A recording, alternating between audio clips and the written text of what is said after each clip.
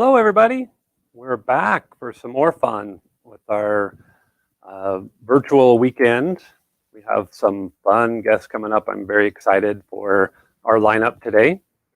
I am Darren Mulqueen from Mulqueen Sewing Centers in Arizona.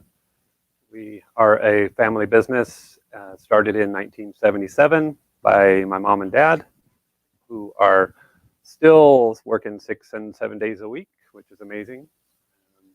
And we're so thankful for that. Both of my parents immigrated from Ireland and met in New York. My dad started working with the Singer Company way back when, and we transferred to Arizona. And in '77, my dad and mom opened our first store in Tempe, Arizona. And shortly after that, we built it up to 8 locations that we had around the valley. And there were smaller stores and strip centers. And we've grown now to only 3 stores. So we've gone down in number of stores, but they're now like 15,000 square feet. And they're much bigger. We have a 6,000, I believe, square feet and a 8,000 square feet. I don't know. Lot of square feet. So they're bigger stores. And they all 3 have fabric now. So hopefully you've been able to come and shop with us. If you are local or from another area, please comment where you're from so we can see where everybody is from. We love to see that. I see Jackie Lally out there saying hi. We appreciate comments. We have Kathy from Ohio, which is awesome. So we love this platform. We can actually see all of your comments, whether you're from YouTube or Facebook or Twitch, which that's an unusual platform, but we do stream on there as well. We are today, I'm excited. Our first guest, which will be just in a few moments, but she does these wonderful cards. She has a calendar. She has some brand new patterns that we're so excited to unveil here. And we have them all on our website available and all on special. We're going to do a Mulqueen segment. We got all this stuff on our table here that we are going to demonstrate some cool gadgets and product that we've gotten in that is new. And my brother Ken Mulqueen is going to show you how to do applique in the embroidery hoop and serge, a bag, which is going to be pretty cool. If any of you out there was at our 2019 Southwest Embroidery Conference, you made this bag in that 3-day event. My brother's going to do it real quick today and show you how easy it is to applique on canvas, sew it up into a bag, hem it, and do it real quick. And then we do have the Whimsical Workshop this afternoon at 3 o'clock. That's Heidi Pridemore. She is a local artist. We have, and I didn't mention on the card, the gal that does the cards, she's an artist, cartoonist. Her name is Jen Lopez from the By the Yard, and she also has a So Fun company as well doing the patterns. So I'm very excited for that very shortly. I am here with my DJ, Jer. He's my nephew. He's the 3rd generation. We're having a lack of a camera on him right now, so all you can do is hear him. Here he is. Hello, everyone. My nephew, Jer. This is a fun place to work because we have mom and dad, and we have our nephews to joke around with. And especially because I'm here. Yes, the most fun part is because Jer is here. Jer said he wants to play bingo again, so I don't know how many of you out there have your bingo cards. If you don't have a bingo card, I think that they were all taken. So we're hoping that people that got their bingo cards will be joining us shortly as we're building our guests that are watching out there. We're starting just a few minutes early just to get some stuff talked about because we got a jam-packed day today. We're going to talk about something that we have started called Clash of the Cloth. I know you can't really see that because it's far away, but we will discuss a new fun contest that we're going to pick 10 people that are willing to be part of it. It was going to be 5 people, but we decided to do 10. Right, Jared? Like, why not? I'm sorry, his camera or his microphone. My mic was muted. So yeah, we're going to pick 10 people for our Clash of the Cloth. And we have a special guest popping in that's not on the calendar. He will be here at around 1 o'clock this afternoon, right before my brother starts. And so we're just waiting for more people. I can see our viewership is going up. If you have any, I have my bingo cards. So Kathy's got her bingo cards. Cindy's got hers. As time goes on here, I know that more people will be gathering because I think we had 500 bingo cards that were given out, which is pretty crazy. We're going to be calling. Jared will call numbers on our bingo. If you get a line straight across, up and down, diagonal, doesn't matter which direction, you will comment bingo, and then Jared can check your card number because every person has a bingo card number, and Jared will check it to validate it.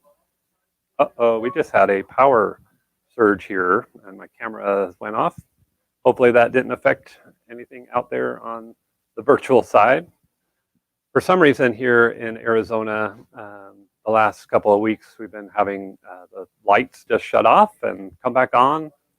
It's been playing havoc on our sewing machines because we have about 50 machines that are all plugged in, turned on, ready to demonstrate. And they shut off. And that, luckily, it hasn't caused any damage. But It's been so hot lately that with all the air conditioning units turning on, it just kind of. I don't think 118 degrees is hot, Jared. Is that hot to you? Well, I'm saying, would you like to sleep at 118 degrees? No. So if you don't mind to comment how hot it is in your area, we would love to be jealous of some of the other states that are maybe a little bit cooler right now.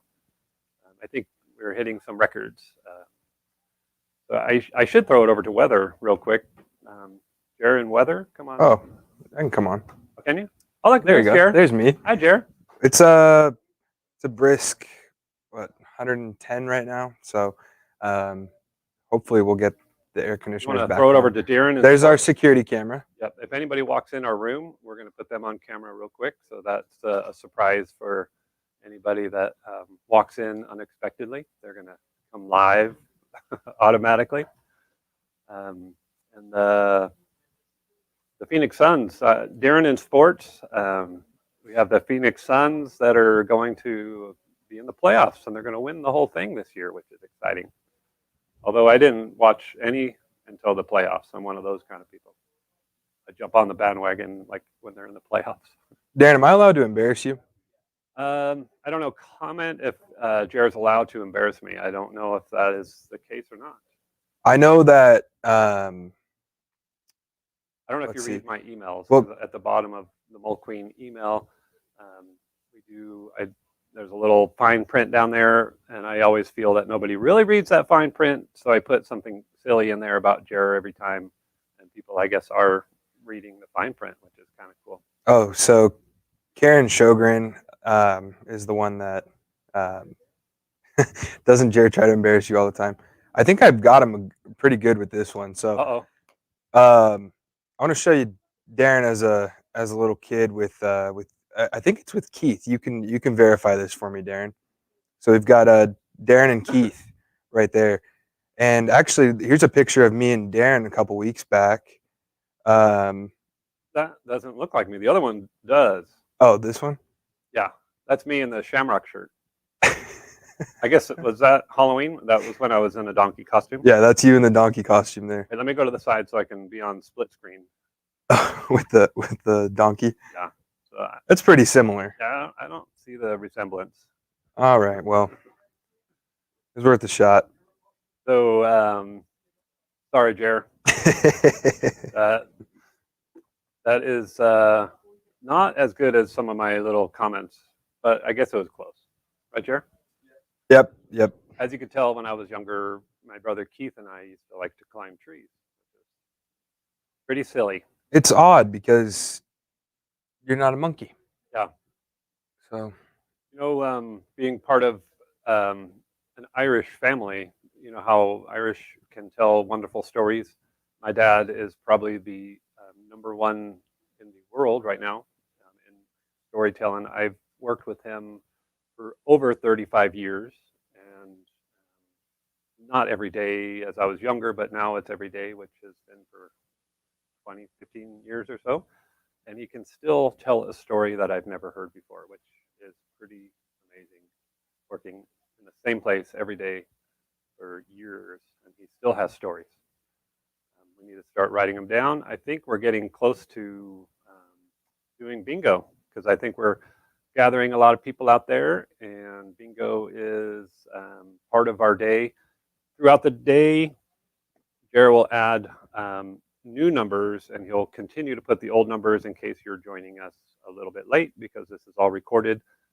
But if you have your bingo card, we're playing Mulqueen Bingo for Mulqueen gift cards. The first person to comment bingo will check your card, and you'll be the winner.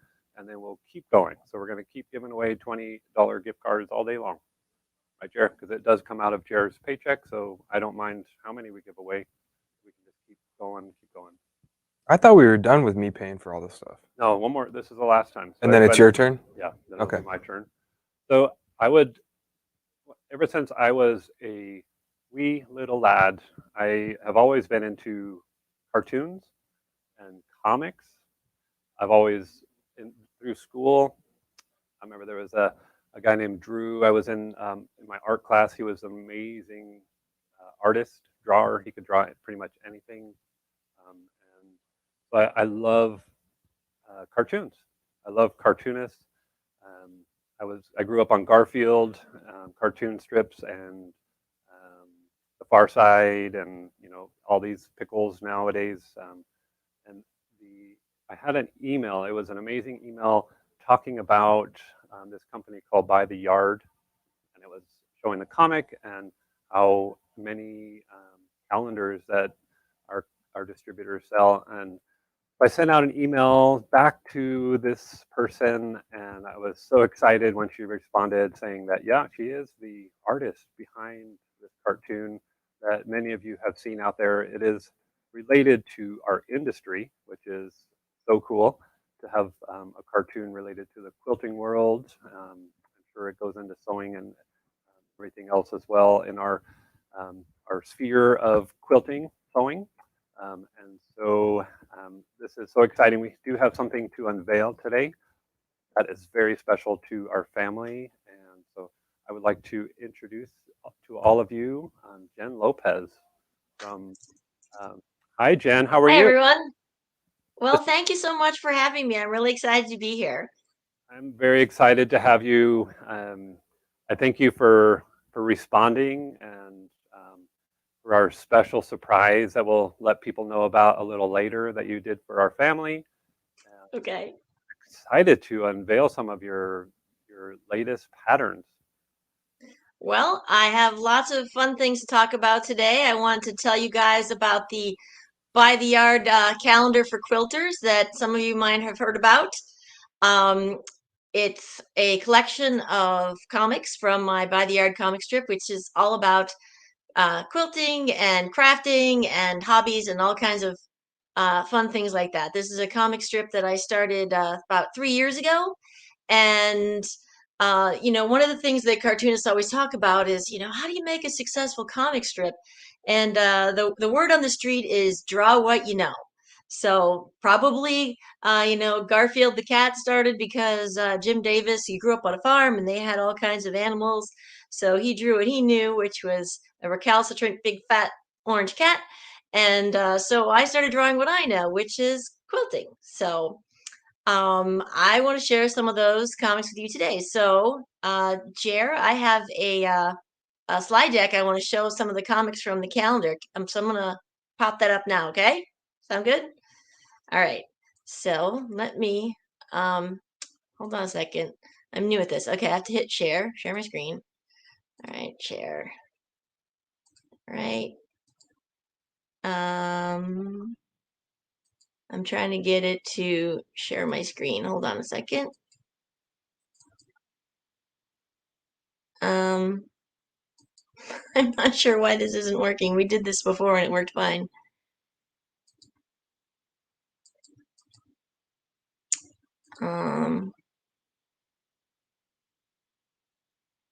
Hold on, let me try again to share my screen.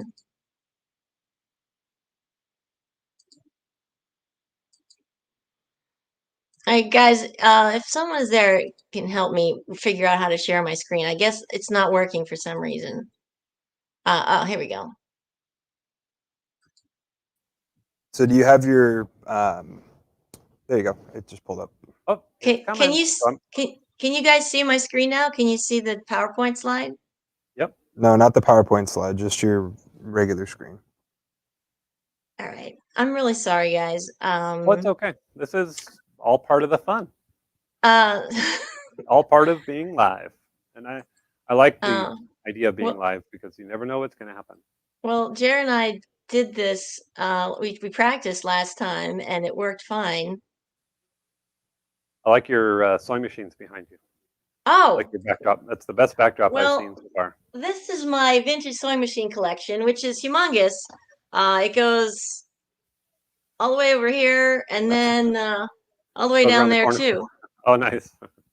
So I have like 17 of them. And the way that I get them is my husband finds them on the side of the road, believe it or not. Oh. People throw these beautiful sewing machines away. I can't believe it. And so, they're pieces of art. I'm gonna try to share the screen one more time. If this doesn't work, we're gonna have to do it old school. That's okay. All right. Now it says I'm sharing. All right. Now do you see it? Yep, we do. All right, so you can hit the button to, yep, you got it. All right. I don't know why that took so long, but here we go. So that's okay. I just love this. Thank you so much. All right, so thanks again. I want to talk about the By the Yard calendar for quilters. This is actually our third year producing a calendar for quilters, and this year we have all new comics, and I'm gonna sort of go through some of them and tell you some of the inspiration behind these comics. So remember, I told you before that they said the best thing to do when you want to draw a comic strip is draw what you know. So many of these comics come from real life experience. This one is the cover of this year's calendar. It's the quilt girl is purchasing some fabric, and she says, "I just don't want to look back on my life and think I should have bought that fabric."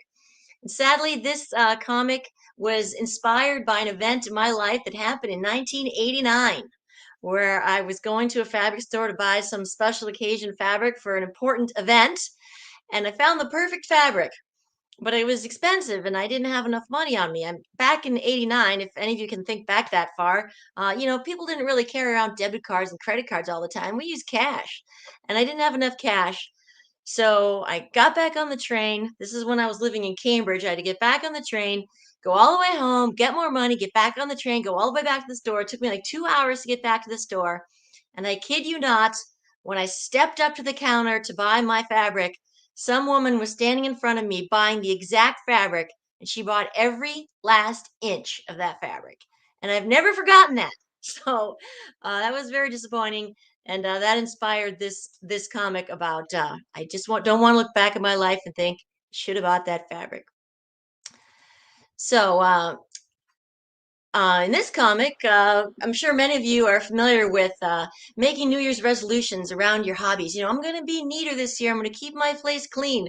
And the sewing people always say, I'm going to finish a project before I start another. And Quilt Girl's very wise companion, Train Guy, says, this is New Year's, not April Fool's.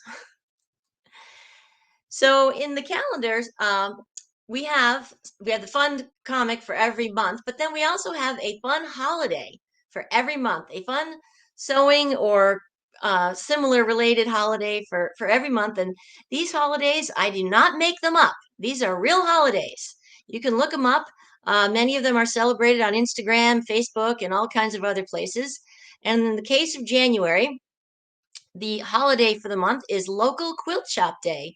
It's always held on the Saturday around the 22nd. And next year it'll be January 22nd. Local Quilt Shop Day is a worldwide event designed to raise awareness of the importance of independent quilt shops to the local economy. So basically, a lot of local quilt shops will have sales, events, shop hops, giveaways, all kinds of stuff. And if you look on social media at hashtag Local Quilt Shop Day, all one word, you can see on Instagram and Facebook there's all kinds of events pertaining to this event. So you should definitely make sure that on Saturday, January 22nd in 2022, you go down to Mulqueen's and support your local quilt shop. So here, this brings us to February. February, Quilt Girl tells Train Guy, Valentine's Day is coming up. My size is 10 yards. So this is a shout out to everyone who's looking to find the perfect gift for their favorite quilter or sewing enthusiast. You don't have to buy candy or flowers or jewelry, any of that stuff. Just buy fabric. And you might be wondering, well, what if she doesn't like it? Trust me, she'll like it. No matter what fabric you buy, your quilter will love it.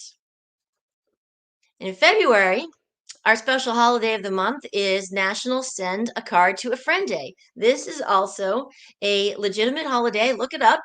It's a real holiday celebrated worldwide on Monday, February 7th. It's a day to send a card to a friend to let them know you were thinking about them.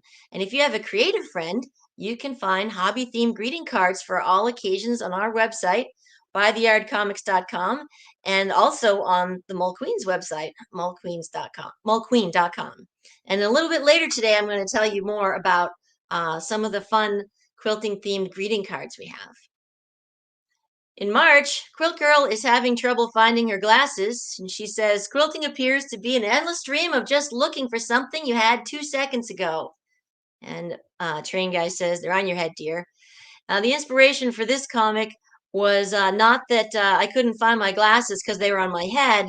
It's that I couldn't find my glasses because I had 2 pairs of glasses on my head. And my husband's never going to let me forget that.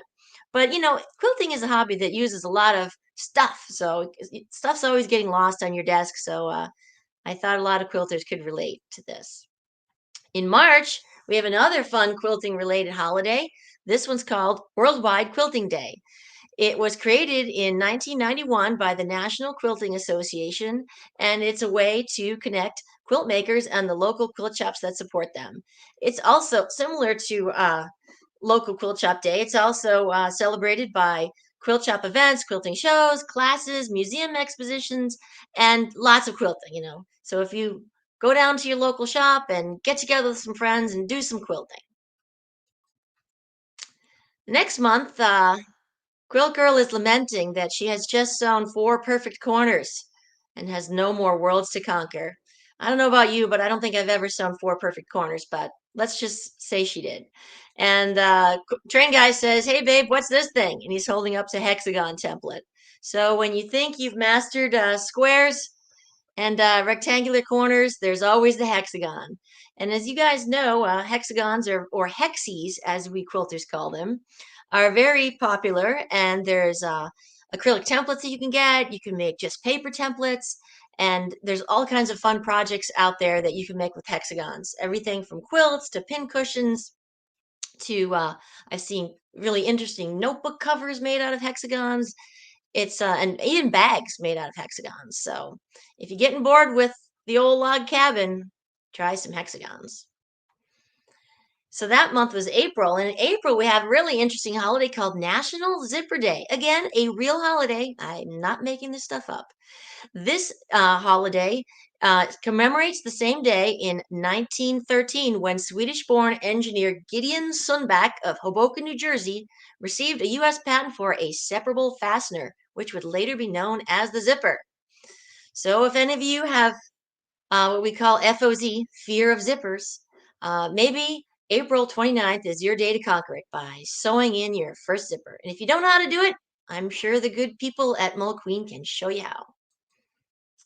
Next month, we have Quilt Girl sitting on the couch watching TV, not working on her quilt over here, as you can see. And she says, sure, I could be working on that baby quilt now, but then what would I do the night before the shower?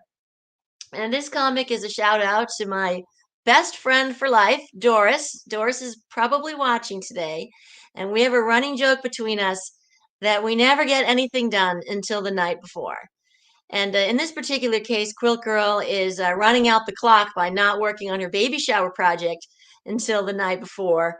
But my best friend Doris, she served it up in epic style when she didn't finish her wedding dress until the night before the wedding. And not only was it the night before the wedding, but it was in the hotel that she was staying at the night before her wedding. So she had to bring her sewing machine with her to finish her dress. There's more to that story, which is very funny, but we'll save that for another comic. So far, Doris is winning the not finishing something the night before challenge.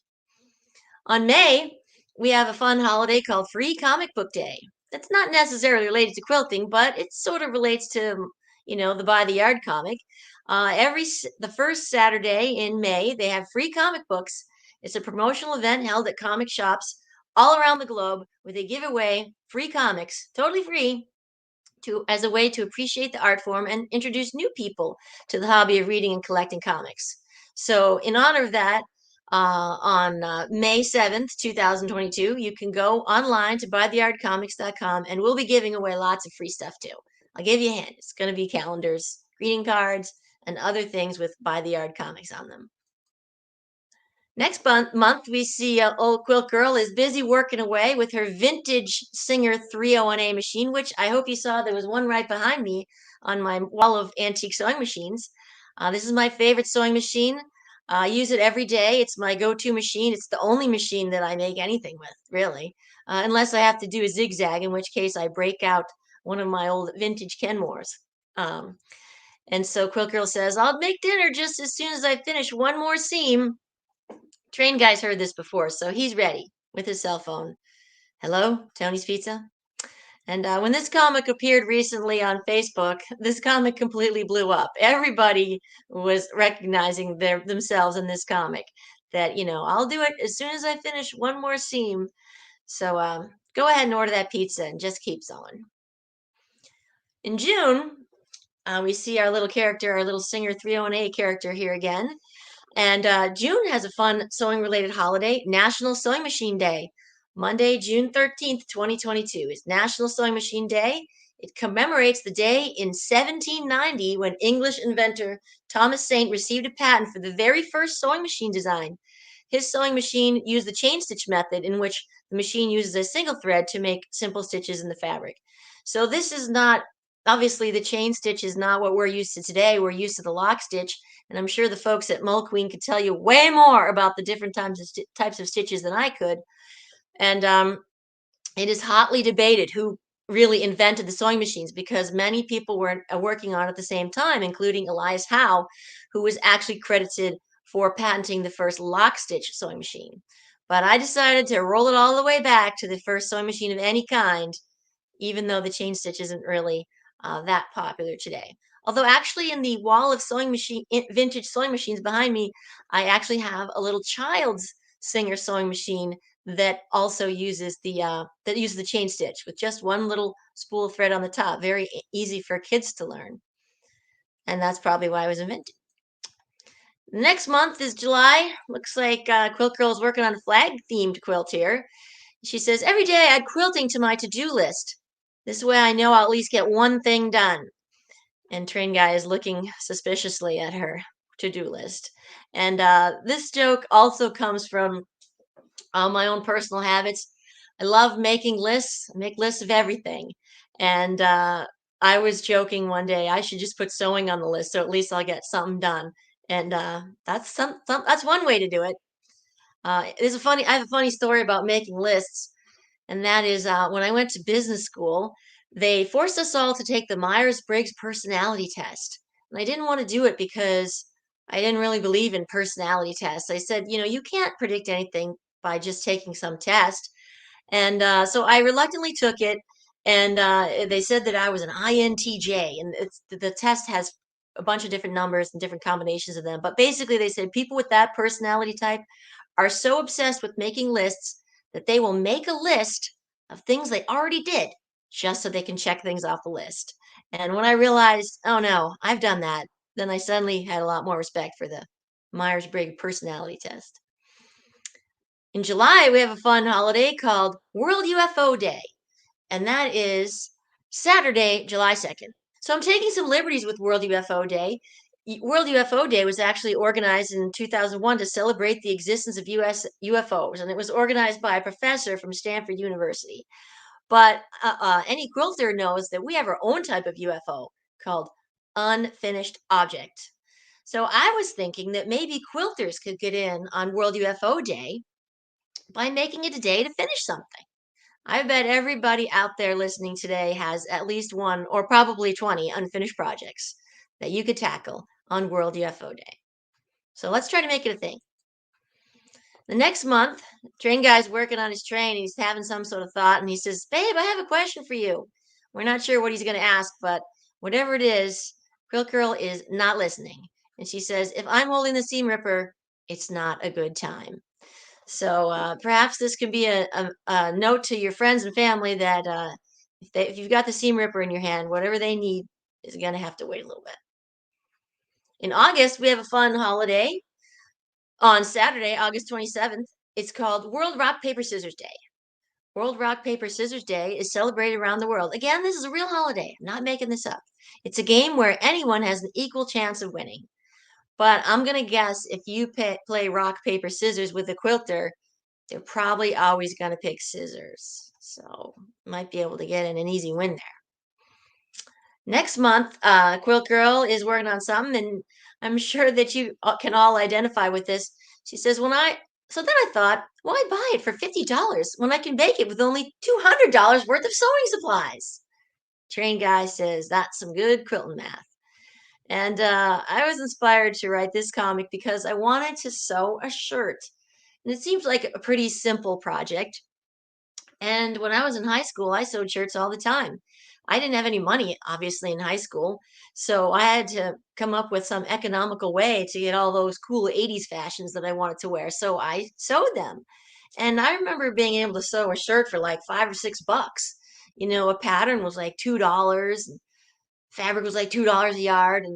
But just recently I tried to buy a sewing pattern. It was like $15. And the fabric that I wanted to buy was this really nice striped linen fabric, and it was like $25 a yard.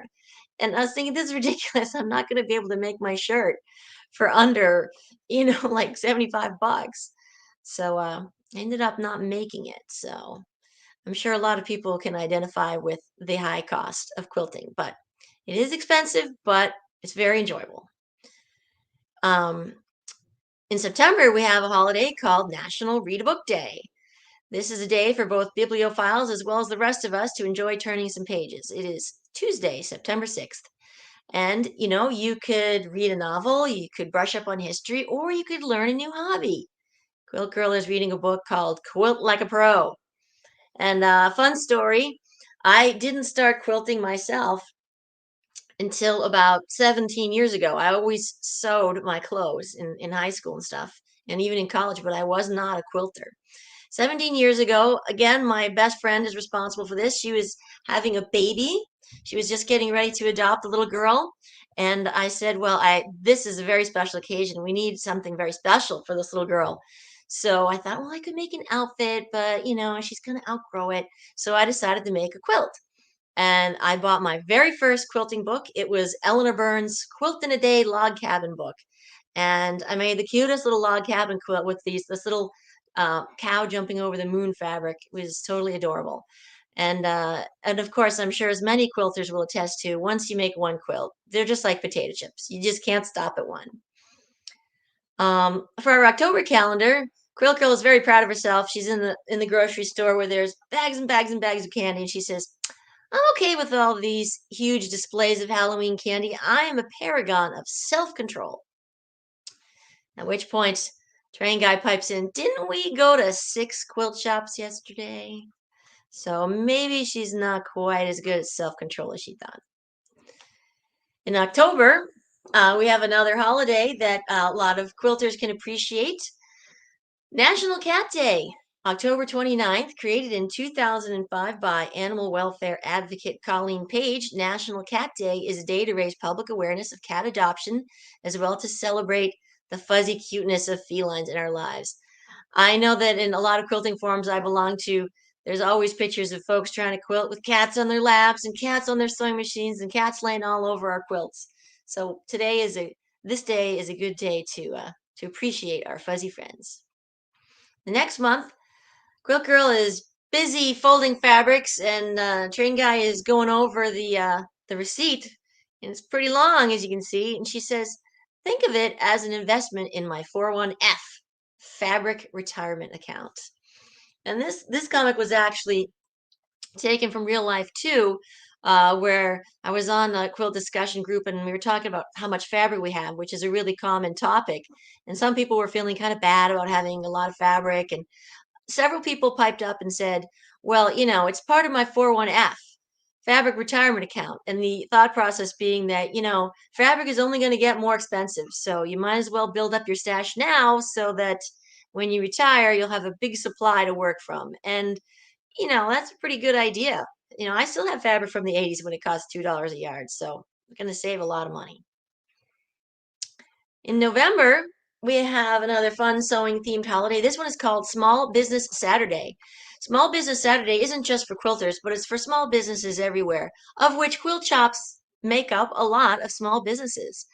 It's the day after Thanksgiving, and it's it's 2 days after Thanksgiving. It's a counter to Black Friday. So instead of going out to the big box stores on Friday, like, Target and all that stuff, and buying stuff on their Black Friday sales, consider shopping on Small Business Saturday.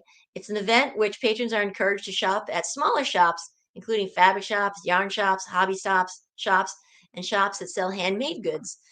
I know this past year has been really hard on a lot of quilt stores. They had to close, and some of them closed permanently. So this year, instead of Black Friday shopping, think about your small businesses and how you can help support them. And our next month, this comic was also ripped from the headlines. There's often debate amongst quilters between the quilting scissors and the paper scissors.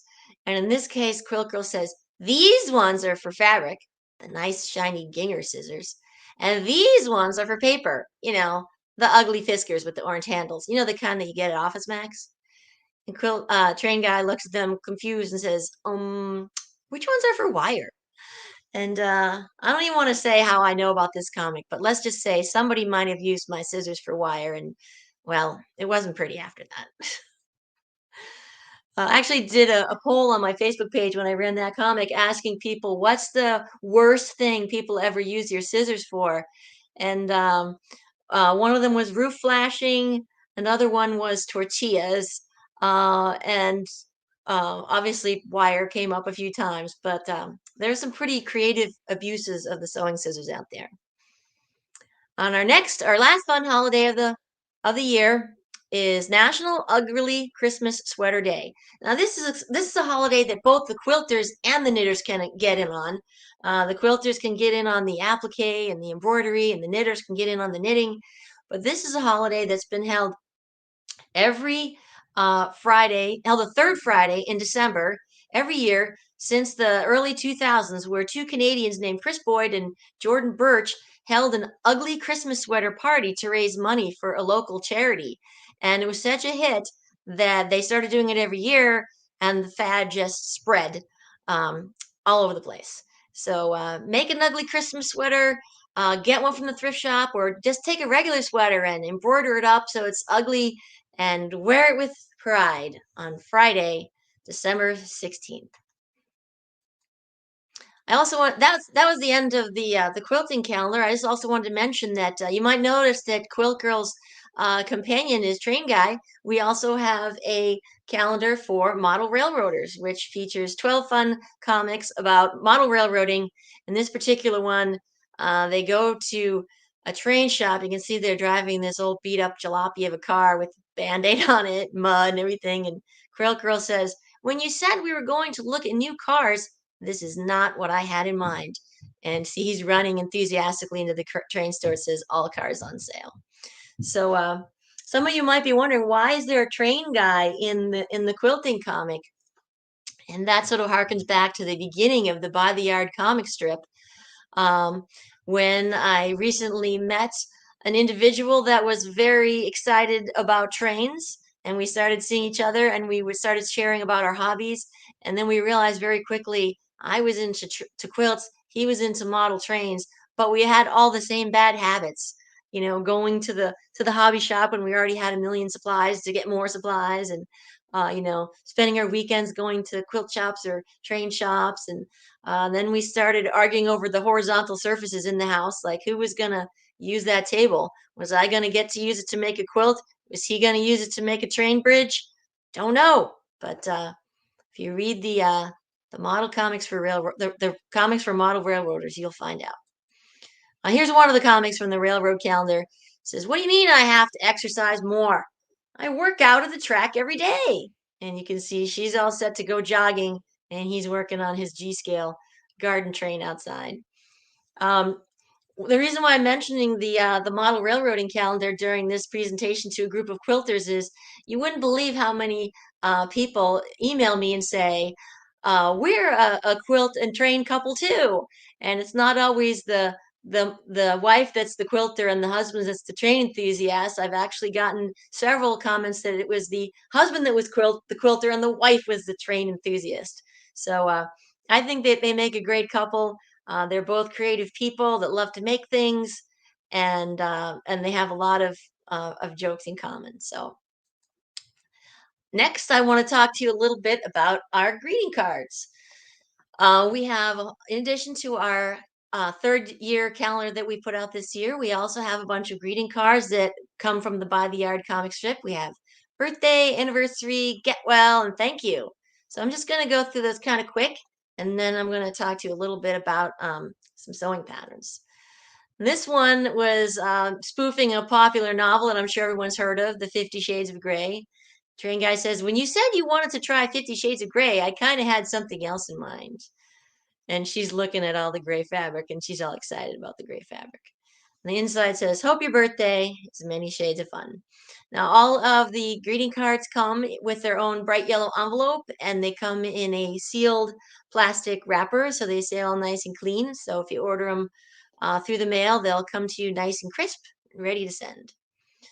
This one says they're moving. This comic was also ripped from the headlines when myself and Train Guy were moving at one point, and there was boxes and boxes and boxes that just said fabric, fabric, fabric, fabric on them. And he says, "Are all of these boxes fabric?" She says, "Don't be silly. Some of them are yarn." And there it says, "Sending you a stash of good wishes on your birthday." Next birthday comic, another fabric store. Looks like someone set the GPS to quilt shop mode. This comic was inspired by, in our early dating days, Train Guy and I used to go around to all the quilt shops and all the model train shops that we could find. We would just stick them all on the GPS and just go to as many as we could find. It says on the inside, "Hope you find your way to a great birthday." Next, this actually is a fun card for me because this is actually the very first By the Yard comic that was ever drawn. Train Guy says, "Only 4 yards? Are you sure that's enough, babe? You should just get the whole bolt." And then she looks at him with some suspicion and says, "You bought another train today, didn't you?" And that was also ripped from the headlines when we were in a fabric store, and he was trying to get me to buy more and more and more fabric. And I was like, "I'm just going to get half a yard." He's like, "No, you should get 3 or 4 yards." And he was just enabling my hobby. It says, "Hope your birthday is yards of fun." The next comic, she says, "I Googled my symptoms. It turns out I just need to buy more fabric." And I was thinking about this when I was sick and I had a cold one time, and I just really wanted to, get up and sew something, but I was too tired to sit up and sew. And I said, "There's nothing that a day of quilting can't cure. Get well soon." The next card. This is actually our most popular greeting card, which kind of took me by surprise. Um, because I thought it was a little bit more specific, like the humor was a little more specific, but it's actually been our most popular card. Train Guy enthusiastically says, "You bought a layer cake and 2 jelly rolls? I got the ice cream. Let's eat." And Quilt Girl says, "There appears to have been a misunderstanding because, as the quilters know, a jelly roll is a roll of 2.5-inch wide fabric, and layer cake is a stack of 10.5-inch squares. And these are trademark names that are used by the Moda Corporation. So shout out to Moda for these terms. But Train Guy thought she was talking about dessert. So on the inside it says, "Hope your birthday brings many sweet surprises." You can see again, Quilt Girl is using her vintage Singer 301A. This comic has been really, really popular among the crowd, especially with the home improvement husbands or the woodshop husbands. She says, "Are you building your train bridge on my quilting table? There's sawdust everywhere." And he says, "Relax, babe. That's not sawdust. That's man glitter." On the inside, it says, "Hope your birthday sparkles." So obviously, the popularity of this card would seem to indicate there's a lot of fellas out there getting a lot of sawdust all over the place. So those are the birthday cards. We have some cute anniversary cards. "You and I are like the perfect quilt. You keep me warm, and I've got you covered." And then inside it says, "There's no one I'd rather snuggle under a quilt with. Happy anniversary." There's another anniversary card. "What's on your mind, babe?" She's sitting there looking all misty-eyed. She's got a little coffee cup that says 1/4 inch on it. "I was just thinking about some fabric I didn't buy yesterday." On the inside, it says, "Happy anniversary to the one who still makes me feel like I do when I buy fabric." And for all you quilters out there, that means she feels pretty good. Another cute anniversary card. "You make me feel like I do when I walk into a fabric store." On the inside says, "I'm so glad I bought the whole 9 yards." Happy anniversary. We have another birthday card here. "It was too hot to quilt today, so I just went fabric shopping instead." He says, "We have AC, babe." This cartoon was inspired by my sewing studio that I had for 5 years. I was living in a antique colonial, which is I live in New England, and when they say it's an antique colonial, that's just a really nice way that the real estate agents say, incredibly old and run down. So this place, my sewing room was actually the front porch. They had boxed it in and made it into an extension on the living room, and it was a million degrees in there during the summer and like -20 in the winter. It was horrible. So I wrote this comic while I was sweltering in my office one day. And it says, "It's your birthday, don't sweat it." Finally, our last card today is, "I fix your favorite work pants, honey. You're lucky to have a quilter in the family." And she sewed quilt squares all over the holes in his work jeans. And finally it says, "Thank you so much." This has been one of our really popular cards amongst the quilting fans. So the next question is, where can you get all these fun cards and calendars? You can get them at mulqueen.com or in the store itself if you're in the Arizona area.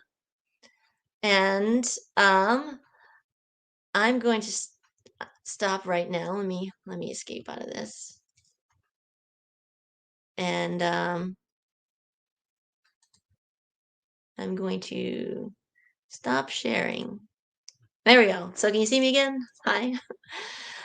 So that was the end of my little talk about By the Yard. And Darren and Jer have given me some time here to talk about a few other things. So I'm also a sewing pattern designer. I design patterns. You can find them at sewfun.com. And my patterns focus mostly around cute stuff for like kids and babies and things like that. So I want to show you a few fun patterns. First fun pattern that we have is the baby puzzle ball. And this is a quilted toy that is a little ball. This is the baby size one. It's about 5 3/4 inches. And we have the toddler size one that's 7 inches. And this is made up of a series of 12 of these stuffed wedges. And you sew them in the center and you sew them at the corners.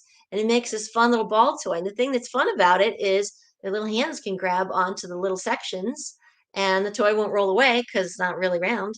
And it's really cute. You can sew little jingle bells on the inside the stuffed part so they can't get them out. And this pattern looks really cute when it's made with the retro 30s prints, as this one is. And so is this one. It's kind of fun. It makes a great baby shower gift. You can make one in about 2 hours. It's not that hard. And so, harkening back to our By the Yard comic of Quilker working on the project the night before the shower, you could definitely make this the night before the shower. So that one is called the Baby Puzzle Ball. And we have another fun ball themed project, the baby sandcastle quilt with the beach ball. This is the beach ball. You can see this a little bigger than the baby one. So this maybe is more like for a toddler. And I'm going to push my screen back and stand up so I can show you the quilt. The quilt is this cute sandcastle. I'm going to push my screen back a little more. This is a sandcastle themed quilt, and you can see it has 9 little sandcastles and some fun pinwheels in the corner. And the sandcastles are based on the traditional house block, only instead of a pointy roof with chimneys, it's just got the 3 little towers for the sandcastle. And you might think, oh my gosh, that's an awful lot of tiny squares. I definitely don't want to cut out all those tiny squares. But this quilt uses a strip piece method. Remember I told you that my first quilt book was the Eleanor Burns Quilt in a Day book? Well, this uses some of her techniques. You just sew together 5 strips, of the sand, water, sand, water, sand. You sew those together, 5 2.5-inch strips that are cut the width of the fabric. Sew those together, and then you just chop them off in 2.5-inch segments. And there you go. You got all 9 tops of your sand castles, and you don't have to piece together a million little blocks. And the rest of it goes together in a pretty similar manner. It uses all of the strip piecing techniques, so it's really fast. You can put one together in an evening. So that makes a fun blanket for the beach, or a gift for somebody that likes beaches or ocean themed stuff. So I'm gonna put this away and go back to my spot here. I hope you got to see some more cool sewing machines while I was away.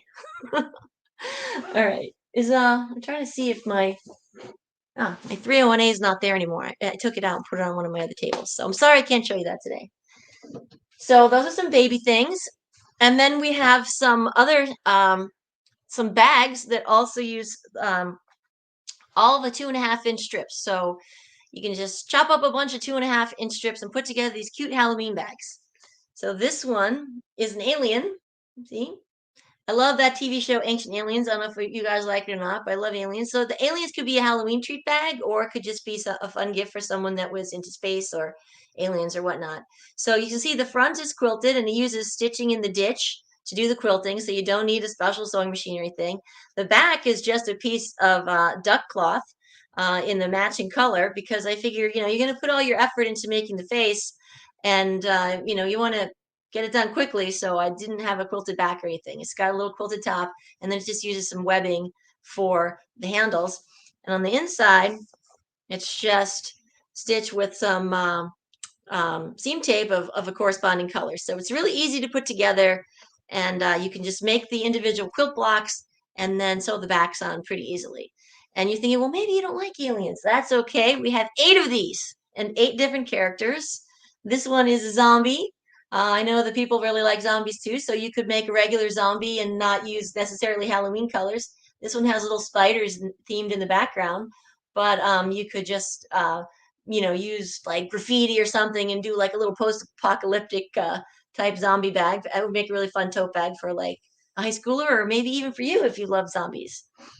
And then, of course, no Halloween tote bag collection would be complete without the jack-o'-lantern. As you can see, there's a lot of common themes popping up between these bags. They all have very similar eyes. I use all the 2.5-inch squares. So this is just 3 of them stitched together to make a little eye. And if you can basically just cut all of your fabric in 2.5-inch strips and then piece these together. And I have step-by-step instructions on how to do each move. So it's not paper piecing. Even after 17 years of quilting, I still don't know how to do paper piecing.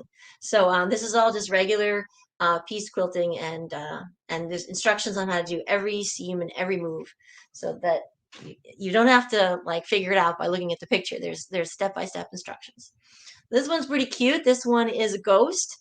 So this could be a Halloween ghost, or if you were a Pac-Man fan, you could make Inky, Blinky, Pinky, and Clyde. Remember the ghost from Pac-Man? Yeah, I had to take that off my Etsy listing because I actually got contacted by the people that make Pac-Man and said I couldn't use Pac-Man in the product description. So I'll just use that here. But anyways, ghosts, very cute. We have another one. We have a werewolf. and he's got little fangs and everything, but he still looks pretty cute and not too threatening. So here's another one that'll be popular. Is a vampire. Vampires are super popular in literature and movies and all kinds of fun series on Netflix. So again, you could make this a Halloween tote, or you could make it just a fun tote for someone who is a vampire fan. He looks a little evil, but I think he's not evil. I think he's actually a nice guy. And we have Monster One. So this is basically the Frankenstein monster. You can make him green, you can make him purple. If you wanted to, you could sew little buttons on his neck to look like the little screws. And we also have a cat one, but I don't have a picture of I don't have a cat one to show you today because I ended up giving it away as a thank you gift to this really nice girl who let me do the photo shoot for the patterns. I did it on her farm a couple falls ago when she had all of her pumpkins and her flowers out, and so all the covers turned out really beautiful with all this New England foliage and pumpkins and stuff. And as a thank you gift, I gave her the cat one. So, but you can see it on the website, www.sofun.com, or you can see the cat pattern also on Mulqueen's. They'll have all the patterns there too. So that's the end of my pitch, and I guess I'll hand it over to Darren. Do you have anything you want to say?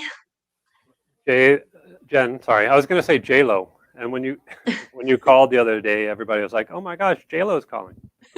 That was wonderful. No, thank you so much. I love the cartoons. I appreciate you offering some to us so we can use them on our Facebook page for our comic that we do on Wednesdays. So I do thank you for that. Darren, we had a special thing we wanted to share. I wasn't sure if you were sharing it or if I was sharing it. What? Well, if I don't have a full picture of it ready, if you do. Well, I have it in my slide deck, which I stopped early because I didn't want to. So, do you want me to quick pop that up and show everyone? What I would like to let everybody know is that we do have a special promotion going with this special cartoon that was created on a tote bag. And we're going to send the 2022 calendar with this tote bag. And if you're local, we're going to include 2 tickets to the Rusty Barn Sewing and Craft Show, which is coming up in September. I'll have to get a bigger image of the cartoon, but Jen created a cartoon for the Mulqueen family of Pat and Bridget Mulqueen, and I need to get a full image of it, but we're going to put it on a tote. We're going to sell it with the 2022 calendar, which you can buy separately if you are interested in just the calendar. But in our little bundle, it's going to be, is it $30? Is it really? Wow, that's, it's $23 on sale. And you get the tote bag and the calendar, which it's not supposed to be on sale. It's supposed to be $29.99. So the reason why it's $29.99 is because it's already bundled, because the 2 tickets are worth $20. The calendar, I believe, is $15, so that's $35. And then you get the tote bag, which is definitely got a nice value, because this is a Rusty Barn Quilt Sewing Festival bundle. If you guys are local, or if you're in a state that's close by, you don't want to miss this show. It's in September. It is over Labor Day weekend. It's a 3-day festival here in Arizona in September. That if you do buy this bundle, it's $29.99. Sorry, $29.95. And you get the tickets, the calendar, the tote bag, and if you carry that tote bag to the Rusty Barn show in September, Jer, myself, my brothers, we're going to spot people carrying that tote bag at the show, and we're going to put some cool gifts in it, like as a surprise bombardment. We're going to come and find you carrying your tote. We're going to put some cool gifts in it just as an incentive to carry the tote to the show. And so it's kind of a bundle. And because it's $29.95, we are actually going to donate $5 of every purchase to the Juvenile Diabetes Foundation. So this is a little charity like event as well, that we're going to donate $5. So of every one, basically $30, you get the tote, 2 tickets to the show. So hopefully you're local, the calendar, and we will be shipping those out in about 2 weeks to 30 days. So luckily the calendar is for 2022 and you don't need it right away, because the totes are being made right now. And as soon as they're done, we'll ship the calendar inside the tote right to you. I will show a larger picture of our cartoon that Jen has created so generously for us. I love it. My dad and mom love it as well.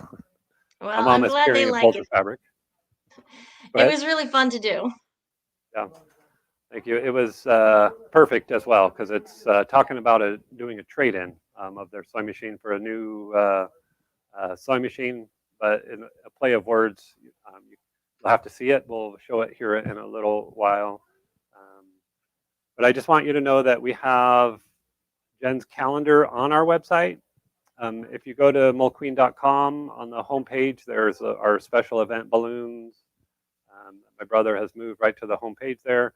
If you click on that, that's where you'll find all of our specials. So you just click on that and click on By the Yard, which is going to be all the calendars and the patterns as well. Just know that the patterns you're seeing this before they're even available.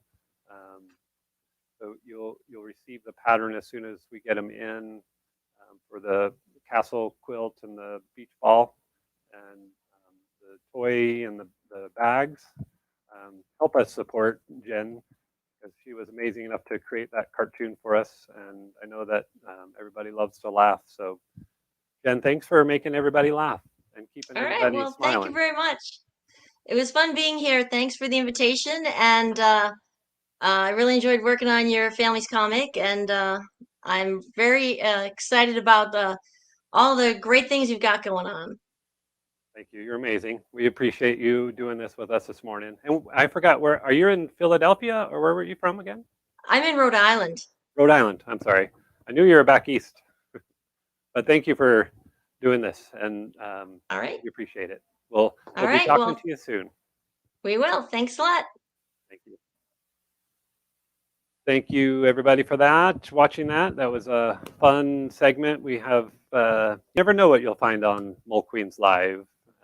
So we always are looking for fun guests that are different, something that you haven't seen before, introduce you to new companies.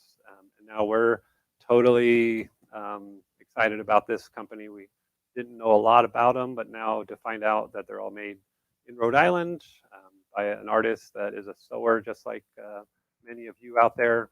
And so it's cool to be able to support someone like that. And we're very excited.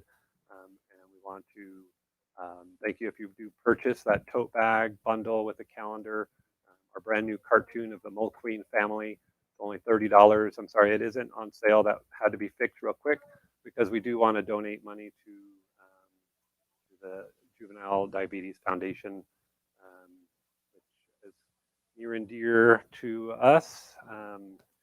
And so we have another special guest coming on here very soon.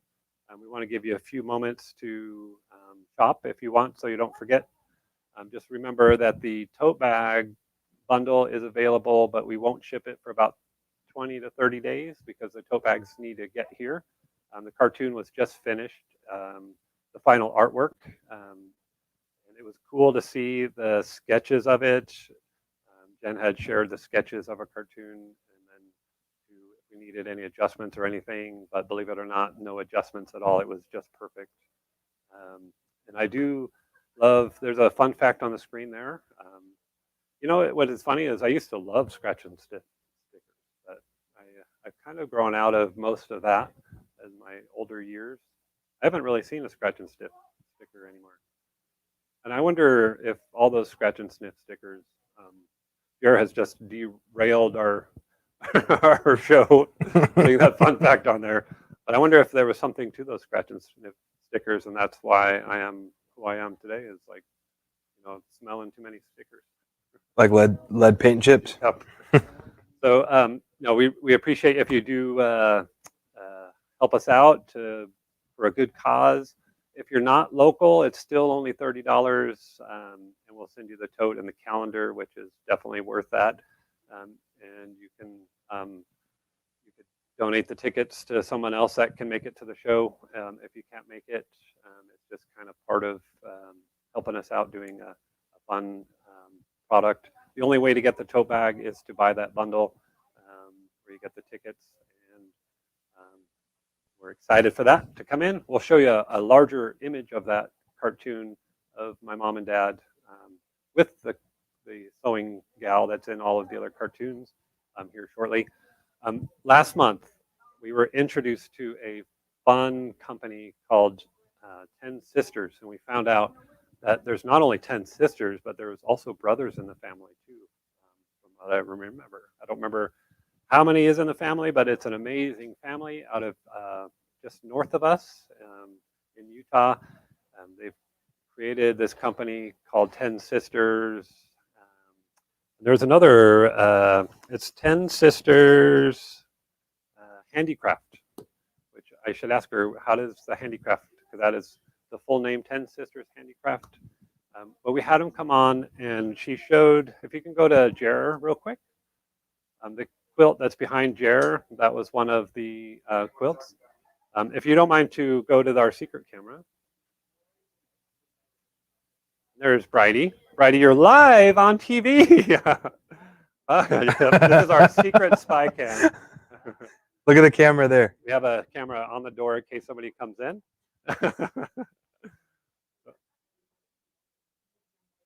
Oh, okay. Oh, okay. I'll fix my mic. Thank you, Mama. I guess I'll fix it when I turn off for this go round so I don't make all sorts of whooshing noises moving my mic. Bye, everybody. Bye, Mama. So we are so excited. We are so lucky to work every day with my mom and dad. But 10 Sisters. Jared is going to call some bingo numbers because we need to keep this rolling. But 10 Sisters, we learned about her grid method on the fusible material and her piping tool.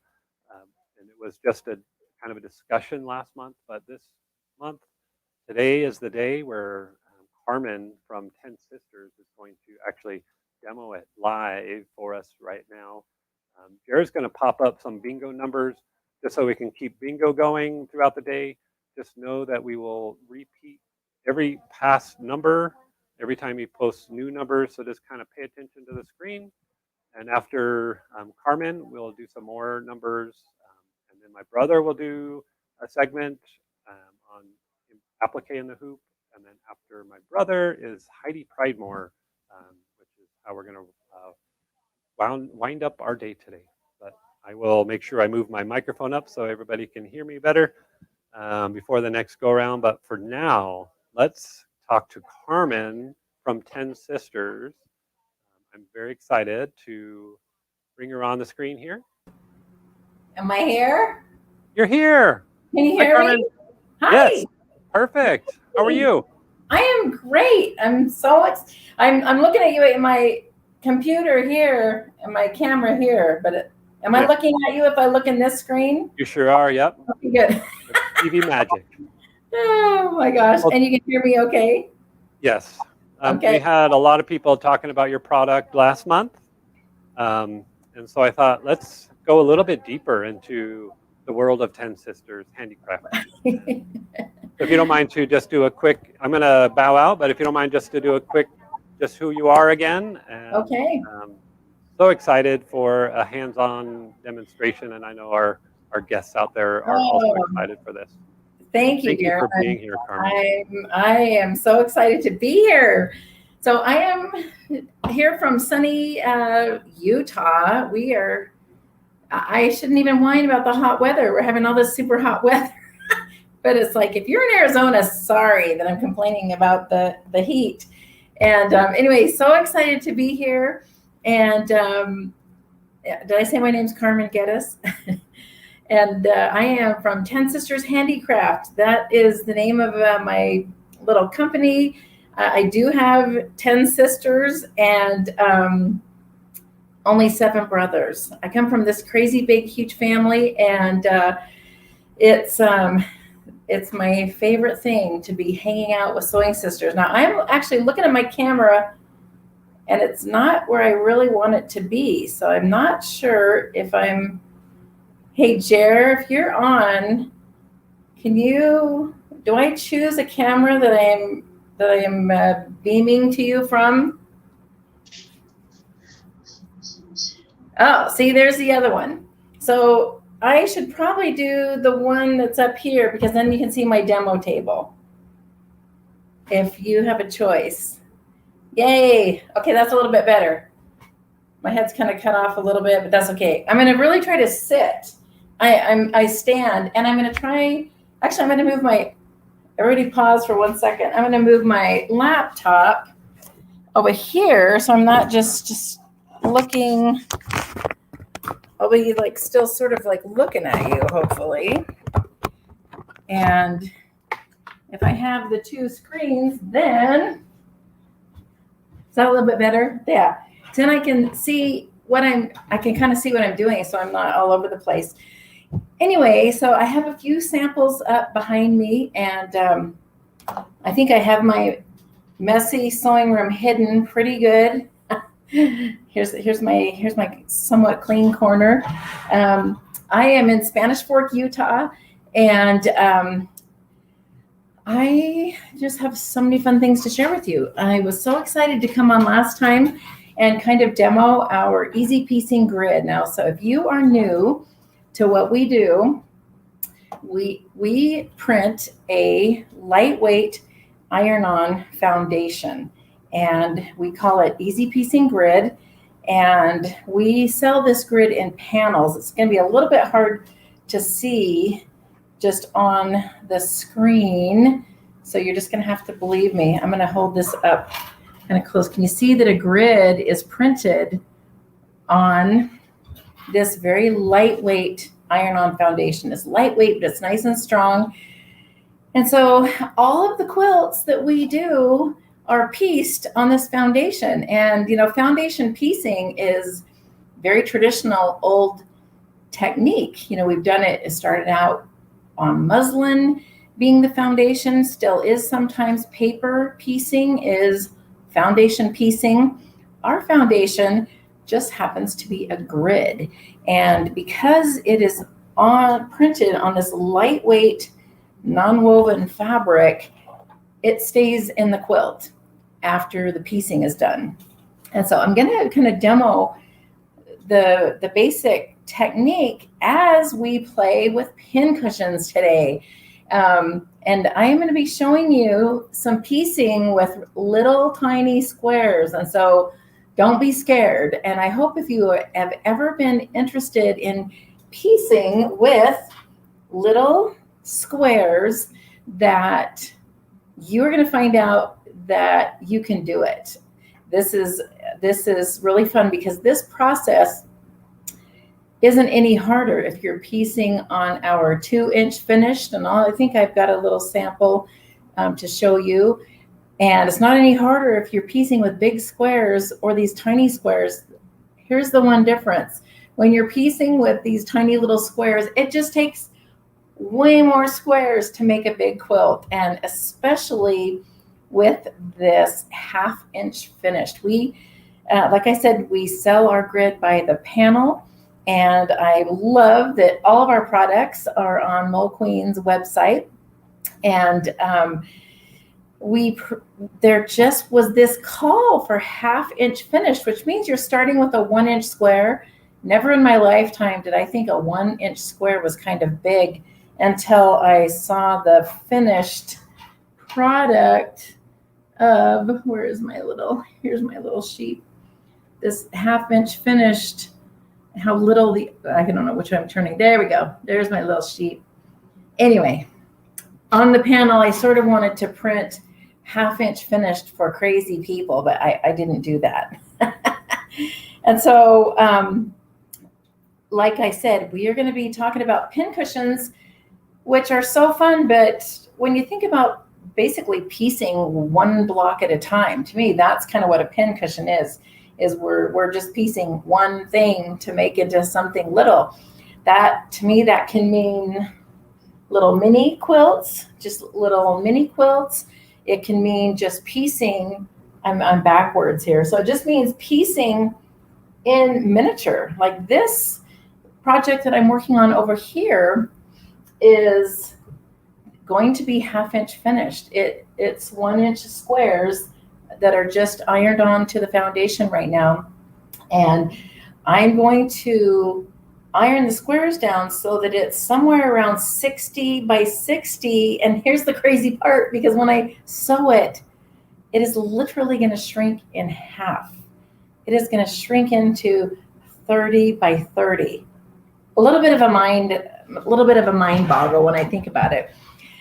So I wanted to show you my fun little basket. Here's the fun thing with the pin cushions is they're just a little addictive. Here's a little sheep, and here's just some fun little easy 1 inch finished squares, right? No low pattern. It's so fun to do these little traditional quilt blocks. Where's my pineapple? Here's a fun little pineapple. And so I guess what I was thinking at first talking about pin cushions is the first thing that we're going to do is like, okay, where's our inspiration? Where's our patterns? I think I have some more little fun squares in here. Anyway, so I just started putting them in a basket, because here's what happens when you start making these, excuse me, you can't stop. They're just super fun to make. So the first thing is kind of, like I said, kind of your inspiration. And what's kind of fun about the way that we are piecing on this foundation, on the previous show that I was on with all of you, we were showing you some big quilts. And today I'm kind of making it, I've scaled down. And I'm definitely a big quilt person, but I gotta say, these little squares are a little bit addictive. I love the detail that you get. So anyway, so we're gonna start by figuring out our pattern.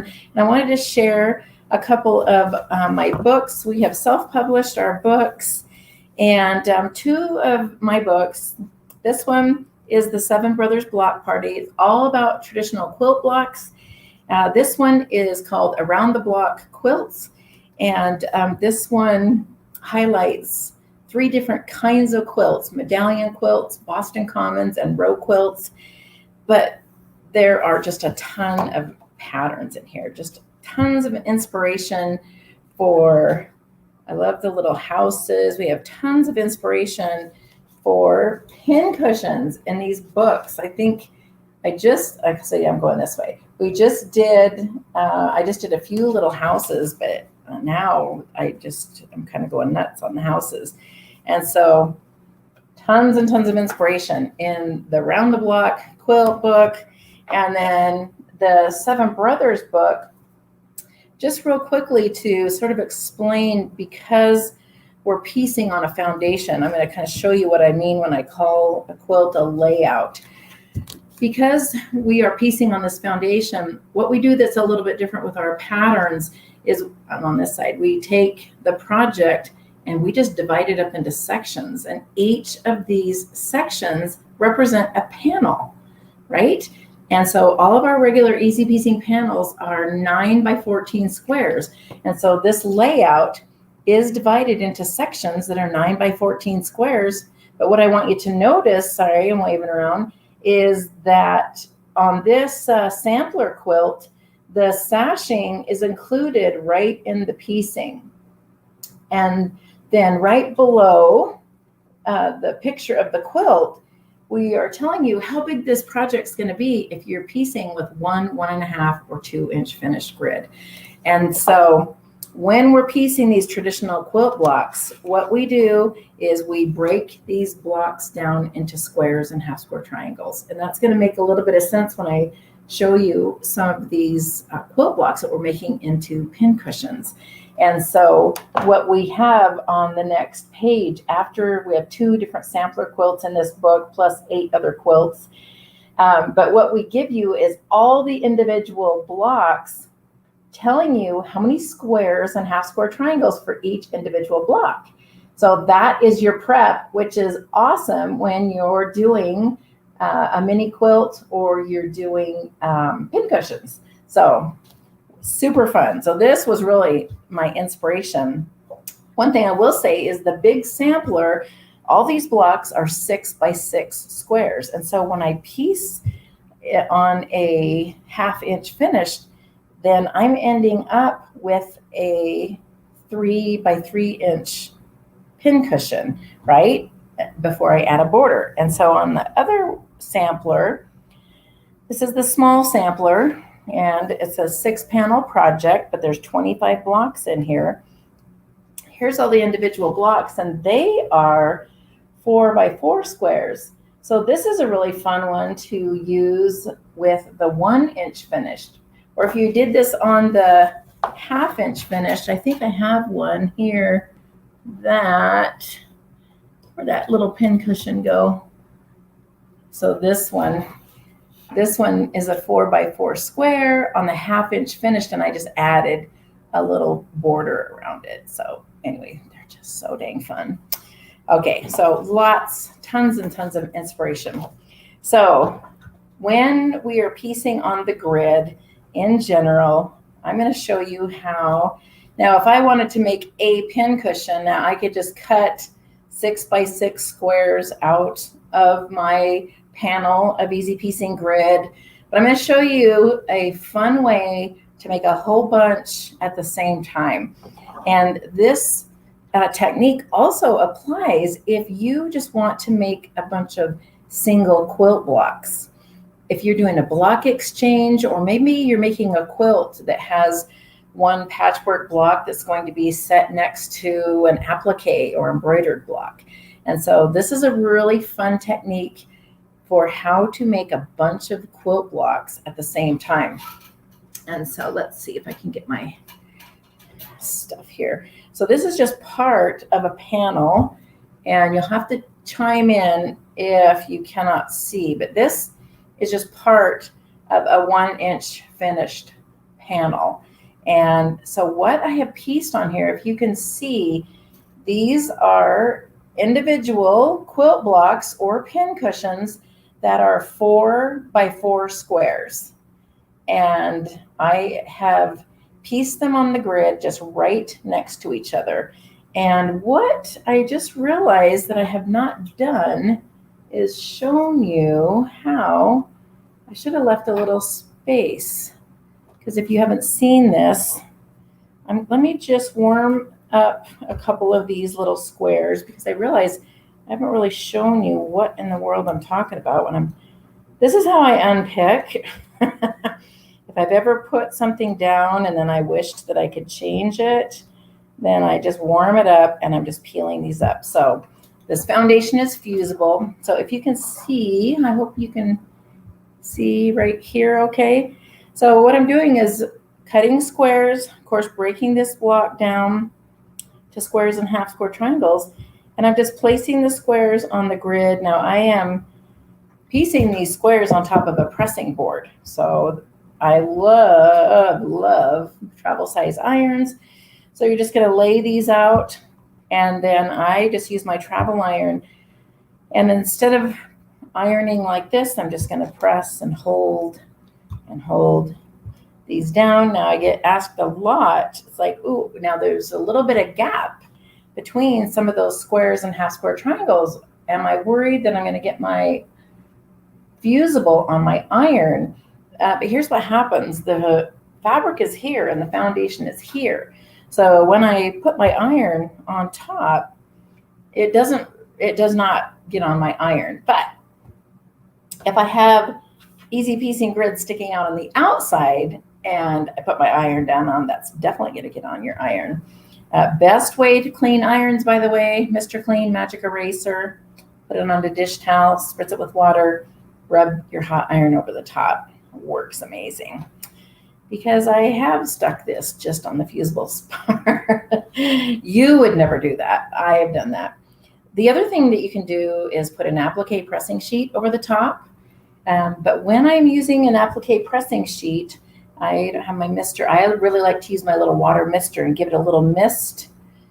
You do have to be careful with the mister that you don't mist and have your squares fly away. So just a very light little spritz, put that applique pressing sheet over the top. That creates some moisture and some heat that just really helps everything to fuse down. Now, the other thing that I want to talk about when we're talking about fusing squares is these patchwork, these half square triangles. So remember how I said that when you're piecing with patchwork or anything that involves a half square triangle, like the top of our pineapple, you're going to pre-sew half square triangles using your favorite technique. And there's lots of different ways to make half square triangles. And I would love to come and do a demo on that for you, Darren. But you're going to pre-sew the half square triangles. You're going to place them on the grid just like you do the regular squares. But the trick for getting those really nice points is, let me hold this so I can kind of show you what I'm talking about. The trick is just lining the seam up from corner to corner. On the grid, every corner is defined by a little plus sign, a little tick mark.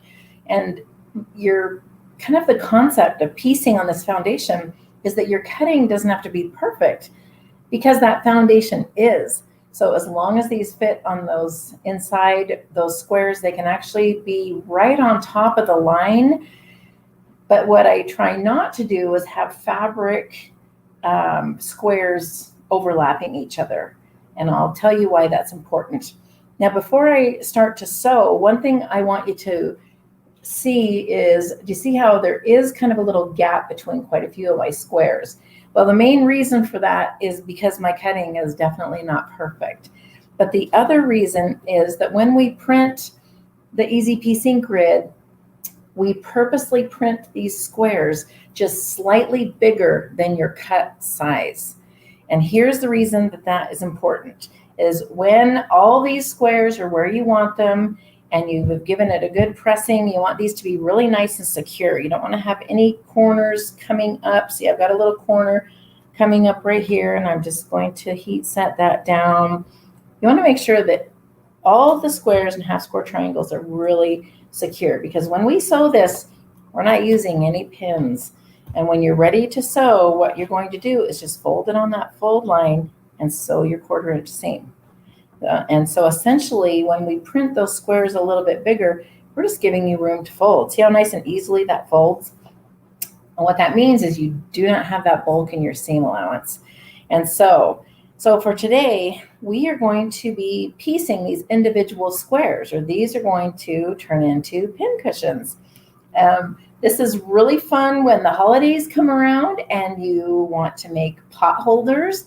Pot holders are another really fun thing to create with individual blocks. And obviously what I was doing when I was creating these is I was digging into my Ziploc bags with all my orphan half square triangles and random squares. And it was just really fun to create these. So here's what I do. If this is all ready to go, I've got multiple blocks ironed down on my grid. And again, I know that you would never do this, but I have done it just yesterday. I did this. What I want to do is I want to fold and sew my seam, fold. Well, on the seam that is separating the two blocks, I do not want to sew that seam. I did it twice yesterday. It's like, oh, for Pete's sake, Carmen, follow your own instructions. So what I do, I was going to say what I always do now is right between each of these blocks. I've got 6 blocks on this one. I'm just putting a pin just right on that seam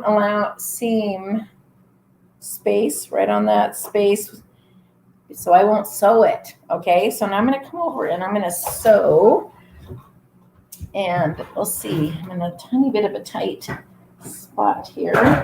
Get that presser foot down. This is my Martha Stewart impression. She does it so much more gracefully than I am. Okay, so remember that we are going to just fold it on that fold line and sew the 1/4 inch seam. Now I want to sew just a few of these to show you a few things. Now I do not have a 1/4 inch seam allowance on, or 1/4 inch piecing foot on my machine. And so I am going to be, what am I doing? I am going to move my needle over. No, not that. I'm choosing, nope. Okay, there we go. All right, sorry. Martha is going to be so disappointed in me. So when I do, you can't really see that too up close. We do have some nice YouTube videos that give you a good demo. I'm sewing this with some really dark thread so that you can see the seams that are sewn. And I do like to do a little back stitch at the beginning and ending of each of those. I do love a sewing machine that has little scissors. Now I'm going to tell you one thing that happens a lot. After I fold the first seam and sew that, again, you would never do this, but I have done this.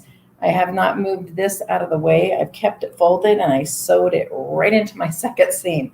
So after you sew that first seam, make sure that's out of the way. Fold your second seam. Now, when I say fold on the fold line, it's the dotted line that defines the squares. And so especially with half square triangles, with piecing with just squares, you can get away with a lot. And those corners are going to be perfect every time. With half square triangles, it becomes about those points.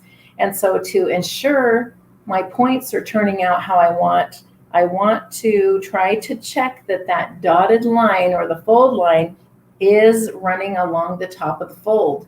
With half square triangles, and especially with these smaller squares, that definitely makes a difference with how those points turn out. And so, and I swear I need a little flashing button that says no pins, because I'll tell you, especially with patchwork piecing,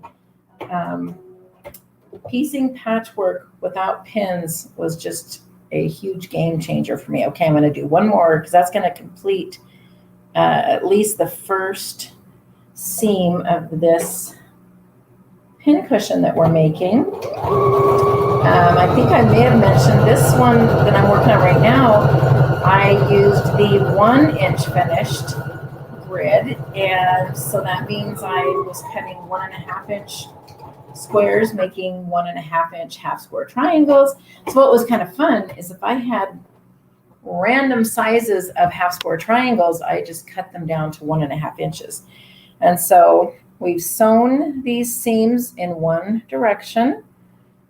You see that? See, good thing I have a pin right here, because when I just automatically go to fold and sew that next seam, it's like, aha, don't sew this seam. I could have used that instruction yesterday. So you're going to, typically, you're going to sew in one direction through the whole panel or through this whole section that we have right here. But you probably don't want to just sit and watch me sew today. And so I'm just doing these few. And then your next step is to snip between, let's see if I hold it right here, if you can kind of see. I'm going to snip between each of the, snip between the squares right up to the stitch line. And it's so nice because you have that little dotted line. Visually, you can see where the squares are. But remember how I said your piecing doesn't have to be perfect because the foundation is. When I am snipping between the squares, I really do want to try to follow that dotted line because that's the foundation. So I'm kind of sewing according to the foundation, not necessarily my cut squares. And it really is helps cover up lots of things. My two favorite little snippers, I love Kai scissors, Kai. These are the little 4.5 serrated, and then the Karen K Buckley, love. I am a little bit of a scissor fiend, and if Mulqueen sells a different one than this, I'm always love to find out new. Now the reason I'm going to clip all of these. The reason that we're snipping between each of these squares is so that we can press seam allowances going the opposite direction. And I'll show you what I mean by that. And another thing that is really nice to know, that as you're snipping, if you ever happen to snip through the stitch line, don't worry, because everything is held together by this foundation. And so nothing is going to shift or move, and then it will get caught as you sew in the other direction.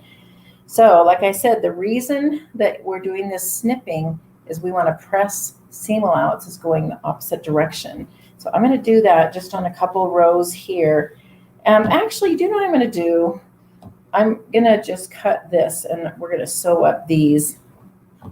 And then I'll kind of show you on don't cut between my block. I'm going to show you on another little sample how fun it is if you sew this whole thing up, how we get to cut all those pin cushions apart and they're all sewn. But again, you don't want to watch me sew all day, but aren't these others going to turn out cute? So we are going to, now again on this one, I did not put steam in or water in my little travel iron, though you can. But also another thing I like to do is my mister, and I'm pressing from the back side. And if you can see this, I'm pressing one row going one direction. And then what I like to do is just fold that under. See how I'm kind of giving it just a little bit of a tug to flatten those seams out, folding that on that dotted line or the fold line. And now I'm going to go the other way. Sometimes I need to kind of double check myself to see which way. I'm looking around for my spritzer bottle. I didn't put it by me, and I don't have anybody to boss around in here right now. So that's okay. You'll get the gist. And so then I do that next row and I fold it under. So this way, what's nice about doing it this way is you're just pressing one row at a time. And guess how I figured that out? I was in here trying to weave through all of these rows of seam allowance, and with a 2-inch finish, sometimes it's easy to do that, but with these smaller squares, this is a much easier way to make sure that all these seam allowances are pressed. So I'm doing it along my whole row of my 2 pin cushions. And what's kind of crazy with these squares is after you sew the seams one way, I'll show you here in a second, and then you're looking at a long rectangle instead of squares. Now I just caught just the end of the previous guest, Jen, as she was holding up some of those fun pumpkin and monster totes and blocks. And so I just glanced at some of them, but because I am piecing pretty much everything on a grid foundation, I looked at a bunch of those patterns and thought, hey, a lot of those look like they can be broken down into a grid. So if she told you to sew them a different way, pay no attention to what I'm saying, but it's kind of fun to look at other patterns and think, oh, what if you wanted to make a pincushion out of a Frankenstein or a vampire? Or what if you wanted to make it that size using 2.5-inch squares? So fun, can't help myself. So after I have pressed those seam allowances going opposite directions on the back, and this is the same process if I'm making one block or pincushion, or I'm doing a whole big panel as a section of my quilt. I turn it over to the right side. Again, I really do like to use that mister. See, did you see my mister? And I like to press it from the top because it's really easy to get little folds here, the fabric kind of folding. So I like to press it to get these really nice and flat. So now sometimes even when our irons look very clean, as you all well know, especially going over the thickness of half square triangles, anything that might be on that iron is going to rub off on those. So there's two things. One, you can, rather than a applique pressing sheet, I will put just a little thin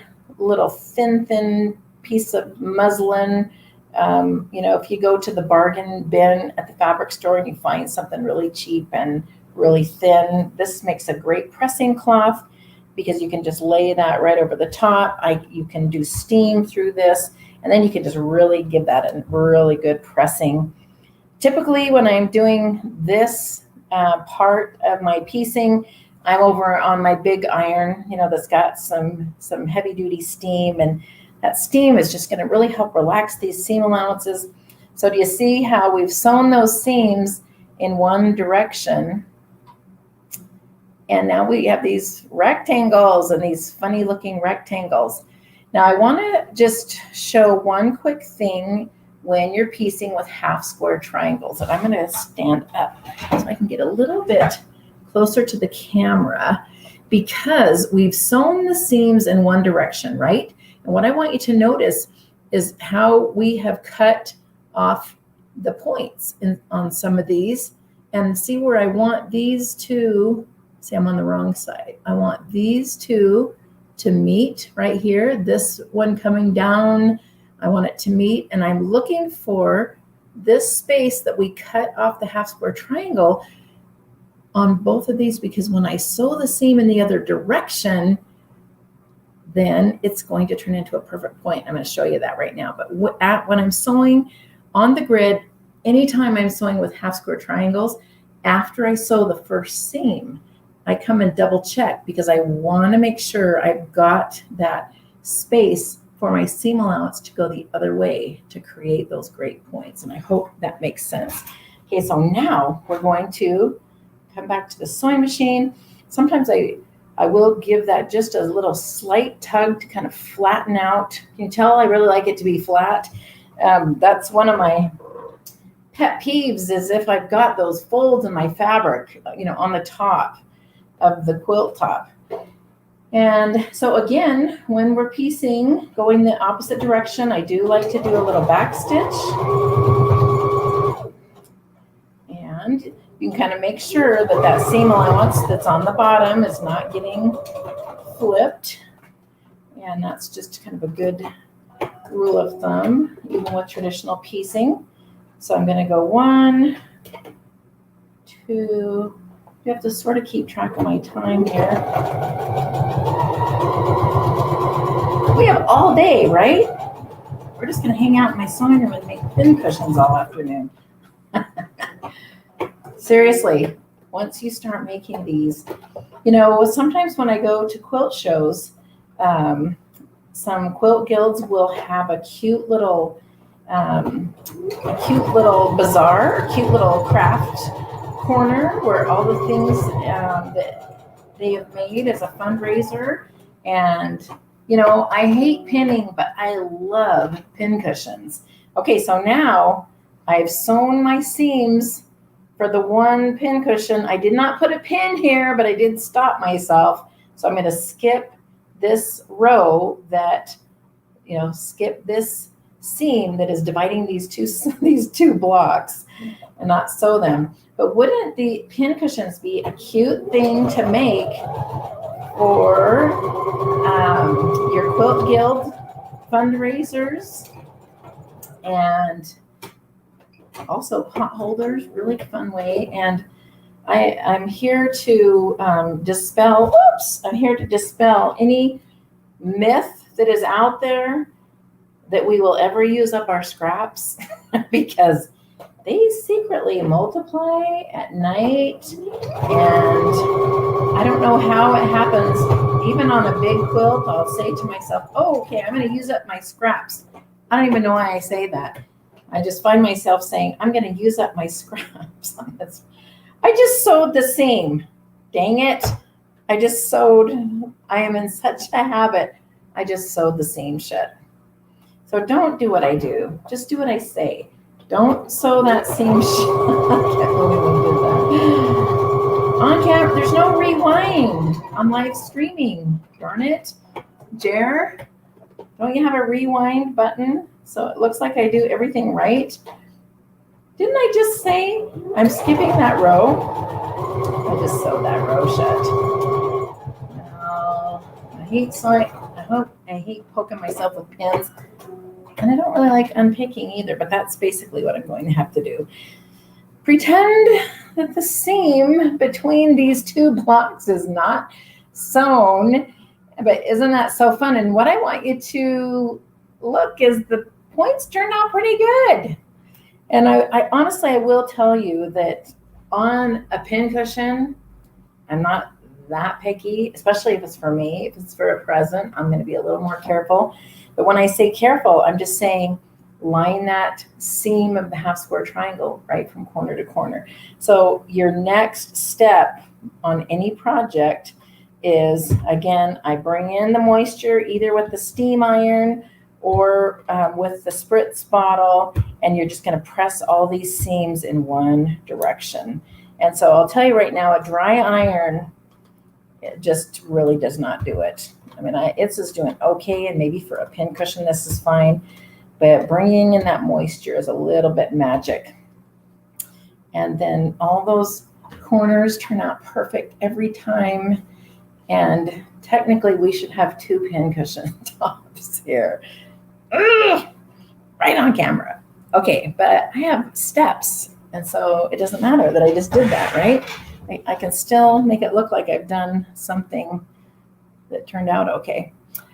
All right, so after we've made our fun little tops, let me get a couple things here. After we've made our fun little quilt tops, then our little quilt tops, our pin cushions, I wanted to show you a couple. Oh, rewind. I want to show you what it looks like when, now this is the 1/2 inch finished. And so what I wanted to show you is when you actually do skip the seam between all the blocks. Can you see that this is the 1/2 inch finished? What's crazy about this is this literally was twice this size. It shrunk in half. It's kind of a mind bender.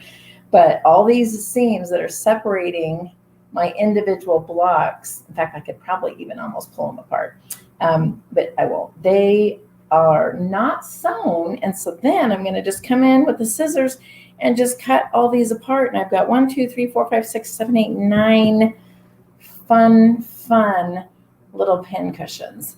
You know, when I post on social media, I have a hashtag that says looks hard but so easy, and that's pretty much everything I do.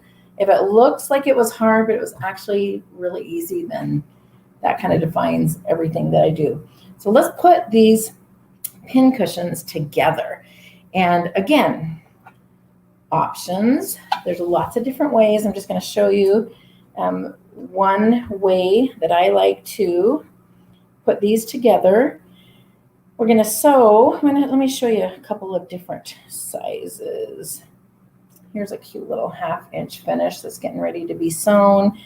I do have a couple fun little ones out of the 2 inch finished, right? So this is just 4 little squares. So when I'm piecing a quilt on the grid, and if I have leftover pieces that have printed squares on them, these are 1.5 inch finished, and I have 1, 2, 3, 4, 5 times 2. I've got 10 squares here. I could just make a couple little pin cushions. So I kind of like to use every little square that I have. The other thing I was going to show you is I did do these little pinwheels in the same technique. And so see how it's already kind of starting to split apart a little bit. And so instead of making an individual pinwheel block, these are all just half square triangles placed on the grid, sewn exactly the same way as I showed you before, pre-making those half square triangles. And I did skip the seam in between each of these blocks. And so really fun, again, if you're doing a block exchange or just a really cute little quick 4 square pin cushion. And so now when we're ready to, I just have so many, I don't even know which one to start with because they're so much fun. So I've got 2 here that are sewn and turned inside out, but I do want to do just one of them just to sort of show you. Oh, see, look at how fun this one turned out. Out of the 1/2 inch finished. And the other thing that was kind of fun is as I was kind of playing around with squares and half square triangles, you can kind of just make up your own quilt blocks. Or if you had a picture of a block that you really liked, it's just so many fun options. Okay, so a couple different things. So I've cut out, so a lot of these that I'm making, they're between, let me pause 1 second. I will say that my blocks that are 1/2 inch finished, because I'm sewing with a little bit of a scant, maybe 1 thread, 2 threads smaller than a full 1/4 inch seam allowance, my 1/2 inch finished squares are actually just a couple threads bigger than a 1/2. But not to worry, whatever your seam allowance is, that's what you're sewing with. But if you need something to turn out an exact size, it's kind of amazing. A couple threads in your seam allowance can make a difference in that size. For me, it's, as long as it's consistent, they're going to turn out great. So I was going to say a lot of these sizes, I pulled out a couple of charm packs that are the 5 inch squares, and they make really fun backs to the pin cushions. And so, or you're just going to cut out a piece of fabric, right, for your little, it's basically your quilt back, so the back of your pin cushion. The reason I figured out that my 1/2 inch finished squares were just a little bit bigger was this block is 8 squares by 8 squares. So with that seam allowance on the outside not being sewn, this should have been 4.5 inches. Well, this is a 5 inch square, and they are like exactly the same size. So isn't that amazing? Because there's that many seam allowances than just a couple threads, smaller seam allowance. My block is 1/2 inch bigger than I thought it was going to turn out. So I love when I don't have to worry about seam allowance width, as long as it's consistent. But sometimes you do if it has to turn out a certain size. So let's talk about this quilt back, or the back of the pin cushion. If you're using regular cotton, then there's a couple different things that I like to do. And the one easiest thing for me to do is to get just some regular iron-on interfacing. And because we print on this, I actually have lots of plain, in our leftovers. And I am going to put it down so the wrong side of the fabric to the bumpy or fusible side of that interfacing. This might be a good time to have an applique pressing sheet down. I'm actually just going to kind of put it right on my edge. And all I'm doing is I'm stabilizing the back of that, because we're going to be filling it. There's a few different options of what you can fill your pin cushion with. And, but basically it takes it from just one thin layer of cotton to a little bit more of a home deck feel about it, just a little bit more stable. And just going to cut that away. If you don't have iron-on interfacing, the other thing that works really well is, and I did it on this one right here, is here's my little quilt top. Here's my pin cushion top. Here's the back. These are right sides together, and I just cut out another layer of my little thin cotton. So my back, you want to make sure that it's right sides together with the back that you want to show, but you can just put another layer of fabric there, and it's just going to kind of stabilize that back. Because what you don't want is anything leaking out of this pin cushion. That's when it makes pin cushions not fun anymore, is if you have anything in there that's leaking out. So you want to just have that fabric be kind of stable. So then you're going to put right sides together. You can pin if you want to, but generally what I do is I cut the back, usually it's not even quite this big, but I'm using 5 inch squares and it worked out great. But I'm going to just have the back be maybe just 1/8 of an inch, just a smidge bigger than my quilt top, my pincushion top. And the thing I like about making that back just a tiny bit bigger is then if I have points right on the edge of my quilt top, I just feel like I can be a little bit more accurate and not cut off points or cut away any of that. And so then we're going to come over. Let's see, what time? How am I doing for time? When did I start? I'm an hour earlier than you guys. Have I already taken almost an hour? I gotta stop yakking and get sewing. Actually, I think we're doing okay. So I'm just gonna tell you that you're gonna sew all the way around the outside of it, and you're gonna leave a little opening at the beginning and the end. So I'm gonna do that real quick because I just want to show you how I turn it inside out. Now, the other thing that you can do when you're sewing these is leave a little bit of, what was I going to say? The other thing you can do when you're sewing these, is tighten your stitch length a little bit. You know, tightening that stitch length, sometimes as I'm going around a corner, I'll just back stitch the corner for good measure because I am turning it inside out, you know, so sew right to the edge and then back stitch a little bit to that 1/4 inch. And that's just going to reinforce that corner a little bit because it's going to get turned inside out. And I'll tell you, if I'm doing a quick pin cushion, I'm sewing it exactly the same way as I'm doing this right now. I don't, if I want to do a fancy, did I say pin cushion? I meant pot holder. If I am doing some pot holders and I want to get them done quickly, I'm sewing them exactly like this, kind of doing this pillow technique, if you will. If I want to make them a little bit more special, I'm talking about pot holders, then I will bind them, which is really kind of cute. Okay, so now I've sewn all the way around with a 1/4 inch seam allowance. I have left on this one, I have about a 2 inch opening here that I did not sew. And before I turn this inside out, now see I have this big exaggerated seam allowance here on the back.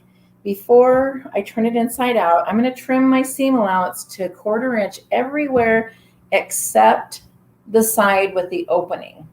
The side with the opening I'm leaving big, and I'll show you why in a minute. The other thing we're going to do is cut off the corners at an angle. Am I saying that right? Cut the seam allowance off at an angle so you don't have a ton of seam allowance in your corners. It's not even that critical to trim all these seam allowances out of the way. I'm just doing it because it just looks nicer on this side. But I'm leaving it alone on the side that has the opening. And so now we're going to turn this inside out. And so the way that I like to turn it inside out is I reach into a corner. I'm going to reach all the way down into a corner, and I'm going to just push out at least one corner. Just kind of carefully did that little back stitch at the opening, so which really helps. And so now I've turned it inside out, and one of my favorite, there's like the little turning tools that have the point. I really like the long cuticle sticks that you can get, and we're just going to carefully push out this corner. And I will say, I will try to have the pointer tool or the cuticle stick on the grid side because that is totally stabilized. And because we stabilize the back also, I'm not worried I'm going to just poke right through a real thin layer. But just be very gentle, come in, just gently poke out these corners because I have another little trick that I like to do. All right, so gently, and then what I do is I get my fingers on either side of that corner and I just go give it a little shake. And I don't know why, but that just kind of works that corner out. Just kind of helps to work that seam allowance corner. And then also it's a pin cushion. So then you can kind of roll the edge a little bit with your fingers. And that sort of helps to redefine the edge where you turned it inside out. This actually works great for pillows too. If you kind of roll that edge, because you know how sometimes the top will sort of roll towards the back a little bit. So if you just kind of roll that edge. Now remember, we left the part that is the opening, we left that wider seam allowance. So we're going to fold that down. We are going to tuck it under. We're going to come over with that seam allowance folded down on the front and the back. Now the front, you don't want to you want to try to not fold away too much seam allowance. You want to try to keep it consistent with that quilt block, right? So basically folding it about 1/4 of an inch under, but you just have a little bit more seam allowance on that back side, which is kind of helpful. So now we've got our opening here. We've poked it through, and then there's different things that you can fill pin cushions with. What I have here today is the crushed walnut shells that you find at the pet store in like the kitty litter or the bird cage section. It's crushed walnut shells. And the first bag that I got a few years ago were a little bit bigger chunks, and this one's a little bit more fine. It still works great, but what's awesome is it's kind of heavy. So it gives your pin cushion a really nice weight. You can just stuff it with polyester fill, but then they're not quite as fluffy. Now on this pin cushion, I actually did both. I stuffed it with some polyester fill and kind of pushed that towards the front side of the pin cushion, and then I dumped the walnut shells kind of behind that fill. I don't know. So there's no rules anymore. So either way, but here's my attempt at staying sort of clean. These little funnels work awesome. I got just like a glass dish, just something. Guess why? Because last time I had little walnut shells all over the place. And so we're just going to fill this. Hey, Patrick, is that you? Yeah. Could you find me an Elmer's glue stick, please? Say what? An Elmer's washable glue stick. I thought I had one right here, and I do not have one. I've got there. You might have one in your office, or right. See, that's what happens at my house. As soon as anybody walks in, I totally have a job for them, and so they try to stay out of my way just for that reason. So I'm just gonna shake. You're the man. Thanks so much. See, that just appeared out of nowhere. So, and I kind of tap it down in there, and I fill it pretty full, right? Because once I fill it pretty tight, you kind of leave a little bit of gap up here just so we can close it up. But I fill it up pretty tight so that when it is flattened out, I feel like my pin cushion is kind of nice and full. And so we're going to fill that up pretty good. I'm kind of poking it down. It helps these kind of settle down. Now another product that I've used to fill pin cushions before is the silica sand. You can find it at the hardware store. Let's see, I'm going to work that down. Maybe that's just a little bit too much. See, so you just dump them right back in your pan. At the hardware store, you can find the silica sand. It's a really fine sand. And so the theory is you do these walnut shells or the silica sand, and when you poke your pins in, it kind of keeps like little burrs and things, kind of helps keep them sharp. So I don't know if that's a fact or not, but it sounds really good. So now I've got this poked down in here, and then this is where I like to use the glue stick, and this is the Elmer's washable glue stick, so which I know is starch based, and sometimes I use these to put a little dab on the grid to hold squares in place, which I will say sometimes with these little 1-inch finished squares, even if I'm on a pressing board, there's so many of them, they like to move. So this sometimes can help, just a little dab. So what I'm doing with the glue stick is I am rubbing this glue stick on the seam allowance of my backing, because I don't have any seams in it, like in my piecing. So it's just one nice little smooth folded over seam allowance. I'm making it quite a little thick. A couple of these walnut shells are sticking to it, so it's a little bit messy. And then I'm going to match up the folds, and I'm just going to give this a nice little pinch, and I'm going to hold it for a few seconds, pinch it nice and hard, because that kind of just creates a little bit of heat. And it's going to just make this stay put, not forever. It's going to stay put until we can sew it with a needle and thread. I actually do have a needle and thread. I double the thread on the needle. I'm going to just show you a little trick my mom taught me for how to thread a needle.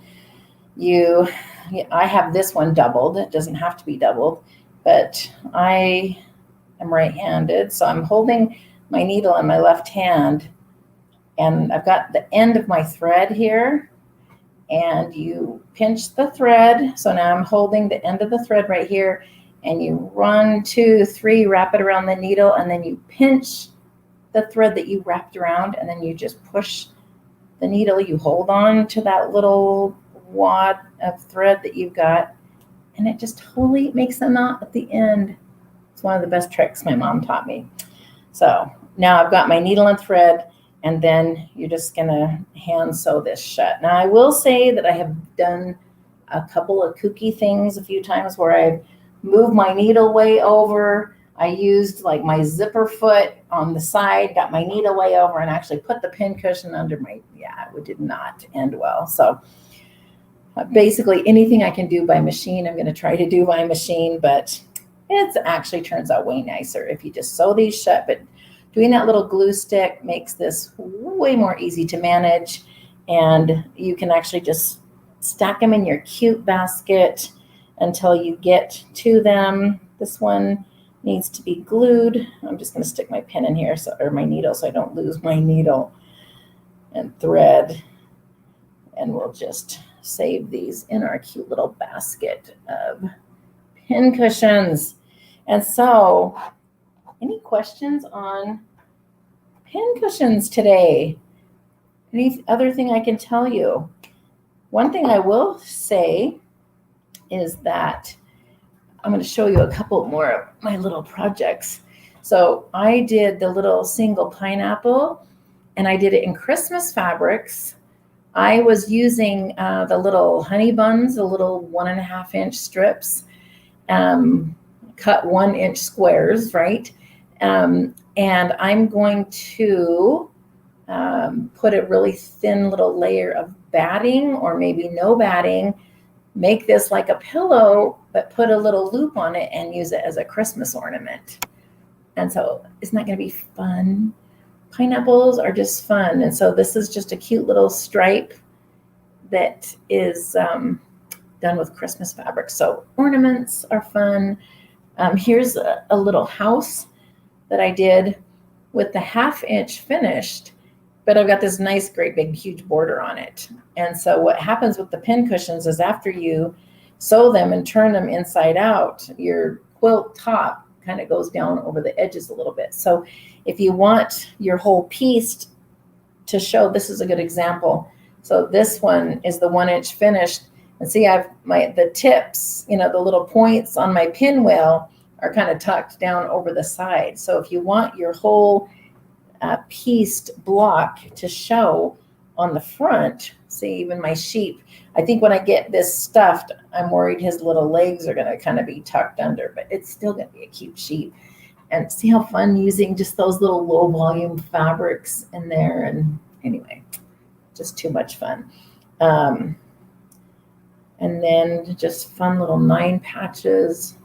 And it's so fun because if you make these for friends, if you have a friend and she's the soft romantic roses, and then your other friend is just going to be a little bit more modern and funky. And so you just can't mess these up. So what I've got here is I have a whole, I got a pineapple, I'll show you. So I have a whole stack of the little quilt backs or pin cushion backs that I have ironed my interfacing to. So now these are all ready to go and sew up.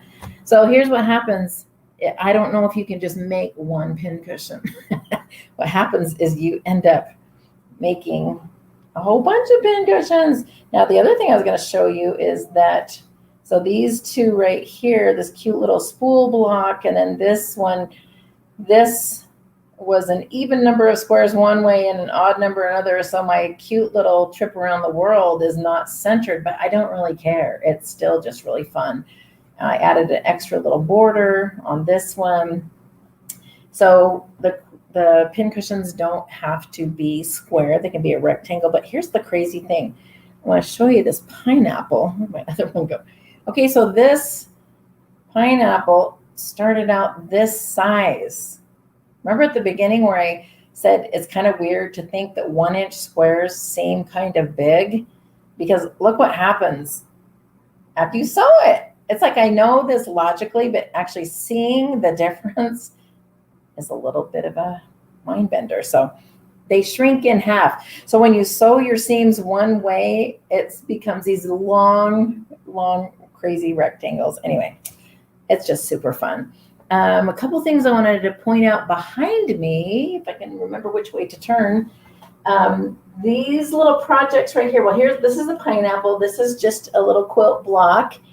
But these right here are a free download on 10sisters.com. And so see how the little sewing machine, can you tell it's a sewing machine? Looks like I might be cutting a little bit of it off. Let me pull it down so you can see it. So it's actually a little sewing machine. And I pieced this with the 1-inch finished. And so this is actually kind of a fun little mini quilt, right? And so on 10sisters.com, if you go to the shop and click on patterns, we have almost 70 patterns that you can download, and they're all designed for easy piecing grid. And we keep them free for months. We're always adding new ones on there, and then they're like 99 cents to download. But we want you to buy your Easy Piecing Grid at Mulqueen's, and they have all of the Easy Piecing Grid on their website. The panels come in packages of 6, 12, or 20 panels. So 6 panels of 1/2-inch finished is going to make a lot of pin cushions. It will make a couple, at least 2 or 2.5 of this size. Because we did something a little bit different with the 1/2-inch finish that I forgot to tell you. Let me finish what I'm saying about this, and then I'll tell you about the 1/2-inch. Anyway, so these are out of the 1/2-inch finish, but they're a little bit big. The ladybug would actually be a really good pin cushion. These turned out a little bit bigger, but sometimes you like a big pin cushion. I actually want to put a little quilt together that has all of the sizes, but for those of you that are in Arizona watching, it's a cactus. And so this is called, I think it's called Pin Cushions and Mini Quilts. And that's the download on 10sisters.com. And so what I was going to tell you about the 1/2-inch finish, and it's best explained by showing you in a quilt form. So remember how I said that we take that quilt and we divide it into sections? Each of these sections are the size of a panel. All of our easy piecing panels are 9 by 14 squares. So each of these are a panel. Well, the 1/2-inch finished, one panel, instead of having it be this tiny little panel, what we did on the 1/2-inch finished is instead of 9 by 14, your panel is 18 by 28 squares. So one panel of the 1/2-inch finished, see if I'm doing a straight line, equals 4 panels of the, how do I say it? One panel of the 1/2-inch finished equals 4 panels of the regular grid. So let's say you wanted to do this quilt in 1/2-inch finished. This quilt would take 1, 2, 3. It would take 3 panels to make this quilt in the 1/2-inch finish, which would turn out, where's my size of my quilt? It would turn out like 18 by 20 inches. Isn't that crazy? Kind of like that one. Anyway, so that's what we did with the 1/2-inch finished. Okay, I am going to wrap up my pin cushion party unless any of you have got any questions, and hopefully I'm still on. Am I still on, guys? I hope. I'm going to kind of clean up my mess here for pin cushions. And the next thing I'm going to show you, I'm going to give you like a minute for a potty break. And then I'm going to show you the easy piecing piping, not easy piecing. I'm showing you the 10 Sisters piping tool and a couple of binding tips with that piping tool. So don't go away. And Jer, let me know if you're still there, or Darren, because I'm really hoping that I'm still on with all of you. Hello. I'm cleaning up my mess. I'm just going to assume you're there. Oh, phew. I'm here. You don't know how glad I am to see you. Well, because last time Darren came on, because there were a few questions. And so I was like, oh, I hope I'm still on with you all. So hopefully you guys start asking some questions so I can see, if you don't have any questions, it means I made perfect sense and you're just on your way. You don't have any questions. Can you use, Judy asked, can you use this for a 2.5-inch strips to make a pattern? Yes. Now, if I understand your question right, if you're asking if you can do a strip instead of cutting it down into squares, then the answer is yes, except that when you sew, you're going to have fabric in your fold. So personally, even when it's busy backgrounds, I break everything down into squares. And so but if you're asking about 2.5-inch size strips, our 2-inch finished grid starts with 2.5-inch squares. So the 2-inch finished is awesome for all those pre-cuts, especially 2.5-inch strips, because they just break right down into 2.5-inch squares. And so that 2-inch finished is a great size. You're going to get the most quilt for your work, right? If I did this in 2-inch finished in the 2.5-inch squares, this would already be like half of a big bed size quilt. So hopefully that was the question there. Someone wanted to know what do you get for pot holders? Oh, so for the inside of the pot holders, I like to buy in the batting section called Insulbright, and it's looks kind of like a batting, but it is insulated. Sometimes I will do a little layer of Insulbright and then just a layer of regular cotton or 80-20 poly cotton batting. And sometimes I have given people sometimes I've given people pot holders and they were like, we're never using these. These are only going to be a decoration. And so if you only have batting, do 2 layers of batting, because sometimes when you give a gift of a cute pieced pot holder, they don't even use them for the pots. They just have them in their kitchen as a cute decoration. And so you can also use like Wrap and Zap too. Oh, and I've never heard of Rapid Zap. What is that? For when you do microwave, for the potatoes and stuff like that, like for baked potatoes. Oh yeah. Very good. Awesome. There's a couple questions for me that I'll address later. Okay, I'm going to grab my other stack of stuff. So I'm going to disappear for just a second. All right. While Carmen's gone for just a second, I'm going to go ahead and bring this guy back up, just to show you guys where you can purchase all of the stuff that Carmen is talking about. Give me just 1 second. Got my hand on 2 computers right now.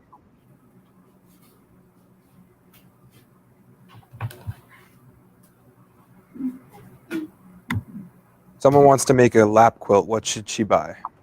Oh, okay. It's interesting because it usually depends on what size square you want to use. I will say that 6 panels of 2-inch finishes at 54 by 56 before borders. And so 6 panels of 2-inch finished easy piecing grid and that's before borders. So that makes a really nice lap size. if you want to make a lap size quilt in the 1-inch finished, in fact, I think the quilt that you have behind you, Jer, is 20 panels of 1-inch finished. And that finishes something like, it's something like 47 by 60 or something like that before borders. We always put the size before borders. But really the first thing that you decide is what size square, what size square do you want? And in our Quilts for Kids book, we did quite a few 6-panel projects, and 6 of them are fun little pixelated animals like the elephant and the giraffe. In fact, I think you guys have the giraffe there. But we have several in there that are not baby quilt patterns. And so 6 panels of 2-inch finished makes a nice lap size. And here's the fun thing is some people like to do a lap size as a rectangle instead of a square. So if 6 panels makes a square, if you add a half a panel more in length, so if you go to a 7 or 8 panel quilt, then you're going to end up with a nice longer rectangle. So what I kind of think with my squares, and when I stop ironing squares down, then that's how big the quilt's going to be. But it's kind of like putting your pattern on a design wall, but then you don't have to take it off. I mean, that's exactly kind of what I've done here. But when I'm ready to sew, I just fold on that fold line and start to sew. And so I'm really kind of excited about this one. A little bit kind of like the quilt that Jer has behind him, but instead of a planned pattern surrounding that center square, I still have my little center square, but it's just all completely scrappy. And so I have this jar, and I just will cut them into the 1-inch, and I have a whole little thing full of 1-inch squares. And so I'm actually really excited about this quilt. Anyway, so, okay. So you're good to go to the next demo? Yes. And any other questions about that right off the bat? And it's okay if you think of a question about our piecing, then we can still address those. Okay, so I have this pile here. I'm going to get back to, and then I think we want that other camera, Jer, so we can see my demo table. So that's a better view of the quilts, though, right there, isn't it? But you can't see my demo table. So I'm going to just show you a couple of quilts first before we switch cameras. Let me stand up. So I'm going to show you just a couple of these. In fact, I think these ones I'm showing you are on 10sisters.com. And so whenever I show a quilt, I tell you how many panels is in it. And so this is a 2-panel project. I pieced it in the 1-inch finished. So if you piece this in the 2-inch finished, it's going to be a way bigger pumpkin, right? But what I want to show you is that piping that is right next to the binding. This is kind of what I'm going to be demoing today. And that is a single row of the piping. One thing I love about piping is it just gives you that nice little accent. I kind of wanted to pull this out when I was doing pin cushions, because if we pieced this block on the 1/2-inch finished, we would have a 3-inch pin cushion. And so again, this block is all broken down into squares and half square triangles, but you see that nice little piping right on the edge. A couple things I love about adding piping to the edge is, like I said, you have that nice little accent color. But because we're actually making piping, I'll show you the cord. I use a nylon or polyester cord instead of cotton because it doesn't shrink, it doesn't stretch. And so when you put that on the edge of your quilt before you bind it, boy, that just really secures the edge of that quilt. It's not going to wave. It's not going to stretch out. And we'll kind of talk about that a little bit more. But I love giving you that little accent of color. And then another thing I'm going to show you is, this is a fun little pixelated heart with a border that's on the website, is sometimes I do a double row. Whoops. I do hang on, I'm going this way. I'll do a double row of piping before I bind. Sorry, I have no sense of direction. Here we go. Can't go backwards. And so I'm going to show you how we do that double row of piping. Remember, my hashtag is if it looks hard, but it's actually easy. That's what I do. And so I love doing that little double row piping. Here's another. This is an example of some blocks that were in Lori Holt's Farm Girl Vintage book, I think it was. But I actually pieced them on the easy piecing grid. And I chose the 1.5 inch finished. And that's another thing that's kind of fun, is you're just going to choose the size that you want. But I'm going to show you that nice little piping in there. Somebody told me a couple of years ago, they said, Carmen, piping is just your trademark. And I was like, what? And then I started looking and I thought, oh, it's in almost every single quilt that I make. But it's because I love the look. I love that look that it gives. And I'm not going to really be talking too much about scalloped edges. That's a whole other class, but I just want to show you that pretty little piping. I guess you don't want to see the back of the quilt. So that pretty little piping just really adds this really nice little touch. And so that's what I'm going to show you how to do. So if let's back up to kind of organize my sewing room a little bit. So, hey, Jer, can you hear me out there in technology land? Can you do the other camera that shows my demo table? Thank you. Thank you. Look at that. I love people that know how to do technology. So if we are wanting to, let's kind of back up to talking about binding our quilts. And let's see, is that showing up? Okay. So if we just talk about binding our quilts, typically when we sew binding on a quilt, we are sewing that binding on with a 1/4 inch seam allowance. That's kind of the premise that we're starting out with here. And so if I want to add piping before I add my binding, then what I want is piping with a 1/4 inch seam allowance. And so let's start out first by making our piping. And so talking about the cord, this is just a nylon cord that you find over in the rope section of the hardware store. And what you want to make sure is just a couple things. When I first started buying this cord, they had it, they put the sizes down in gauges, like an 18 gauge, a 16 gauge, 18 gauge was basically the smallest one. 16 gauge was a little tiny bit bigger cord. Essentially what we're making is mini piping. And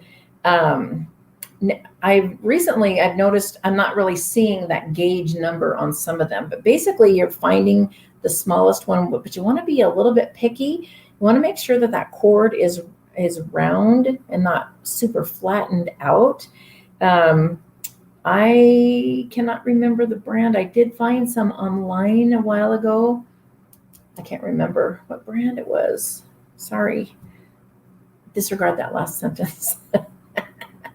But this cone makes a lot of piping. And so it's great. Now I had some students go to the home deck section at the fabric store and find a little nylon cord kind of used in like window treatments, but it's really, really tiny.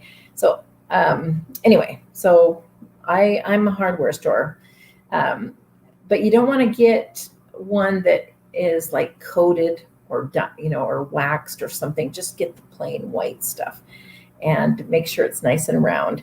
So then when we're going to make piping, you are going to cut your fabric. And I've got that technology here. Hang on.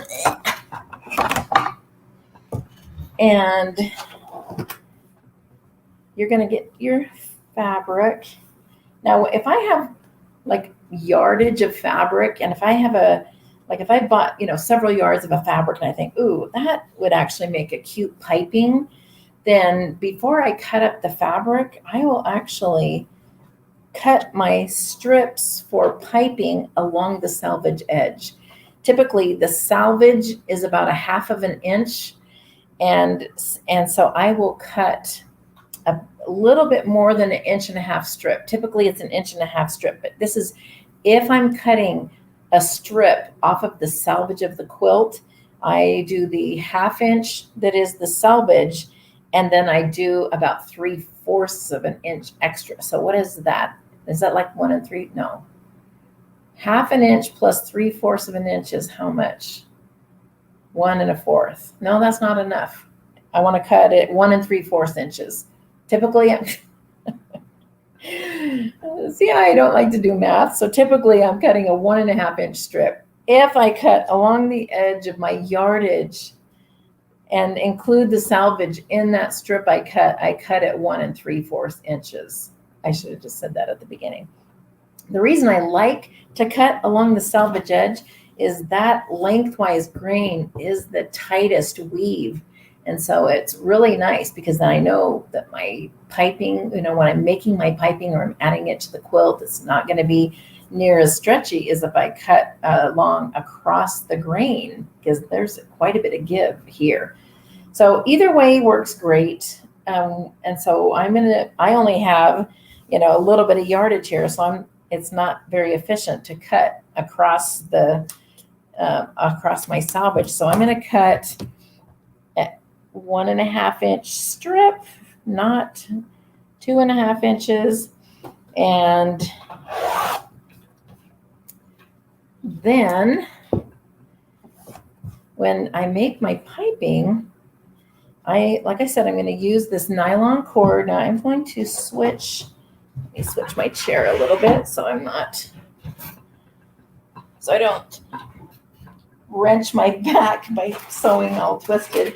So every sewing machine comes with a zipper foot, and these zipper feet are going to look a little bit different from each other, but basically how a zipper foot works is we snap the zipper foot on the machine so that, hang on, let me get this.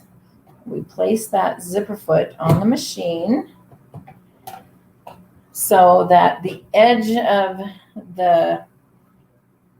how sometimes your zipper foot has a slot and you can do it over on so if I'm looking at it on my sewing machine, I clicked it into the left side of the foot as I'm looking at it, because that means the bulk of the foot is over to the right, if that makes sense. Sometimes you just have a little foot that snaps on. And so essentially how a zipper foot works is you snap the foot on and then we move our needle to the position that we want. So we're going to take our strip and we've got our cord. I do tie a little knot at the end of the cord just so it doesn't unravel.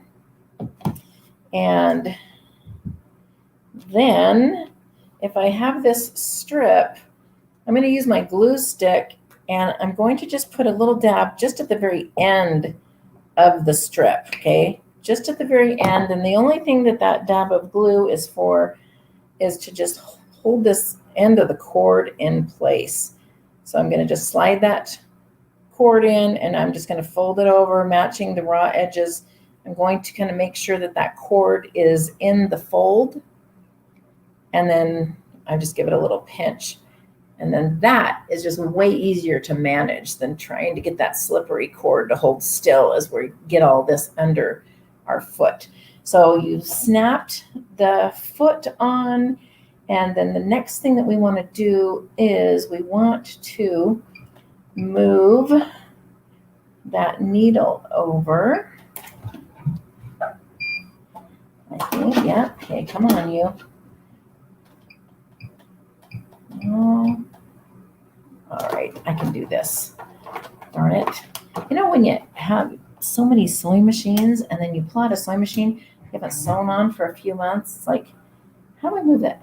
I was almost positive it's going this way. There it goes. I was right. So what you want to do is snap your zipper foot on your machine. And then when you place the foot down, the edge of the foot butts up against the cord. Okay, so you've got the cord is in the fold. And so when you butt that up, oh, see, that's not, I have a red shirt on, so you're not even going to be able to see that. I'll show you this after I sew it. I did put a contrasting thread. So I'm butting the edge of the foot up to the cord, and then I'm moving my needle over to the left. So my needle position is just to the right of that cord. And so you can kind of play with it a little bit. Now that's just right where I want it. Now I'm going to lengthen my stitch length to a 3.5. Now everybody's stitch length is a little bit different. You don't want to do a complete basting stitch because that will kind of bunch up your fabric, but we're just making the piping. So you're going to just choose a little bit longer stitch length than you would piece with. Now, when you are making your piping, you want to be very mindful of if your fabric, let me get this foot where I need it to be. You want to be mindful if your fabric has some stretch to it. You want to be really careful not to stretch that fabric. And so when you first make piping, just go slow. See, you can dial down the speed of your sewing machine a little bit and just go slow. You can just do a little bit at a time. And what I'm doing as I go down is I'm just kind of making sure that that cord is staying in the fold and that the edge of the foot is butted up against the cord. See, it's okay if you like go this slow. And if you ever need to make a long piece of piping, you know, that's going to go around a whole quilt, then I just sew these strips together end to end. I'm not worried about sewing that on the bias. I do a tight stitch length, so just sewing them end to end. And you will never find that little tiny seam in your piping. So we're going to just make our piping. You can make it as long as you want. You can actually be super efficient, kind of measure at the edge of your quilt. I'll show you this in a minute, but we're going to be sewing this on the quilt one side at a time. So let's say the edge of your quilt was 60 inches long. Well, I would probably cut about 62 inches. You know, I wouldn't cut it exactly the length because we are dealing with fabric here and it just does weird things. Give yourself a little bit of extra, but if you wanted to, you could actually make the piping. By the way, I never do that. I always make way more half square triangles than I need. I always make way more piping than I need. Cut way too many squares. But, you know, that's why I have so many scrappy projects. Okay, and so I'm going to kind of hold this up to see if you can see that seam. So I sewed that seam along the edge and we've made our piping. And so after I make the piping, so I kind of want to see this sort of draping nice. If it was being like super tight and kind of curling, well, that would probably mean that I had stretched my fabric. If that ever happens, you just gently kind of slide down the piping and just allow it to slide along a little bit more cord, because you just want it to kind of have a nice drape to it, not be real tight and spinning around. So now we've made this piping, just a little habit. Every time I cut my my cord, I just tie a little knot in the end because I'm a super efficient sewer. So now we've got this piping. Now remember that I said I need piping with a 1/4 inch seam allowance. So this is where the piping tool comes in. So the 10 Sisters piping tool is like an acrylic ruler, and it, instead of just having measurement lines, it actually has a little groove etched into the bottom of it to accommodate the cord. And so I had used a piping tool for years that I loved, but it only had 2 seam allowances in it. And I'm going to talk about those different seam allowances here. And I wanted to have 4 seam allowances, so I made my own. So this is the 10 Sisters piping tool, and it comes in this handy dandy little package. And we do have some color step-by-step instructions on the back. We have some YouTube videos you can access right from 10sisters.com on the tutorial page, and showing you basically everything I'm showing you today.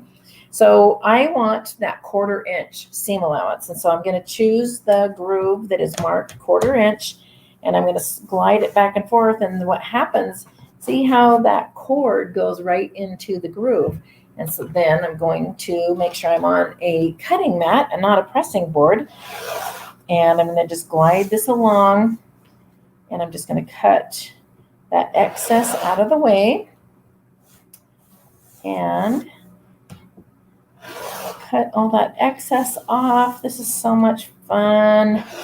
And so now what I have is all this pretty piping with a 1/4 inch seam allowance. And so I want to talk about one thing while we're at this stage here. This is super important. When you make your piping, right? We have our zipper foot, we butt that foot up against the cord, and we've sewn our seam, right? And we've made this awesome piping. Then we brought the piping tool over, we've trimmed it off with the 1/4 inch, and you pick it up and you look at it and go, that is not a 1/4 inch seam allowance. It looks smaller. In fact, on some places, it looks like it's a little 1/8 of an inch seam allowance. Not to worry, because what happens is when you make your piping, your stitching might not be butted right up next to the cord. Maybe you're a couple threads away from the cord. It's actually okay. But when you cut it with the piping tool cuts the seam allowance according to the cord, not the seam that you sewed, right?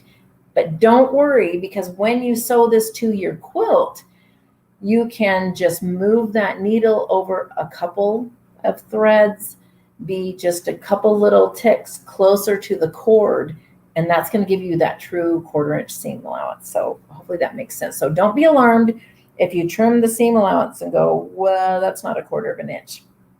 You can fix it when you sew it onto the quilt. So now we're going to bring quilts over, and let's see what I have here. We're going to go cleaning up messes. So on this little fun project, which is also a project on 10sisters.com called Stars and Stripes, this little wall hanging is 1 panel, and I used the 1 inch finished on this. So if you did 1 panel of the 2 inch finished, and I even have a little border, it's going to be way bigger. But the quilt pattern has a layout for 6 of these to make a whole quilt.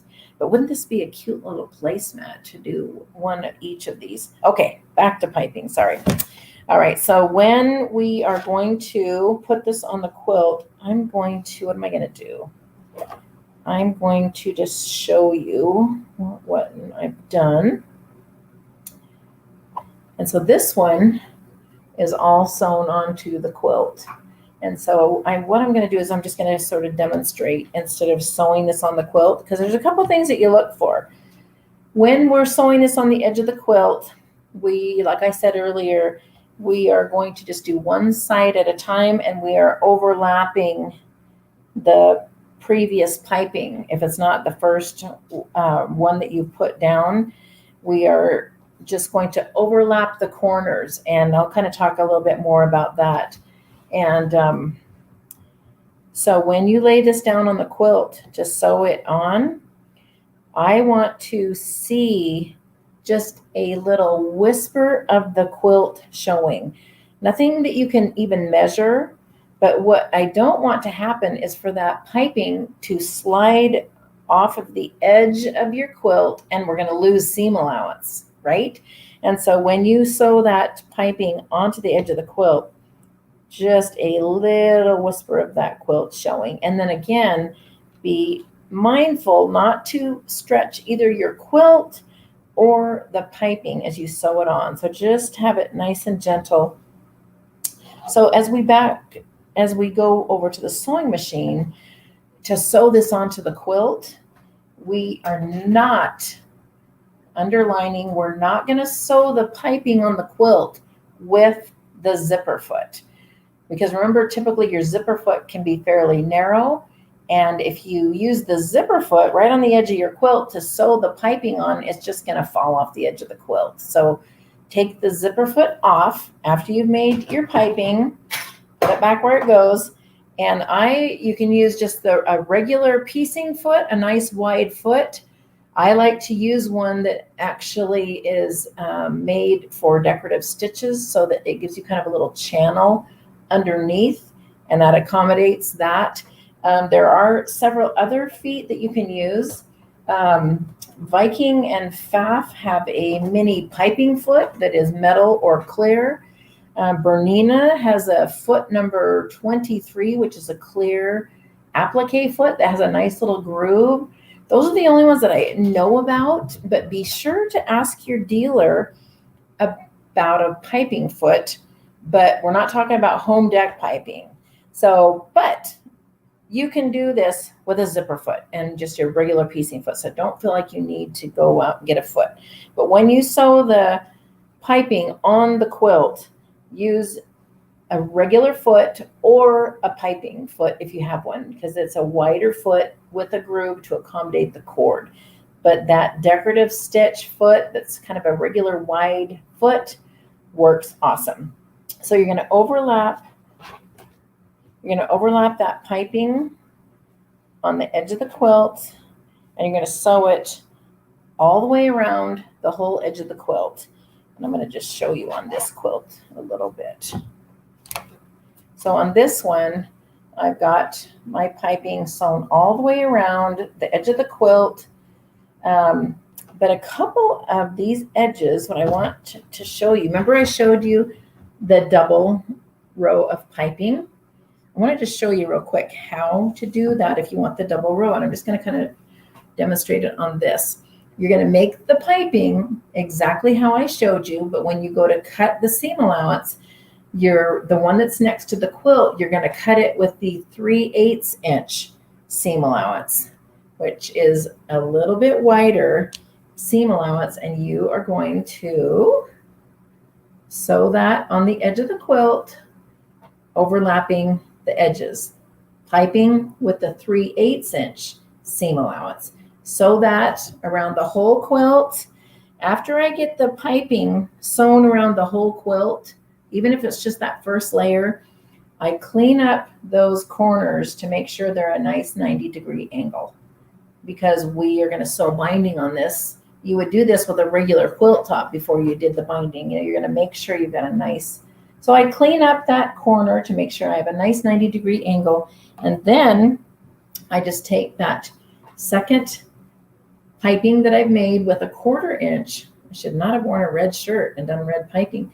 You're going to use the one with a 1/4 inch. And what's so cool is it just butts right up against the first piping, those raw edges. You're going to match up those raw edges. And then using that same wide regular foot, you're going to sew the 1/4 inch on all the way around the whole quilt, just like I showed you, cleaning up those edges. Okay, so now let's kind of talk about, so we've got this piping is all sewn on the edge of the quilt now, and we are ready to bind. So you're making sure those corners are nice and cleaned up. And then I want to back up one little step to this is just when you're putting piping on the quilt. What I was teaching my students for years is, okay, sew the piping on the edge of the quilt. And, oh wait, no, let me back up. First thing I wanted to tell you is that we've sewn the piping all the way around the whole quilt, but maybe my edges, maybe the quilt is sticking out a little bit, on a little bit of an edge. So if you want, before you sew the binding on the edge, you take your piping tool again and you get that cord in the groove, and you just clean up the edge of your quilt. If I have a double row of piping, I'm choosing the 1/4 of an inch groove, and it just helps you kind of just clean up the edges. So anything that might be sticking out, a little bit of the quilt or anything, you're going to just clean that up. Then you're going to sew your binding on. So what I was telling my students is, okay, you've sewn the binding on the edge of that quilt, and what I want you to do is trust that 1/4 inch seam allowance and just lay that binding on the quilt and sew it on. And I was freaking them out. They're like, wait, you want me to just cover it up and sew it on, you know, matching those seam allowances? So now what I teach is when you sew the piping onto your quilt, I'm going to hold this up so you can see, put a contrasting thread in the bobbin. Can you kind of see that? You don't necessarily need to do bright orange on your white quilt. I mean, it is going to get covered up with binding, but just something that you can see. When I sew the piping on the quilt, I put a contrasting thread in the bobbin, because what I want to see is the stitch line for when I sewed the piping down. I want to see that.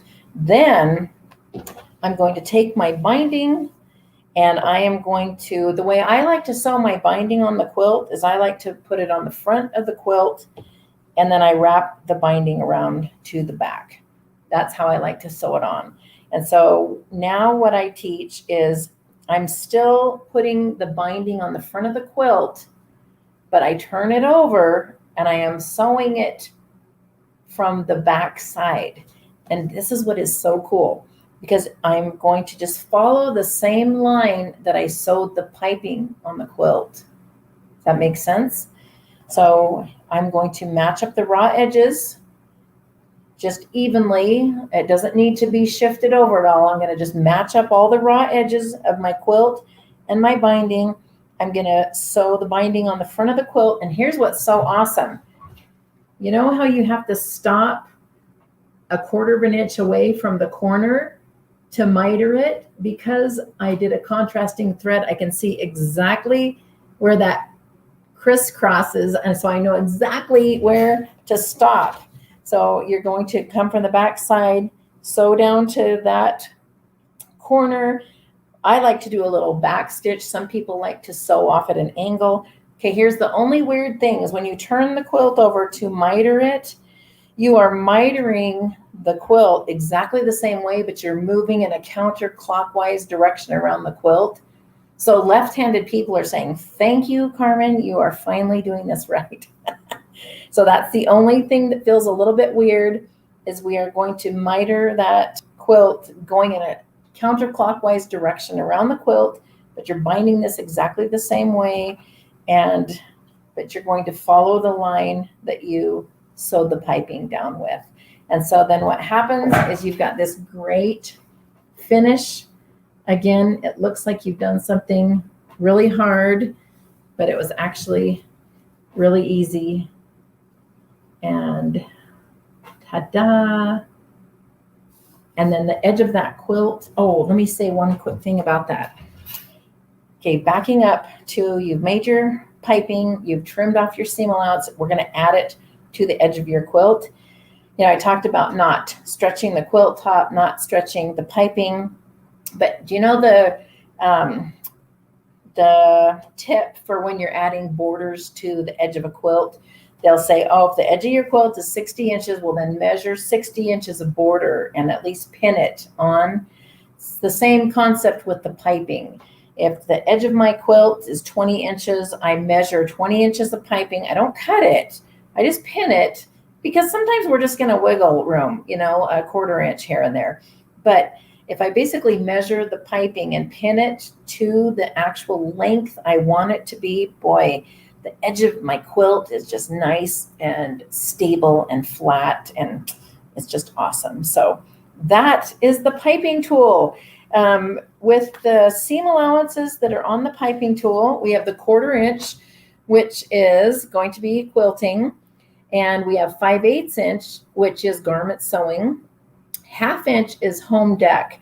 Now in home dec, you might be working with a thicker cord, but it still works to use for seam allowance because even if the cord doesn't fit all the way up into the groove, the seam allowance groove will stop the cord from moving. So if I have a thicker cord, I'll still use my piping tool and trim off my seam allowance, and it's still very accurate because that groove stops the cord. 3/8 inch is the seam allowance I am cutting for my double row of piping. We sell our piping tool to a lot of heirloom garment sewers because they do a lot of mini piping, and they typically are using a 3/8 inch seam allowance. And so that 3/8 is for heirloom sewing and that double row of piping in the edge of your quilt before you bind it. So I'm hopefully I didn't mix up the words piping and binding too much today, and that hopefully it kind of made sense. And so, are any questions for any of you out there, or did I make total sense again? I know you're there. I know you're there, Jer. It's me. Oh, hi, Darren. Hi. Okay, everybody wake up from your nap now. That was wonderful. Thank you very much. You They are were like, I said, would you mind coming back on? You were like, sure. And I'm like, thank you so much. well, We do you are appreciate it. well, you're so kind to invite me. You know, I describe myself as a technique teacher, and I feel like I like to teach possibilities and confidence building, and so I have so many things that I love to share. So thanks for letting me come back again. Yes. Let's see if there's any questions out there before you go. Joyce Klinkert is saying you gave a lot of good tips. Oh, thank you, Joyce. Thank you. How do you do piping corners? The piping in a border, was that the question? A corner. Oh, corner. For the corners, we are going to, remember, we're just going to overlap. We're not going to try to, unless I have a rounded corner of a quilt. If it's a rounded corner, then I'm just going to, if I put piping around a rounded corner, I will clip the seam allowance to allow that piping to lay flat around a corner.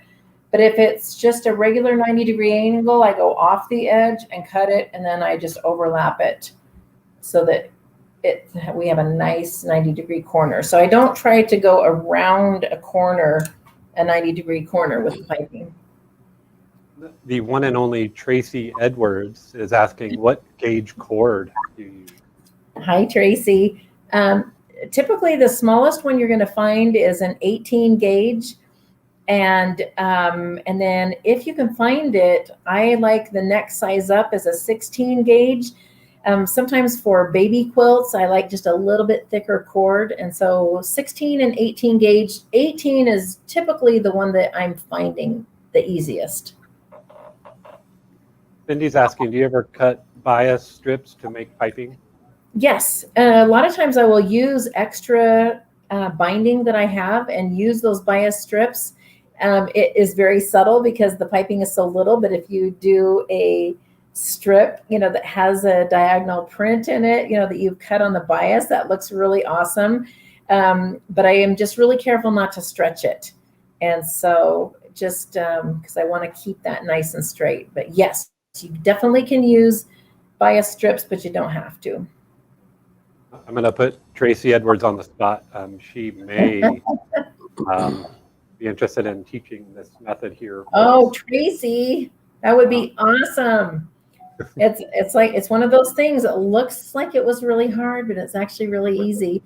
Well, just a real quick comment, if you ever happen to put a quilt in a show to be judged, what they want is a binding that is full of quilt. And adding piping not only gives it a really great look, but it actually gives you 2 extra layers of fabric right in the seam allowance. And it really gives you a really nice substantial binding. So many reasons to pipe the edge of your quilts. Tracy was, I believe, the gal that I know she was. I was like, do you know of anybody we should have go live with us? And she said, have you heard of 10 Sisters? Oh, Now gosh. we're Thank you. all about 10 sisters. You're going to be so sick of 10 sisters. Nope. Could have called it 10 sisters and 7 brothers. I know, right? Right? I'm telling you, when I first started, having a little business, somebody told me, Carmen, if you have your business, you need to really promote your name. And I said, well, would you remember Carmen Get Us, or would you remember 10 Sisters? Oh, I remember 10 Sisters. Fiona's asking if we sell the grid by the yard or just by the panel, and we do have a yard.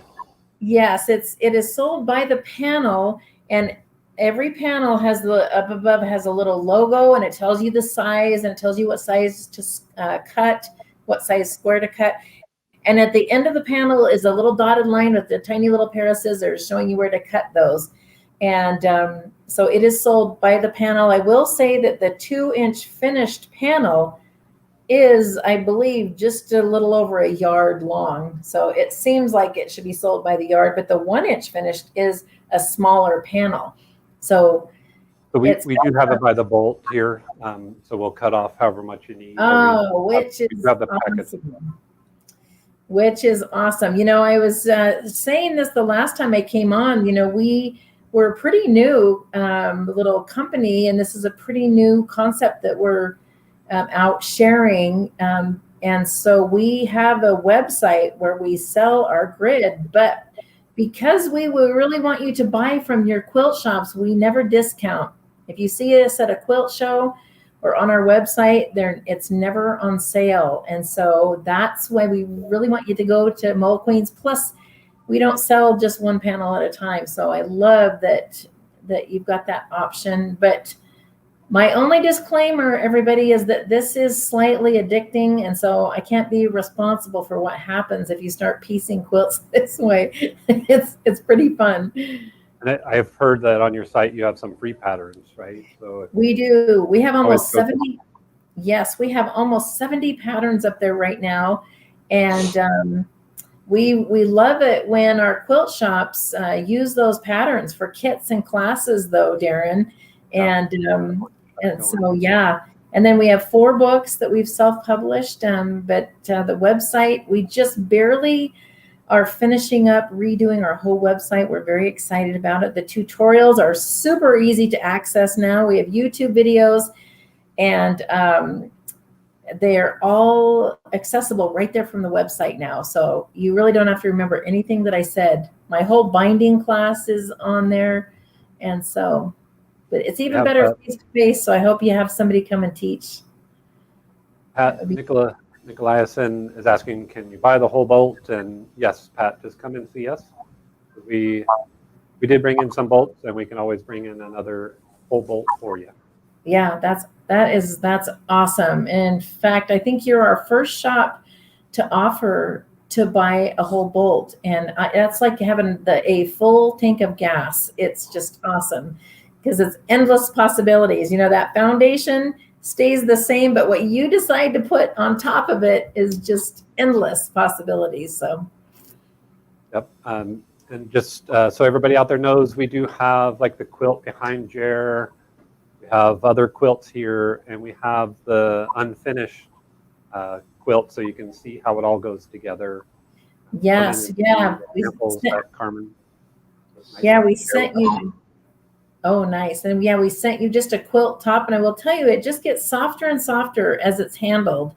It doesn't necessarily have to be washed, though. That definitely softens it. The foundation does not dissolve or go away. It just gets very, very soft. But what I love is, boy, those corners are very stable for generations to come.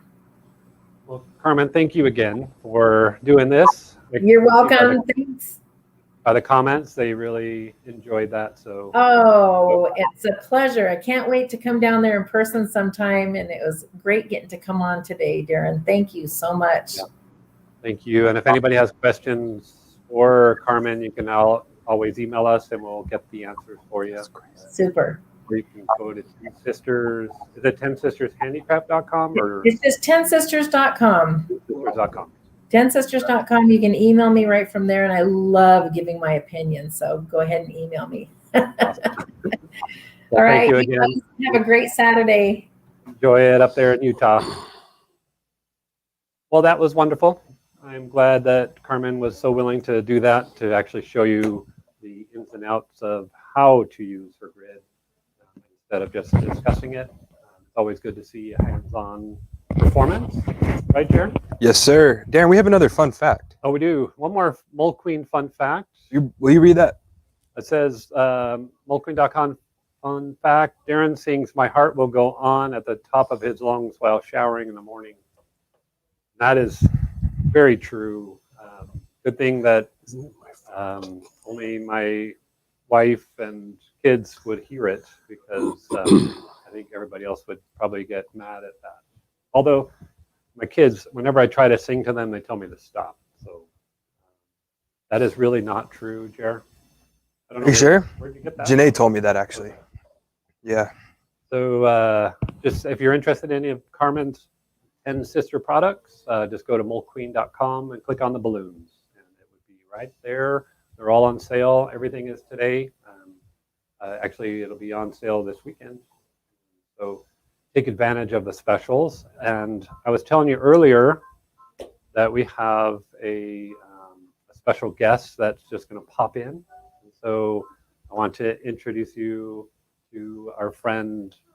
His name is Bruce. Bruce Allen is here in the studio. Hey, thanks for having me. Yes, thank you. This is great.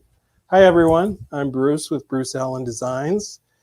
And my machine embroidery designs are sold through Fabric Confetti.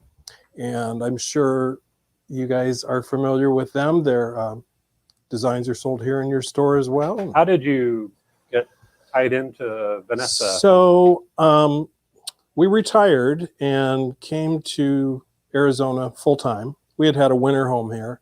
And when we retired in Wisconsin, sold our business, I decided, I needed to find something to do. So I started quilting, and a bunch of neighbors, when we'd walk the dog in the morning, would say, "Have you heard of Vanessa? Have you met Vanessa?"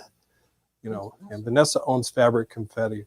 And so I said, "No, but I need to meet this person." As it turned out, we met. I went to work for her a couple days a week, just kind of helping out. Like sewing out her Yeah, samples? making some of the samples for trunk shows and things like that. And I really over time got hooked in machine embroidery. And I started, I purchased software and started doing my own designs.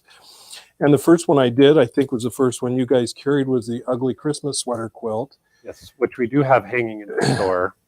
And I did it just for myself. It was just for fun. And when she saw it, she said, you got to write a pattern for that. So that's kind of how it all started. And it's really not even 2 years ago now. It's all happened fairly quickly. So if you don't mind to comment out there, if you've seen the ugly sweater Christmas embroidery design collection, I know a lot of you out there have sewn it. It is wonderful. It's a lot of fun. And I like how you can take the design and do it in a quilt, or you can use it for other. Absolutely. I try to do everything I've done so far is pretty modular. So if you decide, well, I'm feeling like I just want to do a little Saturday project, maybe you can take one of the designs and do a pillow front, or you can do a tote bag. So everything's pretty modular. And so you can kind of complete things at your own pace without having to tie everything together necessarily. So Ugly Sweater was the first one. Ugly Sweater was first. And from there was the Autumn Wonky House, which we'll show you here in just a second.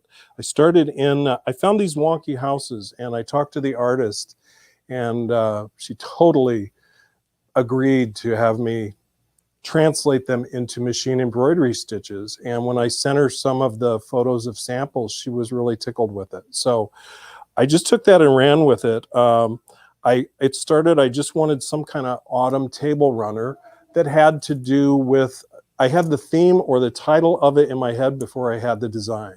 Yeah. And the title in my head was "It's Autumn in Our Neighborhood." So I knew that I needed something that kind of assimilated a neighborhood, and that's how it all started. The wonky houses. The wonky houses. There are 4 table runners, and there's one for each season.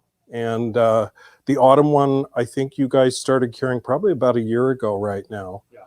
And in this last year, I've managed, COVID was a big help. It created a lot of design time. Yeah. So I managed to get all 4 seasons done.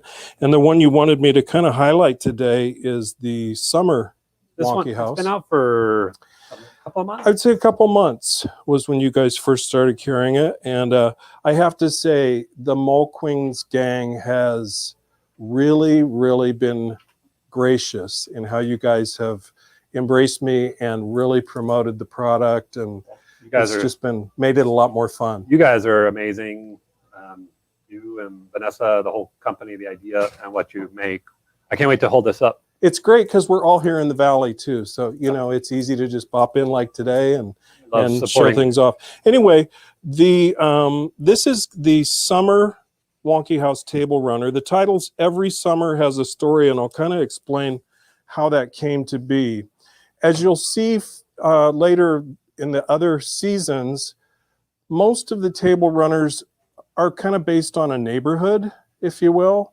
And I was thinking with summer, what kind of stands out for summer? Well, really the thing that came to mind was summer vacation. So this particular runner became basically a destination. Are we getting? You want to go closer up to the camera, Okay. just forward over Yep. here? Oh, here we are. Yep.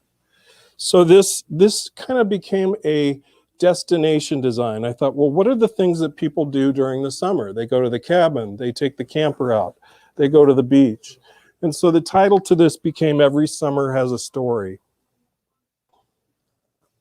Look at that houseboat. I like that one. They're large table runners. They measure, I believe, 17 by 83 inches, which is a big table runner.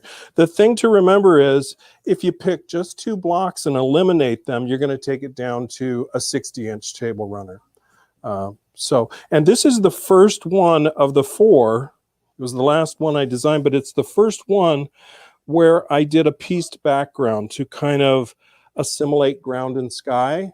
So with the cabin at night, you'll see the night sky and the bonfire. And the thing about that is that's thoroughly covered in the instructions. The instructions are super detailed. I don't know if you've ever gone through them much, but... And I've heard from other customers that have bought it that they find it really easy. Yeah. So you could literally take that concept from the summer table runner and you could apply it to any of the seasons. You'd have to maybe play around with it a little bit to make sure the design lands where you want it to. It's not sitting, the house isn't sitting up in the sky or something like that. Yeah. But it will work. And this is, the bag is where you could take. Yeah. So we made I made a bonus project with this, and it's to stitch on a tote bag. You could do it on anything you want, but I used the beach block and I kind of reconfigured it just a little bit. And the title of it is Beach Please. So I don't know if I can show that up close. These are applique, so it's not as time consuming as some. Yeah, so there's several pieces of applique. I use what do I use? The Brother DX225. Yes. I've used several different digital cutters, and I'll be honest with you, if you come in and talk to the guys here, the latest models of the Brother Scan and Cut are incredible. In about a year now, I've never had one piece of applique that I had to tweak with scissors. They just come clean. So. And this is one of the tricks. One of the tricks that I found recently is I'm using a product that the guys ordered in for me. It comes with, if you buy a Scan and Cut, there's some of this that actually comes in the box. And I thought, well, I'm going to give that a try. What is it? The interesting thing about it is you are able to cut your applique pieces fabric up, and you actually stick the adhesive to the mat. The nice thing about the adhesive on this is it's somewhat rubberized, feels kind of rubbery. Like, what was the glue we used to use in school? Rubber cement. Rubber cement. So if you don't get it placed just perfectly where you want it, you just peel it up and move it. And it's really works well. So give it a try. They've got it here in the store. If you're interested in a Scan and Cut, let us know. Yeah. We have them on sale. Oh, I love that machine. So The first one that I did, as I mentioned, was the autumn table runner. It's called It's Autumn in Our Neighborhood. And we'll Start on your side. Start down here. Look at that. There's an animal on the roof. Black cat, kind of a fall theme. A little bit of Halloween mixed into it. Autumn leaves. I've tried to design them, and as you'll see in the winter table runner, I tried to design them so if you put it out for Christmas, you don't have to yank it off the table right away when Christmas is over. It can stay pretty much for the whole season. So always good. The next one was Walking in a Winter Wonderland. Jared's always walking in a winter wonderland. He is today, isn't he? Yeah. I think he's in quite a mood. I think he had too much fun last night. I don't know what he did. This is Walking in a Winter Wonderland. Look at those wonky houses. And again, I could have gone with red and green Christmas colors. I'm actually going to show it all the way up one of these pieces. Sorry about that, everybody out there. I just wanted to kind of show you. It's wonking out for sure. Sorry. The wonkies are wonky on camera. The snow on the roof. I decided not to go with red and green because I just felt like it would just isolate it too much to the Christmas holidays, and you wouldn't really feel like you could leave it out all winter. So the detail, like on the tree, the Christmas lights. Take that in closer. Just kind of amazing. That's all. The Christmas lights are embroidered. The frame of the tree is embroidered, but the inside is applique, so it doesn't take as long. I don't know if you can see it, but when I design cover stitch for the applique, I use some satin stitch here and there, but I really like to use tatami or fill stitches. I think it gives it a lot more texture. It gives it, it takes away some of the shine that sometimes can be a little bit annoying if you get too much satin stitch going on. So that was winter. And then this one is the spring. And it's called The Joy That Spring Can Bring. So you spring into summer, right? And fall into winter? Yeah. I got to remember which way my seasons go. And this is here's Mulqueen's right here, the quilt shop. So and it's kind of cool. You could use any of these in a different project. You can put them on a pillow. Yeah, you really can. And the autumn one, I made several throw pillows. But this one's got the greenhouse, you know, even the sign reads spring bulbs, I think half off. So this one was done all with 1930s fabrics. I've tried to do a little bit different with each season so they don't all look the same. And this one was 1930s. And then a bonus project that comes with the spring pattern is a wall banner. Super, super easy weekend project. Super easy. And anyone that does any free motion quilting themselves on their regular sewing machine just doesn't get much easier. I am not a quilter. I quilted this, and I honestly don't hate it. So you can do it too. This is an easy weekend project. Oh, yeah. Yep. That is awesome. So yeah, that's what we do. And yeah, my brother Ken is almost on. He's going to show everybody how to applique in the hoop. Awesome. But we have a few more minutes before he is ready. And will you make sure that did we move these to the Mulqueen demo gadget area? Yes. Okay, so Jared is on the ball.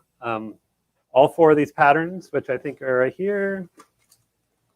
These are always hanging here at Mulqueen's too. So if you guys want to see these in person, you can just stop in and see them up close. If you're interested in spring, autumn, winter, summer, we have those on our website under the balloons. Click on the balloons and then go to the special category of Mulqueen demoed items. And Jer has gracefully put them there. And yeah, all of these are hanging in the store.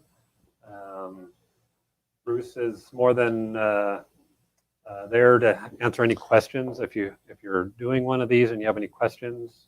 Yeah, if anyone is working on any of my patterns, you have any questions, you can email me at bruce@bruceallendesigns.com. Super easy to remember. Yeah. Or fabric confetti. I think it's info@fabricconfetti.com. Yeah. And we're really quick about answering questions and trying to help people problem solve. If they... Sometimes you're like in the middle of it. You don't want to wait 48 hours for a response. Exactly. No, we respond to emails day and night. So we will try to answer your questions just as soon as you come up with them. That is wonderful. Bruce at Bruce Allen Designs. Yep. So if you have any questions, or Bruce at the moment, he was nice enough to stop by. Thanks for having me. Bernie called yesterday, and I said, "Yeah, I'd love to come in." So I see you poking in to wave to us when we're doing this, and I keep forgetting to just pull you in here. Next time I'm gonna pull you in here. I'm super nosy. I gotta see what's going on back here, especially what this guy's up to. So normally we have a split screen available to go to Jared, but I don't know what's going on. I broke that feature because I know that nobody really wants to see Jared. With the hangover he appears to have, it's probably just as well that we. Bruce, I have another fun fact. Will you read it for me? Yeah, I'm afraid to, but I will. Mulqueen.com fun fact. Darren is not allowed at the Phoenix Zoo anymore because he snuck into the giraffe exhibit to be with his family. That is totally not true, Darren. I think it is. No. I heard they snuck out to be with him. Yeah. Jared's trying to get me back because of all the emails. So far, I think there's 7 or 8 emails that have gone out with my name just desecrated in them. So I have to get Darren back now. If you guys are not signed up and receiving our emails weekly, I only try to send out 1 a week. Every once in a while it's 2, but we definitely don't bombard you. You can email Darren at Mulqueen. Gerald will pop that up on the screen. And let me know you want to be part of our emails. In the fine print, I always put a little something about Jer, thinking that nobody would actually read the fine print, but people do. They sure do. I think it's silly that Jer likes to take long walks on the beach. And people love these remote classes and presentations you guys are doing too. Yeah. From everything I hear, people are really involved, and we do appreciate you and all of our guests because it keeps it going. We want to keep sewing alive, and especially through this last year, it's helped people. While we wait for sanity, definitely. We can show Bruce the new comic while he's here because I have it pulled up. So Jen Lopez, she created this comic. I just asked her out of the blue if she would do one for the family.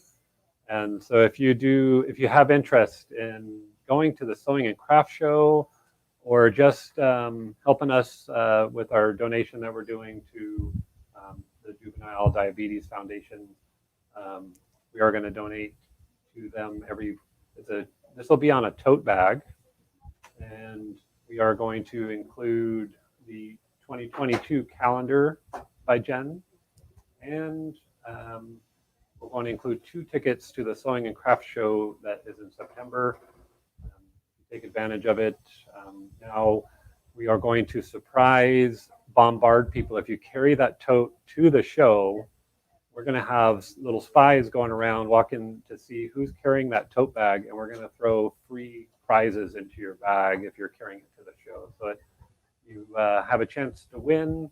You're helping us donate to a good cause, and you get a cool calendar for next year and a tote that lasts forever. Where is that show going to be? Do you know? Yes, it's at Westworld. Westworld. So it's normally in Phoenix at the fairgrounds, but the show got canceled in January, and they found a spot at Westworld, which is up in Scottsdale, Arizona. If you're in California or Utah or up north or New Mexico, it's worth a drive and visit us at the show. There's not many sewing shows going on right now, but it's not until September. So as things get kind of better and better out there, we have 30 booths at this show, so we can spread out a little bit. So normally we do 20 to 24, but we got extra booths to spread out. At the show, we're going to do hands-on long arm classes for free on the hour and a half. We'll have cool things. Hopefully, we have 30 booths to fill, so maybe we'll have Bruce's items down there. Love to come out. Love to do it. We have some other special guests that are going to visit or be in our booth at the show. So we're excited to spring some new product onto you guys out there. And I think that my brother Ken is behind me and he's getting anxious. At the Sewing and Craft show, we are going to give away entry tickets from now until the show. And if you go to the show and bring those entry tickets, put them in to the bin that is going to be specially marked with the prizes. We're going to give away over $25,000 worth of prizes. Hopefully, Dad is not listening, right, Ken? Because we're giving away a lot of prizes at this show. We want you to attend it, and we want you to have a chance to win. So we're going to give everybody prize tickets at the show, but we're going to give away extra tickets. If you maybe the first, actually any order that's placed. Did you put that on the website? No. If you are local in Arizona, we'll go ahead and put a prize ticket into your order as a thank you for placing an order. And my mom, who packs most all of the orders, she asked if there was any gifts that we can give. And so she does have gifts. So if you do purchase items because of this live event, we are going to give a free gift. We'll give you entry ticket to the prize for the show at it's called the Quilt Sewing and Craft Festival. That is in September. It's over Labor Day weekend. So hopefully everybody's not out of town. Hopefully there's some. I think by then people are going to be really antsy to get back to a quilt show. So I think you're going to have a good turnout. I think so. I hope so. The guys that do the show, they lost out on a lot of shows. That's their only source of income are these shows that they do all over the country. And so this all supports them too. So one of these live events, we're going to have the promoters of the show come on live with us to talk about it. So that'll be kind of cool. You can meet the people that own the Quilt Sewing and Craft Festival. I think they also own the Wallop Show. I'm not 100% sure, but I think they go to Washington to do that. And I think with that, We'll be back in about 10 minutes. Bruce Allen, thank you so much. Thank you guys awesome. for having me in. Nice seeing you all. And Don't go email anywhere. if you have any questions. Yep, don't go anywhere. We're going to just take a quick break to move these embroidery machines and sergers. Wait till you see Lots of goodies. what Ken Lots has in of store. kits, new kits coming, new kits out. So, some fun.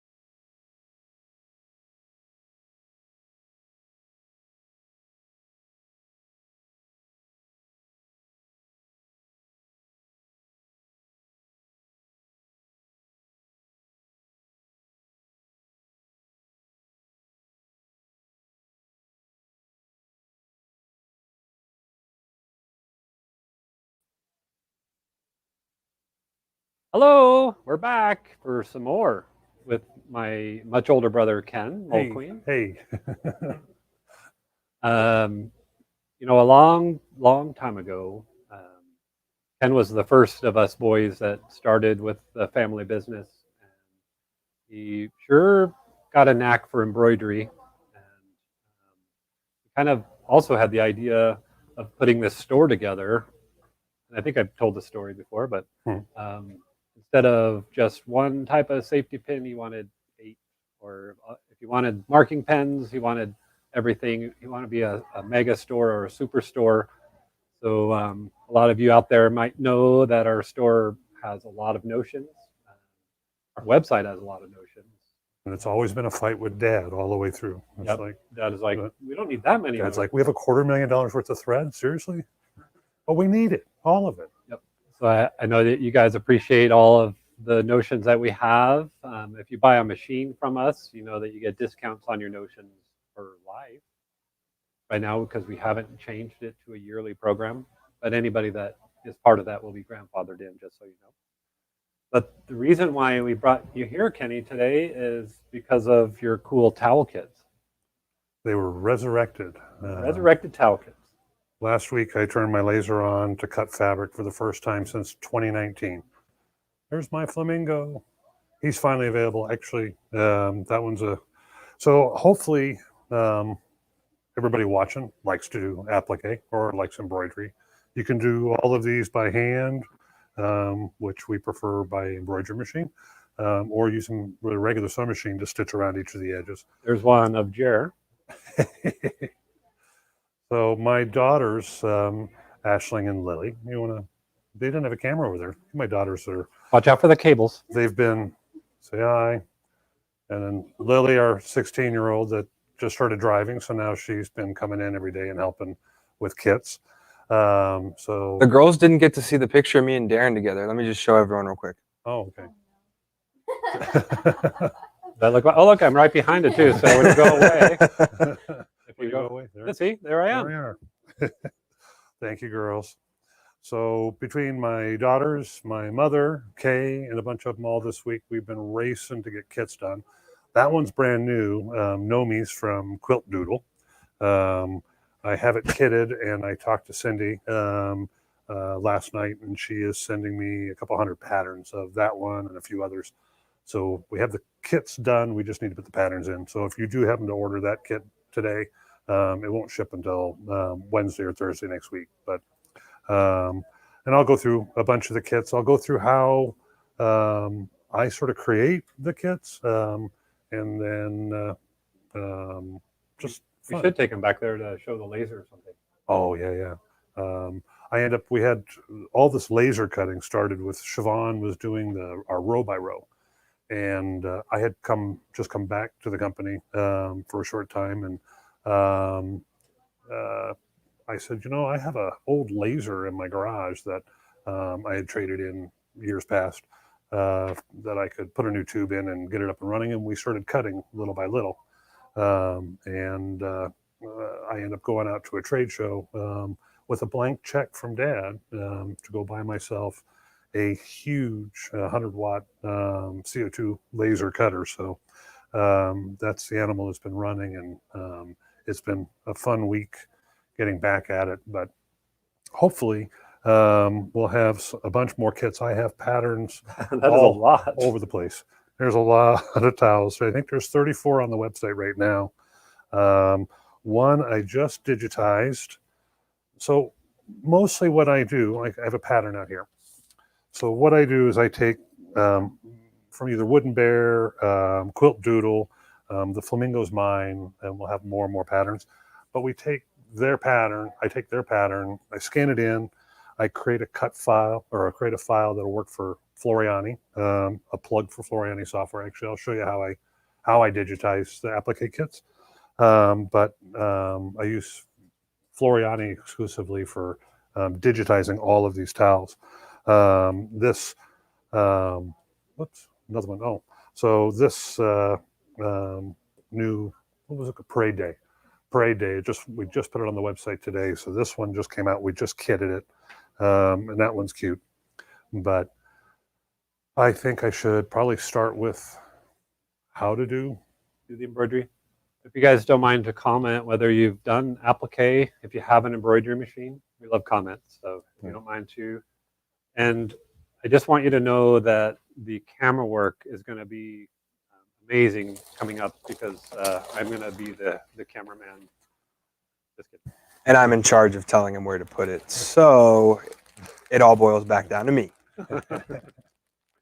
Okay. So I have one surprise that'll come up a little later. If anybody was at the Southwest Embroidery Conference that we did a couple years ago, that we have another one we're planning right now coming up the end of the year. That I'll show you in a little bit. But all of our kits now are going to sell. They're all on sale for $9 for all the regular laser kits on the website. So any of the kits, you're going to have all the pattern pieces already laser cut, pre-fused, along with a coupon to download my embroidery file for free if you have an embroidery machine. Unfortunately, I need to get the sizes of the embroidery files on there. So if you have luminaires and dream machines and the big hoops, you have no problem stitching all of these. But if you do have limited as far as 5x7 hoops or 6x10 hoops, some of these aren't going to work for the embroidery file, and I need to get that. I'll spend the weekend getting that up on the website. The flamingo pattern, my pattern, it's my sort of drawing and kit. This one we had a ton with the teal towels, and I don't think that we'll sell so many teal towels on their own, that we're leaving it kitted, but we're doing these for $10 a piece. So there's a bunch on the site. You get the towel, all the laser cut pieces, a coupon for the free embroidery to download. So a complete project, quick and easy, 20 minutes most. Nice, easy project, fun project. But all of the patterns, they'll come in. Quilt Doodle, Cindy's been awesome sending me her new patterns. So we'll have a bunch of new ones coming out as well. But you want to go over to the embroidery machine, Jer, and I'll show them. So I have each of our pattern pieces will have little connectors. If there's more than one piece for a color, I'll leave little connectors to them. So all you'll do is once you load your embroidery design, go ahead and go. You can see I've already peeled the paper off and have my pieces prepped.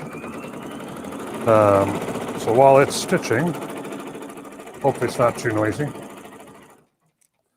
Should probably get that piece out of the way.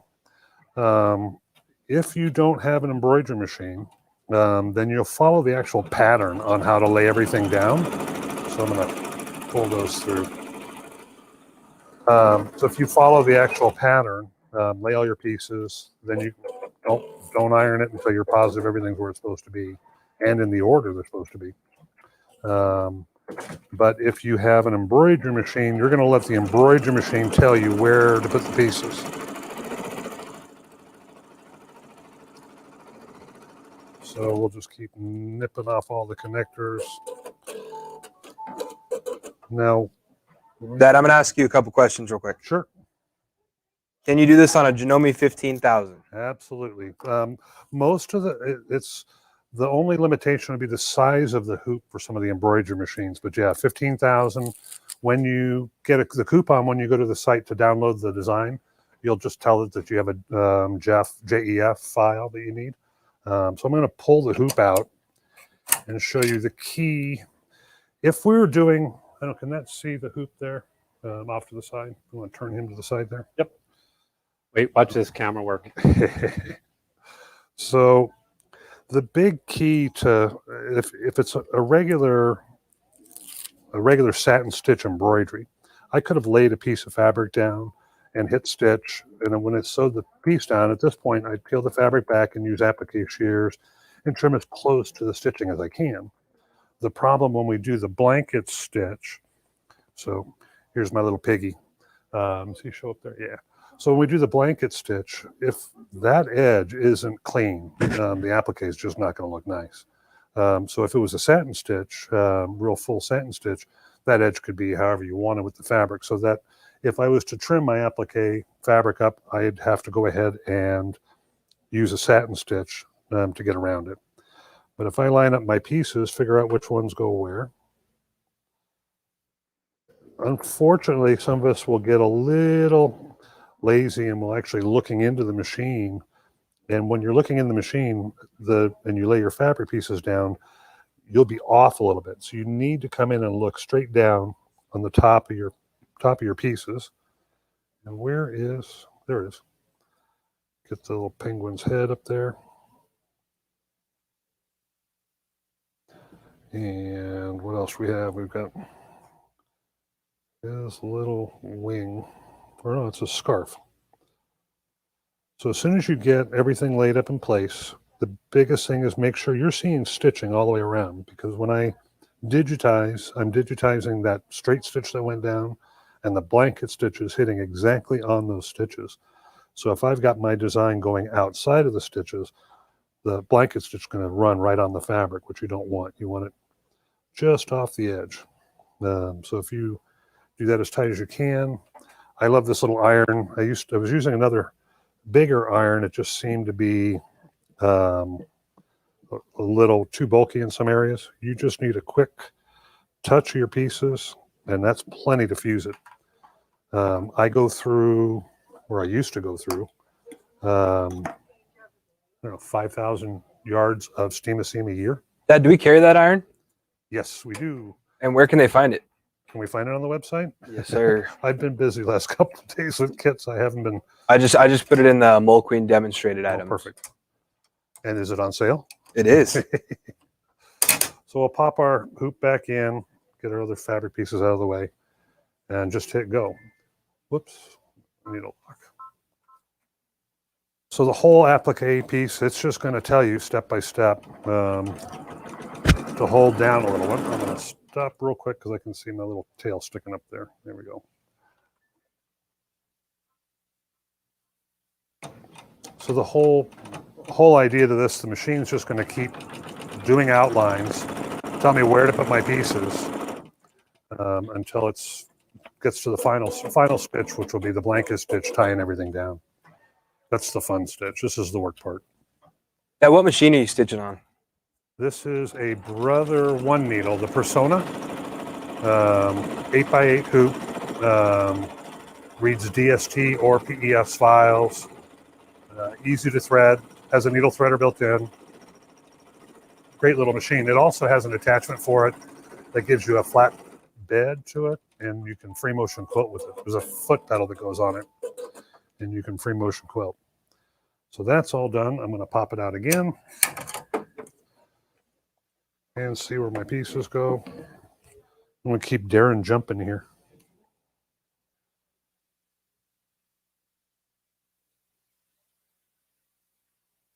The nice thing with these is that, especially what we just did, knocking them all to $9 a piece for the weekend, they're just quick, easy kits to make up. And I think when I was putting them up earlier, when I was checking the site earlier, I think there was 33 of them up there. Dad's favorite number. We'll get these fused down. And when you're done with the whole design, you can always take a full-size iron and give it a press. You should actually use a pressing sheet because you don't want to get the glue all over. But guess what, Kenny? We have a pressing kit coming up. Oh, I heard something about that. Yeah, would that happen to be this pressing kit? Here on the screen? Is that the one you're talking about? The one that it has the applique sheet, an Applifuse mat. The one that's basically half off? Yep. Sure. So I don't know who thought it was a good idea to give Jer a microphone, but I think it's Darren's fault. But I picked this one because it just had a few pieces for us, so I could run through it. Whoops. Get out of there. And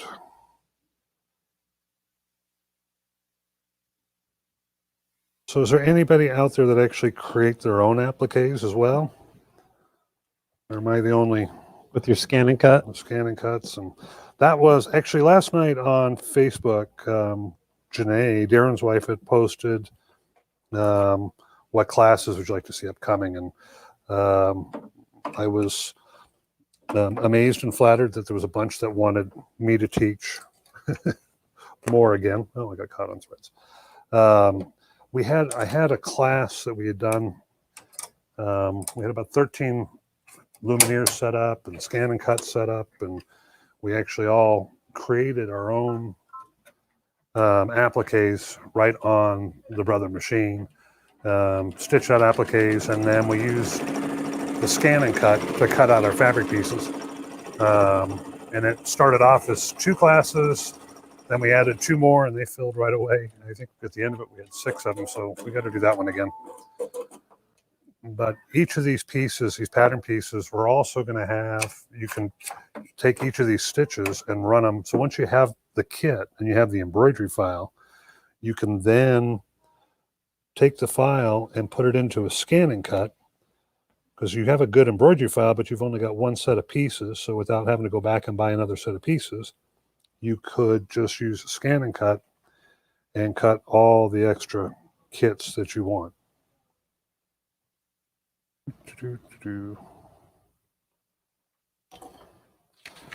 And like, look, Mom, I'm sewing on television.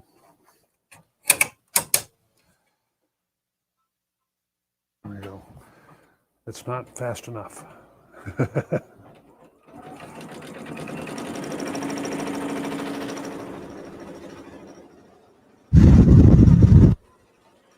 What questions?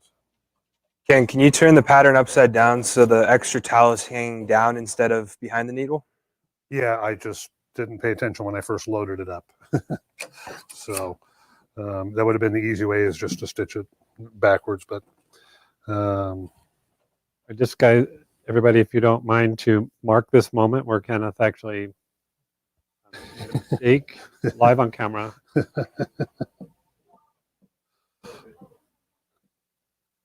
What's that? we need to get Keith in here to show his special talent. Yeah. Hopefully he's in the office listening. Keith is actually an expert whistler. My brother Keith. How Keith whistles. Whistles out the side of his mouth.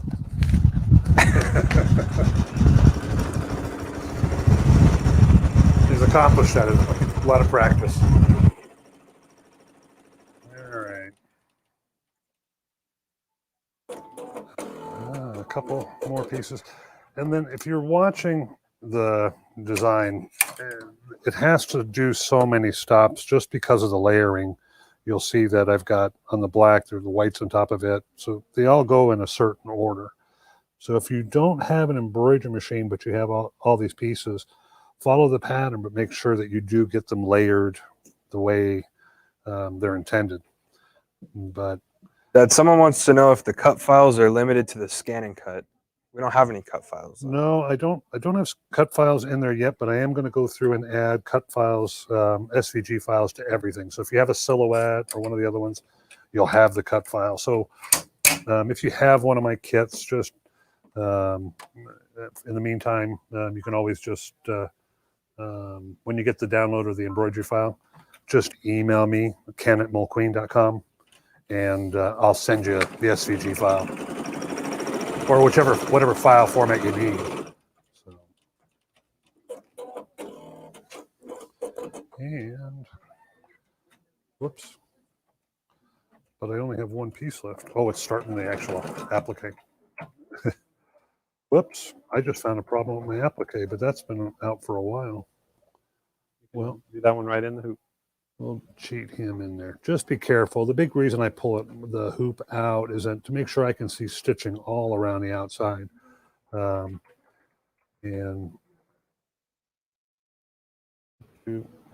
If you guys are interested in, it's going to be the first week of December. Keep your eyes open for our second annual Southwest Embroidery Conference. Ken does guide everybody through a special project where everybody will be making something.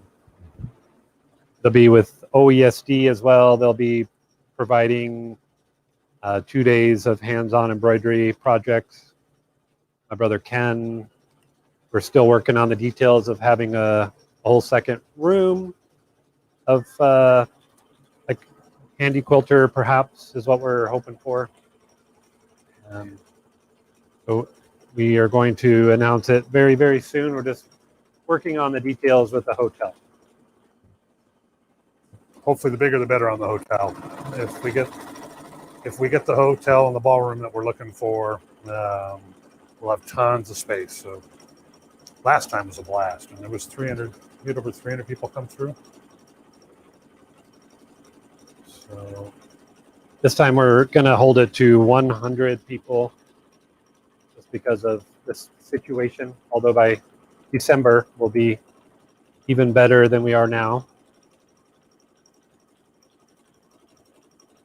We had 150 people last time that joined us for a Wednesday, Thursday, Friday, and then 150 new people that joined us for Thursday, Friday, Saturday. So 2 of the days overlapped.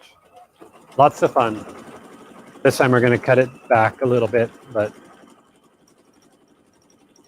this is the part that I love. This is when it all comes to life. Our little penguin.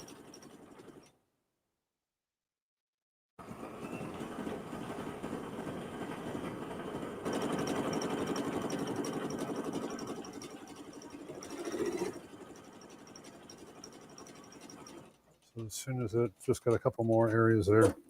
So I'll bring up, while this is stitching, or as soon as this is done, I'll bring up my Floriani and give you a quick little, which if you don't have Floriani, it's not a big deal. You can always use it, transpose over for any other embroidery software if you wanted to create your own. But we'll go through and show more of these kits. I'm just going to pop this one in front of the camera just so you can see that Polar bear. they're all just kind of cool how they have so many layers and pieces. Somebody bedazzled this one.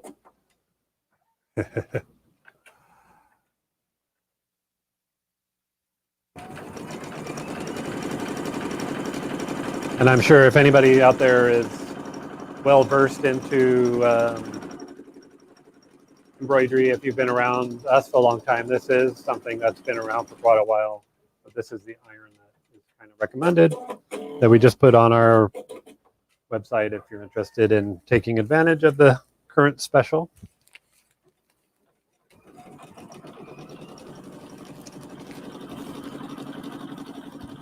So I know right now, just on my computer, I have probably 30 actual patterns that have been started. So there'll be a lot of kits coming soon. Hopefully I can plan on at least one a week.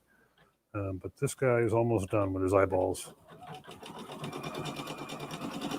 And they don't have to go on towels. You can always use them for tote bags or any other project. Could I put that on my pants? Sure. So and there's our little penguin. Quick and easy. So up higher. Oh, sorry. That's okay. There we go. I'm trying to find. Look at that. Perfect. So there's our penguin.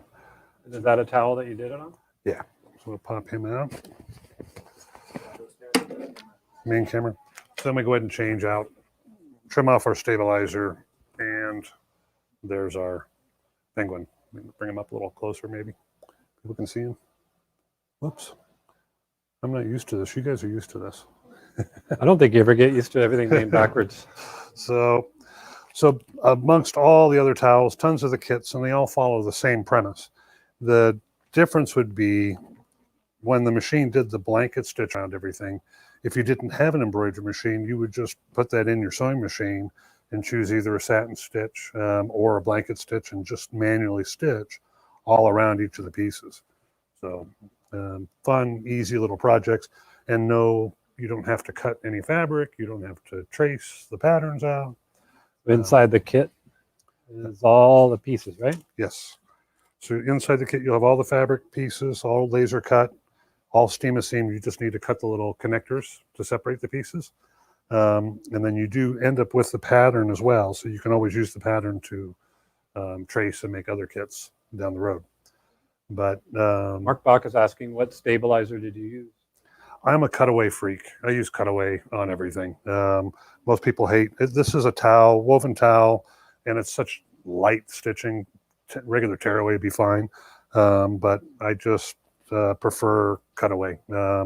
Cutaway never lets me down my outlines. As long as I don't goof up with my pieces or lay my pieces down, everything stays where I intended it to be. So I told you about a little surprise earlier. The same, at that Southwest Embroidery conference, we had kits that were given out to everybody that had all the fabric pieces. Whoops, come back up in here. Let me get it out of the plastic.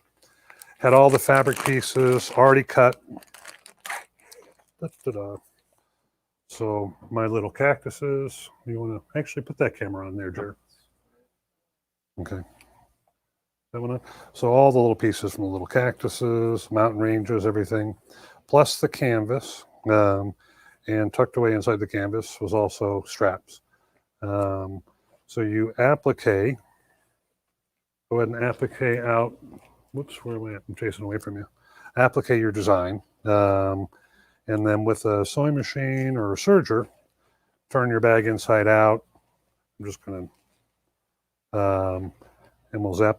I'll go ahead and do it. Yeah. We're going to get this serger going here. So these kits are $10. I have about 40 of them, I guess. So if you just take your serger, your sewing machine, I'll use both here. Mind if I get on the other side of you? Or is that, no, I guess that'll be okay. So,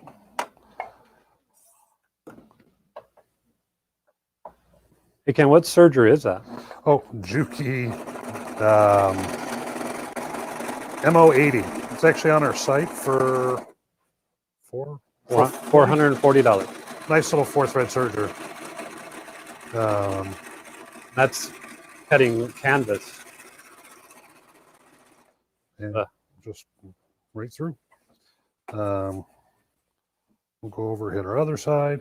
Actually, if you take and pinch your sides first, which I forgot, and you sew it, it'll give you a flat bottom. Jared, do you have a flat bottom? That's a Mulqueen trait. It's probably not the best color thread. I should have thought about thread for. Zap that around. So now our edges are trimmed, hemmed, or trimmed and finished.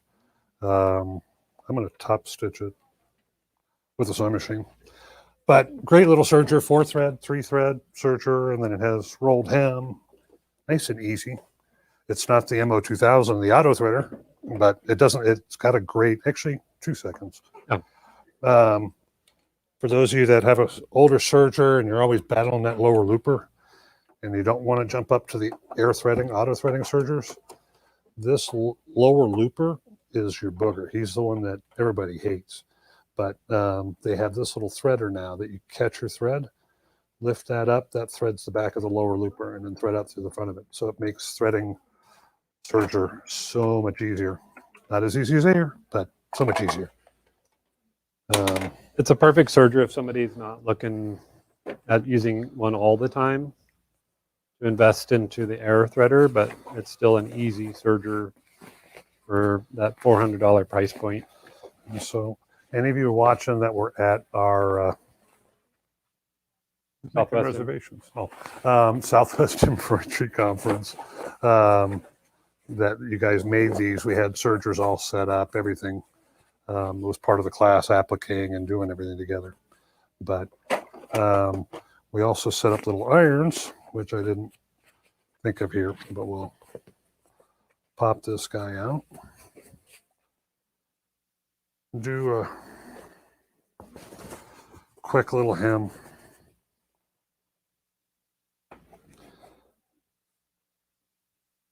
There's your strap. Yeah. Like that. We'll just do a quick little run through here. And I don't have a foot control. This will be fun.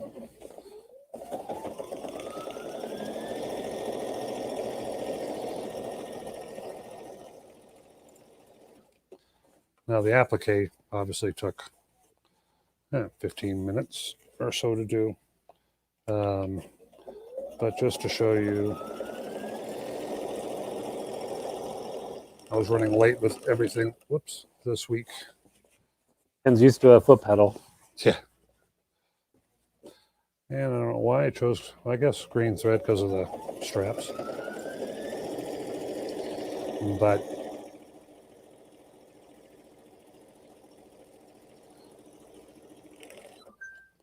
and we'll lock him in there real quick. Whoops. Hey Ken, what machine is that you're using?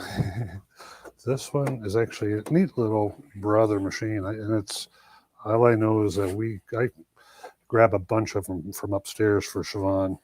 This machine will sew through 12 layers of denim. We're not supposed to advertise that because it's supposed to advertise 8, but we can go through 12 layers of denim on this machine. And it's only $599. It's got a little more space, 8.3 inches of space for quilters. Has the favorite scissor cut function. And do a little strap across there. Come on. Trying to get fancy on the. I'm going to try to get a better view, a better angle. Trying to do a fancy little crisscross on the strap.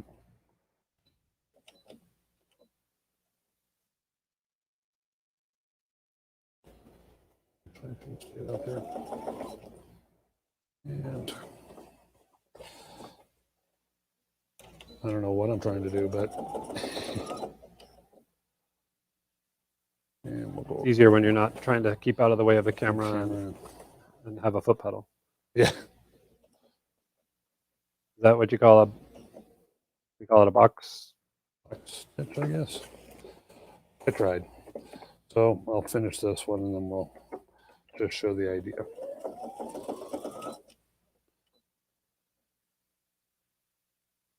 But nice, great. I mean, the feed dogs on this machine, for an inexpensive machine, the feed dogs are very long. Most are narrow and smaller. So it has the feed dog or the feed system that's just like what's in Lumineers. Well, I didn't do the great job on the box on the back of it, but you get the idea. You'll have stitch your handles on. So you have your tote bag, the applique, the handles, everything to stitch a whole kit together. And these are $10 a piece for the whole kit. So, And we have only 40 of those. yes. That was a limited kind of run, so that one won't be produced again, I don't think. But Well, we can maybe on something. Yeah, if it's popular, we can go through. So back to the big screen. So on our kits, I guess we have some questions or want me to show software? yeah. Ken, would you show on the Floriani software real quick how you... If you already have the patterns for the animals, can I download the embroidery file so I don't have to embroider by hand? No, you have the license I have with Wooden Bear and with Quilt Doodle is that whenever I sell a set of fabric, if you wanted a second set of fabric, you still have to get a pattern. So that pattern is our license or our royalty to each of the designers. With the exception of the flamingo, that's mine. So you can have the embroidery file for that, whatever. That's fine. I own that one. So if you want it, email me. I'll send you the embroidery file for the flamingo. But as far as the kits with the embroidery, I do, just to keep things equal with each of the suppliers. We don't want to get in trouble or have anybody think we're doing anything wrong at all. So it has to go with the pattern. But Jane Wilcox is saying, yes, please show the software. okay. Oh, look at that. So Jane, this is not mine. This is Wooden Bear. Their strawberry lemonade, which I was cutting on the laser today while I was trying to finish digitizing it, and I ran out of time. Otherwise, we'd have hopefully had this one done. But in Floriani or any embroidery software, you pretty much just need, now this one, this is on an old laptop of mine, so I haven't updated it. So some of these icons are different now. But you just need to know how to do a straight stitch. Let me go ahead and turn on 3-dimensional. Let me change the color of that so it's easier to see possibly. You need to know how to do a straight stitch in your software. And then there's going to be 2 types of applique. I prefer the blanket. And for my blanket applique, same thing, you just follow your pattern piece, hit enter, and then there's your blanket. So I cheat to a certain degree as far as every pattern that I set up. I use CorelDRAW, a graphics program, to vectorize the pattern. So once I have the vector of the pattern, then I'll go ahead and start selecting. Let me just clear. This has got vectors and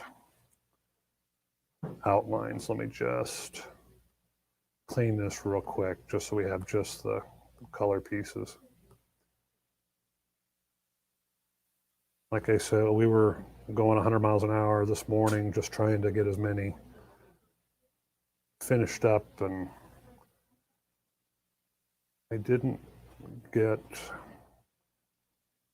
enough planned for today, but I promise you we will do some applique classes, and we'll do a repeat of that class for anybody that missed it, that we did with the Lumineers, or just with embroidery and the scan and cuts hands-on. All right, so here, the biggest part to the embroidery is I know, just based on the pieces that are in here, that this jar is underneath everything. So I'm going to make him, oh, my toolbar there.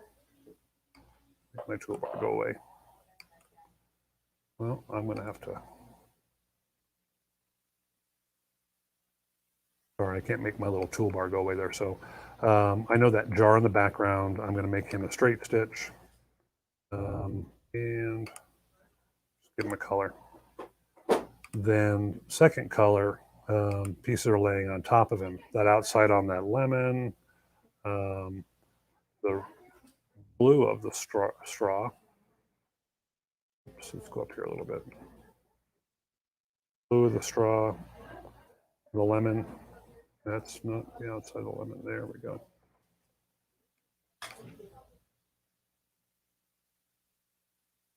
And make those guys straight stitch. So as I run through, I'll pick out each layer that goes up through my design. And do you do EXP compatible? Yes, it'll export out as, I'll export any format, any embroidery format. But as I go through and I do all those straight stitch outlines, now I have all the outlines done in the order that they're supposed to stitch out in the machine. Then after I've done that, that's when the fun part, some people consider it the tedious part, but I thoroughly think digitizing is therapeutic and relaxing. So then I'll go in, I'll choose my blanket stitch.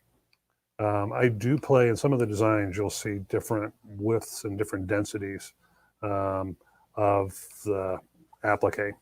But now it's a point of going in and literally clicking all the way around the design. So I can cheat it because the design is vector. I can cheat those straight stitch outlines, but the blanket stitch I can't cheat. I have to go in and follow the shape of each piece, follow around every line,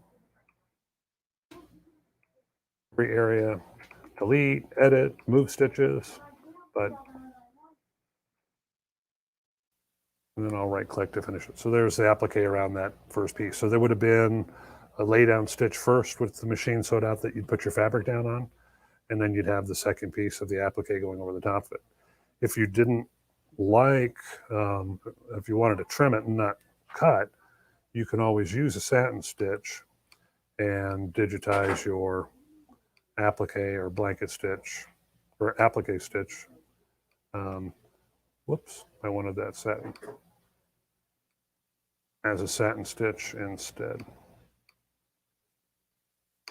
So everything would be satin stitch around it. I just personally prefer the blanket stitch around the design.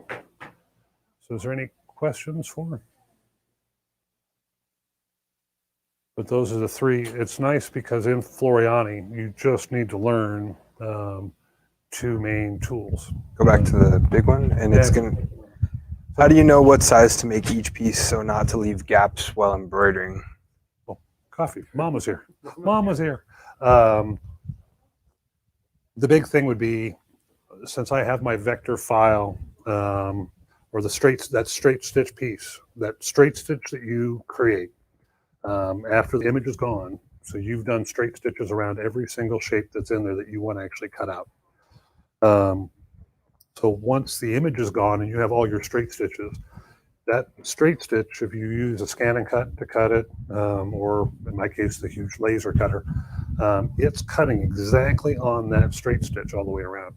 So when you digitize your blanket stitch, you want to digitize right on the money on that straight stitch. So all the straight stitch part, not the bar tacks, but the straight stitch part, you want that right on the money on top of the straight stitch below. Then there's no fudging. Some people like to go outside a little ways and leaving a bit, but then I tend to find I see gaps in different areas around the design. It also tends, if you know you've got a decent amount of fudge room there, you tend to be lazy putting your pieces down and just letting it go, but it never is tight. It's not perfect or on the money.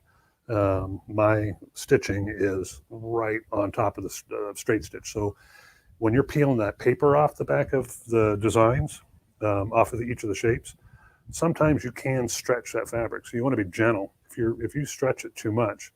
But you'll see that stitching around his toes right there. That's about the narrowest little area that I was digitizing on for an applique. But your stitches, stitch for stitch, are on the money, right on that straight stitch. Now, if you wanted to do the satin stitch, that's going to cover all kinds of errors or any fuzzies or anything sticking out.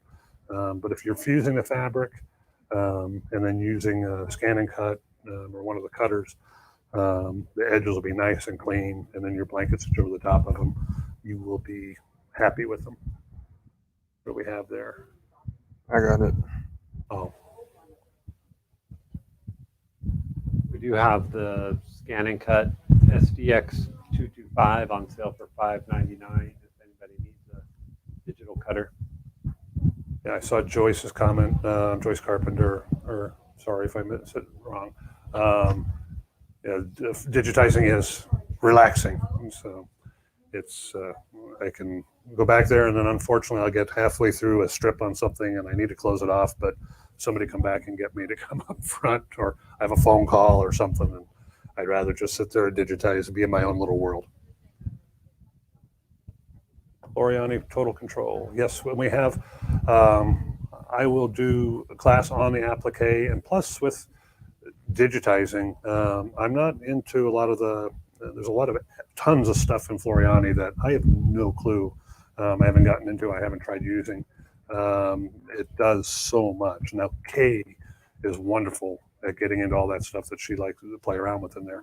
I'm more nuts and bolts digitizing, commercial embroidery for 25 years. So I want to do something, a pairing with Kay, where I'll take over and do sort of the nuts and bolts and whys and hows of stuff, and then let her do the fun stuff. I can do the boring stuff on the software, but that's what I love.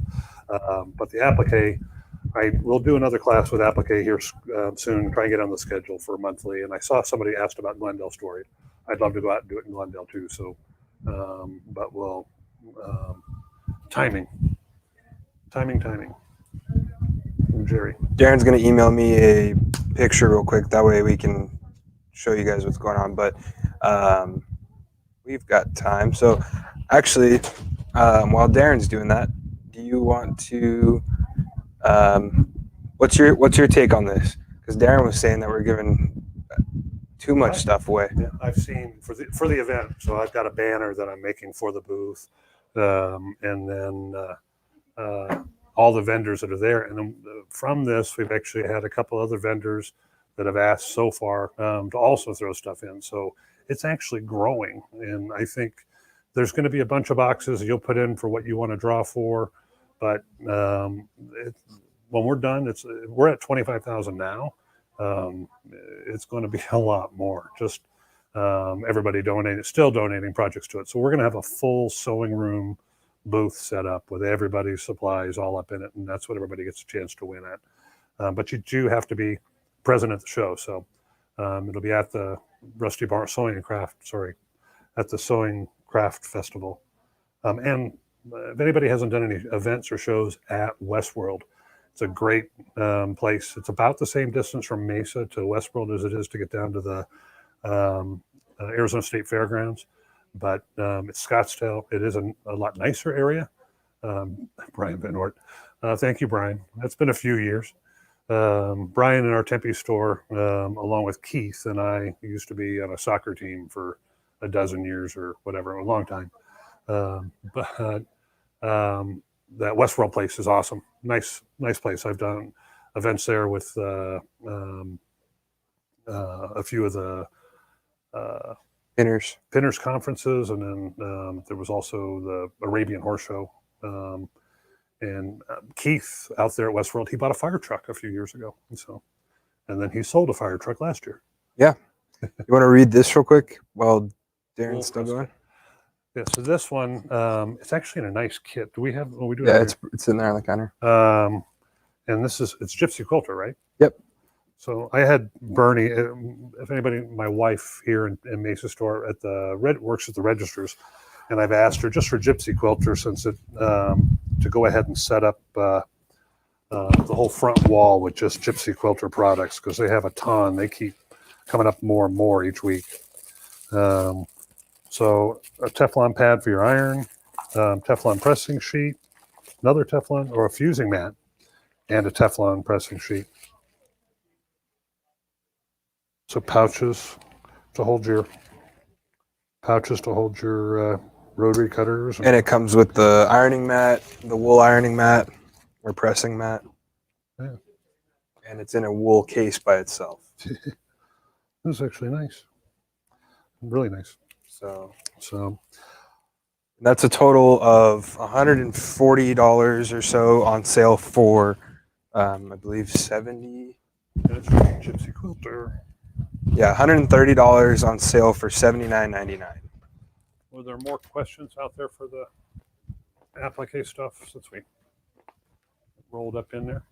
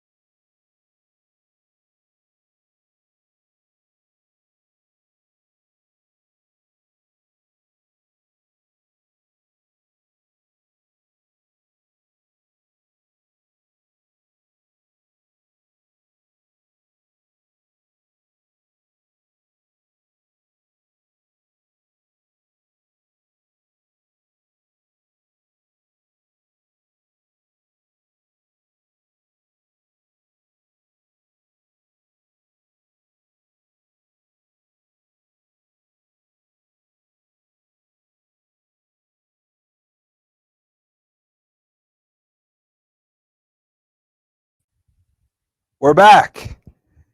Sorry. We're in the middle of talking and just look over at the computer and the screen turned black and it reset the whole entire computer.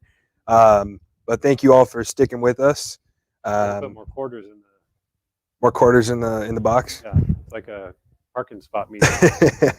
So, but as we were saying, it was the wool mat. So let me post that back up on the screen real quick. It's a whole kit.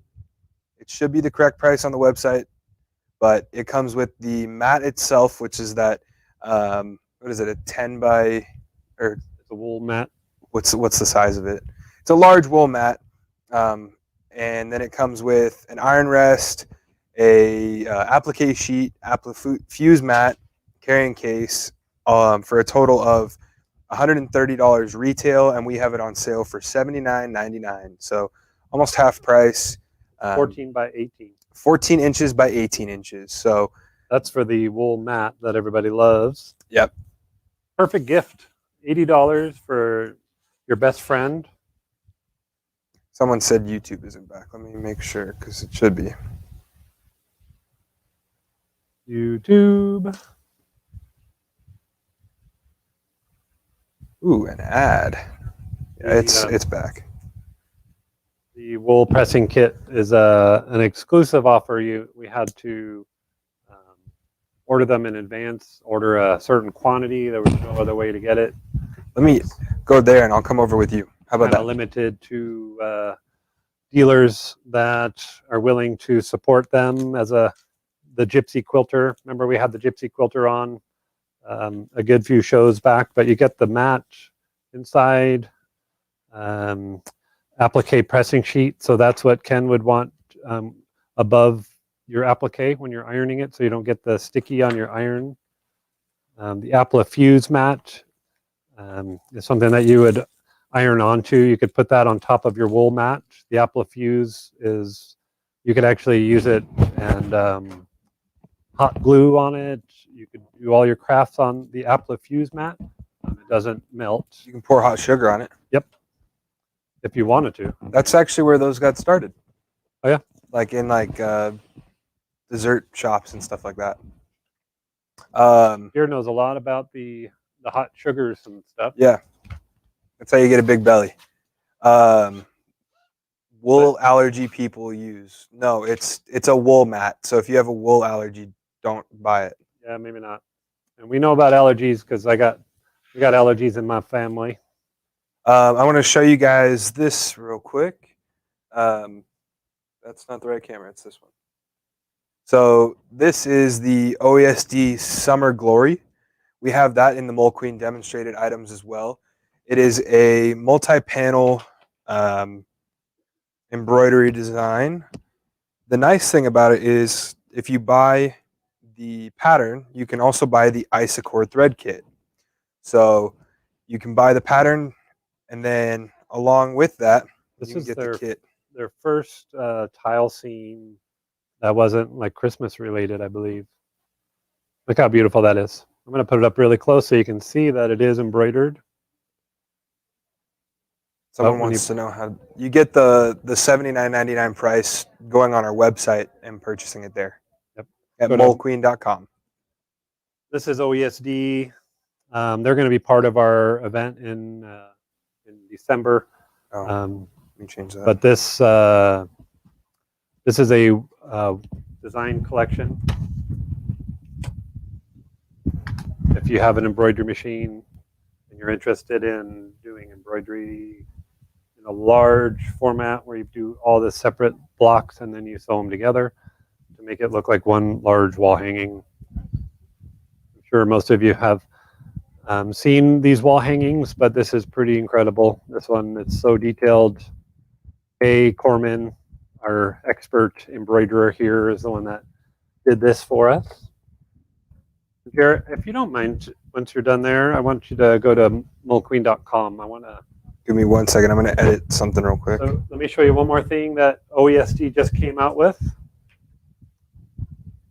These. This is OESD Lux vinyl. Lux Sparkle vinyl. So I have the color part here, but these are, it's actually vinyl. It's not heat vinyl. This is great for appliques. You stitch right on it. It's so soft, but it is backed like you could make anything really out of it. You would use this as your fabric. OESD, Lux vinyl. Jer put it into our Mulqueen demonstrated category on our website. We have every color. It was just introduced. We just got it in about 2 or 3 days ago. And we ordered every color because we know it's going to be a hit. Whenever something comes out right away, it's sold out and we have to wait. So this time we tripled the order because we know that those will sell fast. So one thing I do want to add, the wool mat set did have the wrong price on there on the website for some reason, but I did fix it. So it is now $79.99. So if you refresh your website page, you'll see it on there. Sorry about that. The other thing is I have to add that thread kit in, but it's something around 200. It's in there. Is it? Yeah, because I have put it in our advertisement on our email. It's not on our Mulqueen page. What's the code? Like the SKU? The SKU is IS80332 kit. There's going to move that over into our. So the sale price is $237.60. I think if you Give me scroll down, it might be on sale lower than that. $190.08. Yep. It is in the Mulqueen demonstrated section. That thread kit, if you're into Summer Glory by OESD and you love Isocord thread, everybody does. The pressing mat was 18 by 40. Or Yep. 18 by 40. No, not by 40. By, is it 24? The pressing mat is 14 by 18. The actual wool mat. Oh, yeah. Yep. You know, OESD has been talking about some new stuff, and we kind of didn't get it the first time around, but now we have it. So we're excited to show you that we do. For anybody that wants to embroider on greeting cards, you can buy construction paper and embroider on it, but they don't come out as nice as these cards that are made for embroidery. And they come with the envelope. So you get the envelopes. We have 2 different sizes for embroiderers. That's from OESD. And then Kay said, Darren, will you please order garden flags? So we now have the natural, I'm sorry, that's the black one, and natural garden flags. And they're all on sale. And Jared moved those over to the Mulqueen section. So if you want to embroider your own garden flags, we have those. We have the cards. We have the Lux vinyl. We have the thread kit. What's this that we're looking at? Oh, that's our website. That's mulqueen.com. If you don't mind to scroll down. Keep going. There, up a little bit. Up there. Oh, almost right there. See that on the home page. Did I miss it? I think you were meaning to talk about that. Yes. This was an event that we did yesterday with OESD. I can embroider on that? ? If you're interested, there are some exclusive specials there. I just emailed Jordan and I asked if he was okay extending our special because it's always just that weekend. And I got the approval. So we are going to continue until Wednesday. The discounts that is on that site, you can watch the video. The video is there. It's free. It talks about different things you can embroider on. It's kind of teaching you about what you would use for stabilizer and how do you embroider on some things like shoes and hats. So if you want to do that class, it's free. It's online. all you do is go to mulqueen.com, and he's downloading an image. But there is, if you don't mind, to go to our screen. Sure, thank you. You can do that in a second. Just on our website, scroll down to the bottom. There's the link to the OESD. If you click on that, I can embroider on that. Go ahead and click on it, Jared. Hold on, it just Everything is lagging. Sorry about that, everybody out there. But if you want to watch it, you just click on that OESD link, and you can watch that and take advantage of the specials that are there for another few days. There's a video. I think it's about an hour or 2-hour video that you can watch on embroidering on hard to embroider areas. And there is trying to email someone on the screen here. hold on. She's part of the stream and she's wondering how she comments, and I have to let her know you have to have a YouTube channel or like an account to be able to comment stuff. So I'm just responding to her on that. Okay, it's good to do it like right while we're live. And Well, you could still talk. I know, but it's okay. Look how small I am. They can't see me.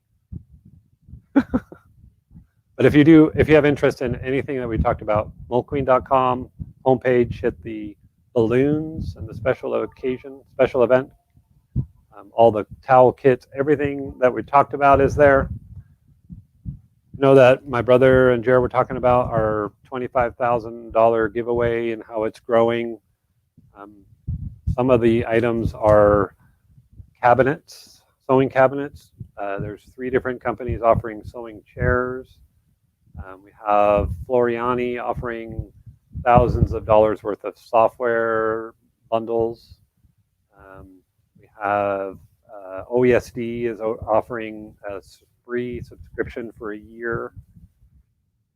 A lot of other companies are giving not Notion-y kind of things that we're going to bundle together and make like kind of baskets of large quantities of different notions. Seen some people give away sewing rooms where one person wins the whole room, which I think is overwhelming. So we are going to break it up into about 12 individual prizes that are expensive, have high value, but spreading the prize amongst multiple people. Janome is donating a sewing machine, a quilting machine. Brother is donating a machine. Juki, I don't know if you remember us talking about the Juki TL 2020, the Platinum Edition, special limited edition. We're going to be giving one of those away. It's a $1,600 sale price on that machine. And what else? I'm trying to think of what else there is. There's so much being given away. We're gonna rope off a booth. We're gonna put all of the items in that booth at the show.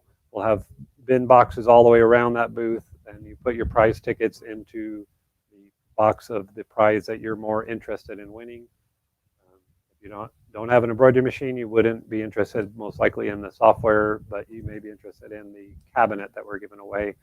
And so we're going to break it up into categories, and so hopefully spread the love of these prizes.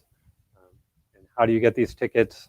You will, if you're getting our emails, tomorrow will be our first email kind of advertising how you come in the store and what is going on to give you that ticket. All 3 locations have entry tickets to win these prizes, and there's just different things that you'll do when you come in the store in order to retrieve your prize ticket.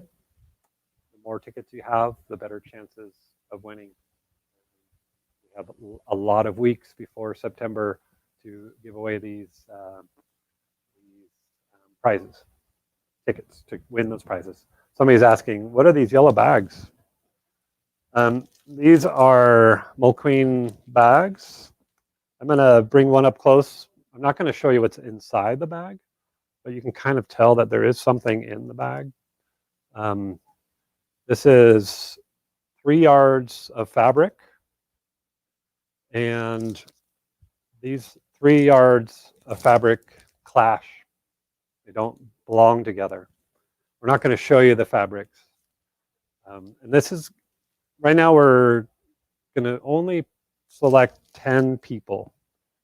We're going to give away gift cards if you're willing to accept our challenge. And this challenge is we're going to mail you one of these bags. I need to bring it over here.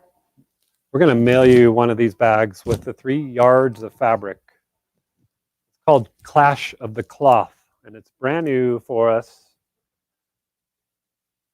The fabric has to be made into anything. It could be a stuffed animal with clothes. It could be a pair of shoes. It could be what could it be? A quilt. It could be a table runner. It could be anything you can imagine, whatever you can imagine it to be.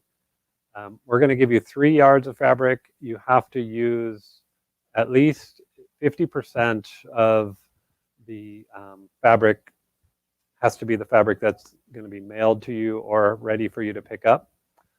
And you have until, as you can see on the screen, you have until July 10th to have the project back to us. And so we're not going to pick people at random.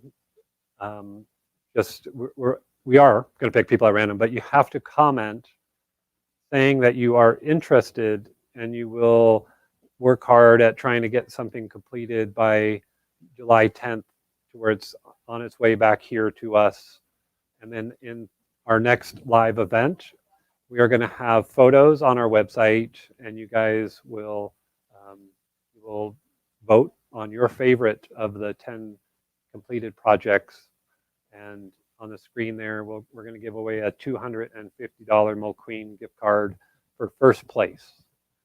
Second place will be $50, third is $40, fourth place is a $30 gift card, fifth place is $25, and below that, sixth place through 10th place will get a $10 gift card. Just wanting to reimburse you because you have to pay to ship it back to us, unfortunately, but we're going to pay to ship it to you if you're not in Arizona. And we're going to give away gift cards for everybody. So if you comment that you are interested and willing, you can just say, I'm interested or I'm willing to get this done. It doesn't matter what the project is that you make with what's in this bag that you can't see. So if you are willing to take the time to sew anything at all, we ask that you use at least 2 of the 3 fabrics. Hopefully you'll use all 3 fabrics. And just know that I am colorblind. I'm a colorblind child that picked this grouping out. So it is definitely a true clash of the cloth. But we hope that this works out and is fun for you.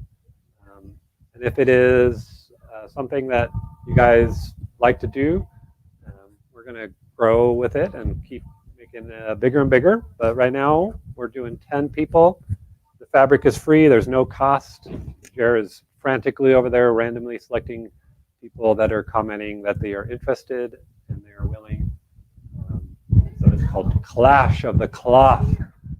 How exciting is that? I'm so glad that there are a lot of people, enough people to do the 10 different ones.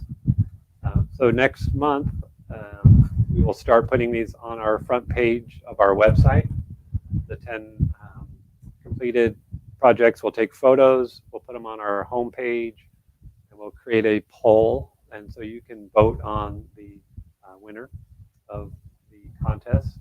Whoever has the most will get the $250 gift card. If there is a tie, we will have Pat Mulqueen break the tie, and he will choose the winner. So if there is any possible tie of more than, like if 2 people get the same amount of number of votes and they're both first place, we'll have to have Pat Mulqueen choose the tie breaker, maybe flip a coin. This is just to be fun, and I hope that you guys are excited for this, because we are. We're excited to see what you can make with the Philly fabric that I personally picked out. And you can see through, I'll give you another peek through the plastic. Whoops. That there might be apples on some of that fabric. Who knows what's on that fabric? But they have 3 fabric yards you got to keep.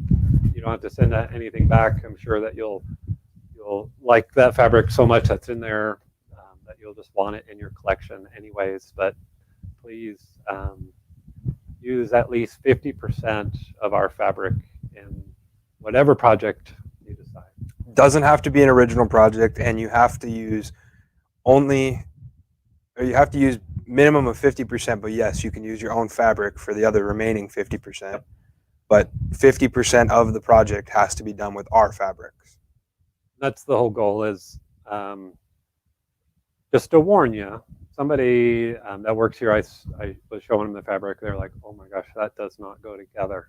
And I was like, well, that's the name of the game. It's called Clash of the Cloth. It's totally clashing. So this should be fun to see what you guys come up with, and giving away over $400 worth of gift cards to just have some fun with you all. We like to do that. Is it ugly fabric, Judy? It could be. I think separately they're not so bad, but together perhaps they might be bad. Sounds crazy fun. I'm glad, Kathy. So it'll be exciting to see, and everybody can be part of it by voting next month if you are interested. And I don't know how many Jer has, but he's frantically. And you have to be a lower 48 U.S. resident, because otherwise it costs way too much to ship to Canada for us and you alike, because it's just going to be, yeah, and it'll take too long. So if you're in Canada, Alaska, Hawaii, Puerto Rico, don't say you're interested, please. Fabric. No, fabric is ugly. Somebody said that. Yeah, it is. The one is apples. I'll tell you that, and it's not ugly fabric. It's just it doesn't match the other fabrics, and that's the fun part of it. So when you get it, hopefully whoever is selected, that you will maybe take pictures of yourself as you're looking at it for the first time, the fabric, and maybe the process, if you want to maybe just kind of make a little storyline of how you came up with your project, and we'll share it. We want to make this a community of fun, and so anybody interested in that, we are definitely interested in you being part of this. So that's our Clash of the Cloth. No, it's not ugly fabric. It's just fabric that doesn't go together. It's not. It doesn't have to be ugly to not go together. So we don't sell ugly fabric. Well, some of it might be ugly. I don't know. It's all in the eye of the beholder. Yeah, it's personal preference. I went with more of fabrics that definitely don't go together. And being colorblind, that kind of helps, because I have no idea what goes together. So this was my pick of 3 different yards of fabric. And next time, maybe we'll have Jer pick 3. So we'll have different employees picking the 3 yards. So we're going to continue this. So next month, if you're not selected this month, just know that you can vote next month. But we're going to pick more people next month to take part of this. With that, I want to. All right. So we have all of the winners. I've honestly that was very hard to go through all these comments that are coming up and just click on different ones. So, and I can't count to 10. So hopefully whoever Jer is naming right now, you need to email Jer at Mulqueen your address, or whether you're local. If you're local, then you can email Jer and say which store you want to pick up your fabric at. Is that okay, or how do you want to do it? Yeah.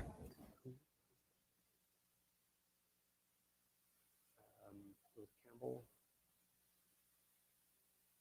I don't remember. Okay. All right. You keep at. I am. What was I going to say? There was something that I was. There's so much that I wanted to go through today with you all, and it seemed like we were running out of time. Carol, I'm not sure if you were picked or not, but you have a headache with all of the repeats. Not sure what that is. Deborah, I'm not sure, but Jared does have a headache, which I don't know if it's from that. Yeah, some bingo. That Carrie bingo. I'm back. Is exactly what I was thinking. We need to get winners on bingo. Come on, let's get. We've already got 10 numbers up. Do we? Yeah, I don't know how no one's won, but I'll post a bunch more numbers until someone wins after this. Yep. Let's So get bingo. I have the 10 winners. First is Lynn Campbell, Pat Nicolaisen, Kyra Vega, Jimmy Tran, Tracy Edwards, Carolyn Eaton, Deanna Smith, Linda Spradling, Ruth Gwynn, Deborah Cattleman, and that is it. So I will post all the names on our. Actually, Look at Jerry using mouse over here.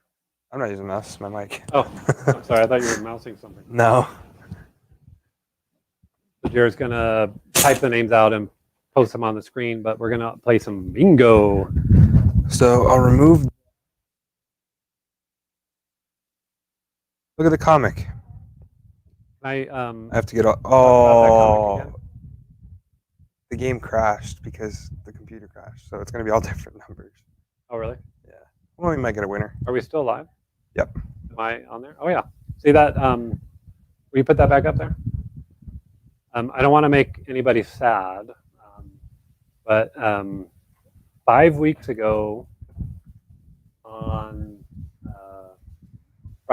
yesterday, we found out that my 10-year-old has type 1 diabetes, which is a rough time for my wife and I and my son and family, my whole family. There's a lot that you have to do to take care of that situation. I'm sure a lot of you out there might know someone that has diabetes of some sort. But on our this bag, I wanted to find something that we could offer, and we're going to continue doing this. So it's not just this tote bag, but we are donating part of the profits on this bag to the Juvenile Diabetes Foundation. And the bag, this cartoon will be on a tote bag.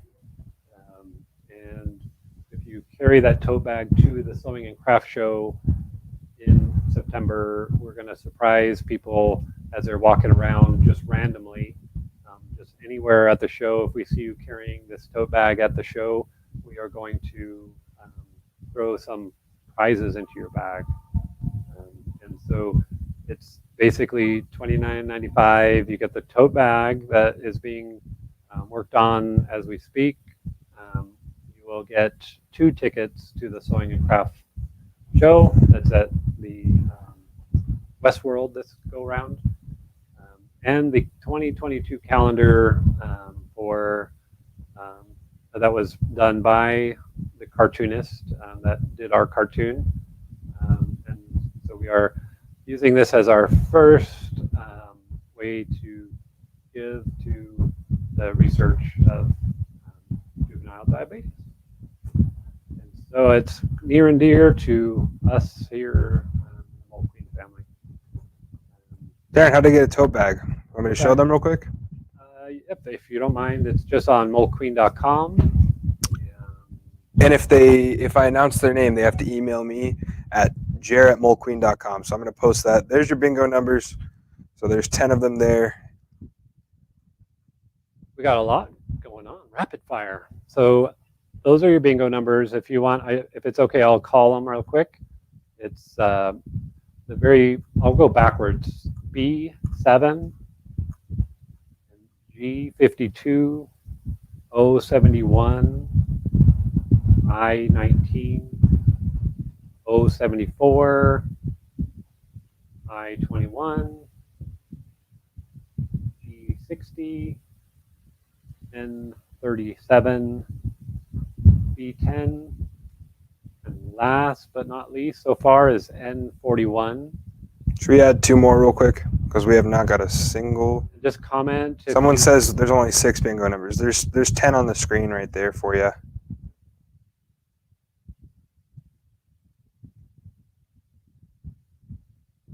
Yesterday for my little guy, we got our Dexcom, which has been actually it wasn't yesterday, it was on Thursday. So now we can read his numbers from our phones, which is pretty cool. And, let's see, Jared's going to go to mulqueen.com. And if you don't mind if you are one of the winners or one of the people that were selected to do Clash of the Cloth, if you don't mind to email jer@mulqueen.com, your phone number and everything, your address if you're not in Arizona, so we can mail them to you. If you are in Arizona, email jer@mulqueen, the email's on the screen. And just let us know what store you would like to pick up the contest bag, this yellow bag that we've got behind me. Donna Buck says, keep going with those numbers, Jared. We need a winner. All right, let's add 3 more.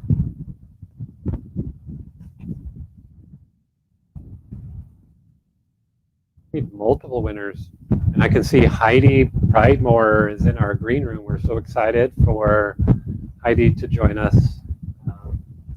Hopefully you guys know about Heidi. She is a local pattern maker, artist. Had her quilts hanging in our store for many years. We've known Heidi for a long time. She's known for her applique quilts and now all types of quilts. So we're excited to have her join us here in a few moments. We need somebody to get bingo. Hurry, I won the challenge. I'll pick it up at the Mesa store. Okay, Right, well, email me, Ruth, so that way I can organize it. Yeah, Ruth, Gwynn, if you don't mind to still email jer@mulqueen if you don't mind. And that way we can get you squared away. So the 10 people that are doing the contests for us, they all will win something. It's just who knows who will get first place and get that $250 gift card.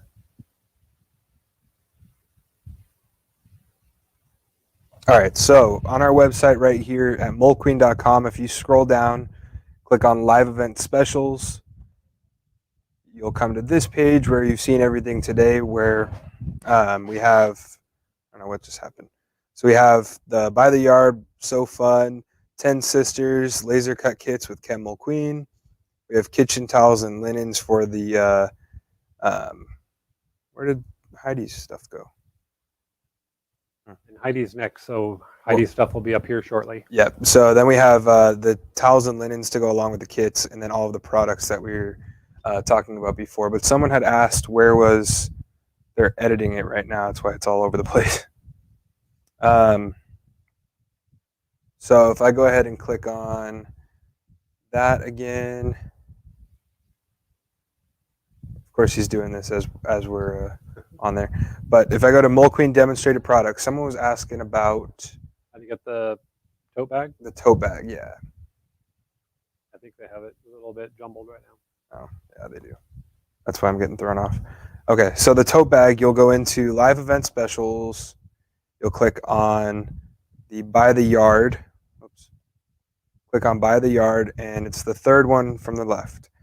So if you click on the tote bundle, it's $29.95. So it'll come with the tote bag, next year's calendar, and 2 tickets to the Rusty Barn Sewing and Craft Show. So, all right. We'll make a donation on your behalf. And remember, if you can make it to that show, bring that bag and carry it around, because we are going to randomly find people that are carrying that bag, and we're going to throw gifts into your bag just at random. So not a single person has won yet. So I'm going to go to a total of 18 numbers. Someone's going to win right now, and it's the first. We'll go with the first 3 people right now that get a bingo. If you do, or if you're playing bingo along with this, just comment if you have it. Comment your bingo card number. So bingo and the card number, and Jared will verify it, and we will give you your gift card through email. So they start from the top left and go towards the right. If you missed the previous numbers, they're gone now because I reached maximum characters. So we're getting close. I hate to keep Heidi waiting. We just want to get a winner here. Heidi's going to demo her binding tool, which is going to be pretty cool, and some of her top quilt patterns, which is going to be also great. Doris, all of the bingo cards are now gone, unfortunately. Doris, if you don't get my emails, please email Darren at mulqueen.com. That way we can make sure you get our emails, because that's basically where the bingo cards were taken from. The link in the Mulqueen email that we send out weekly. We are going to do a Christmas in July sale that'll be online and in the store. It'll be our first real sale since COVID. So we're going to do that here in July. Pay attention to our emails so you know the dates. We're going to do it for a whole week so that it's spread out and not so condensed in just a few days.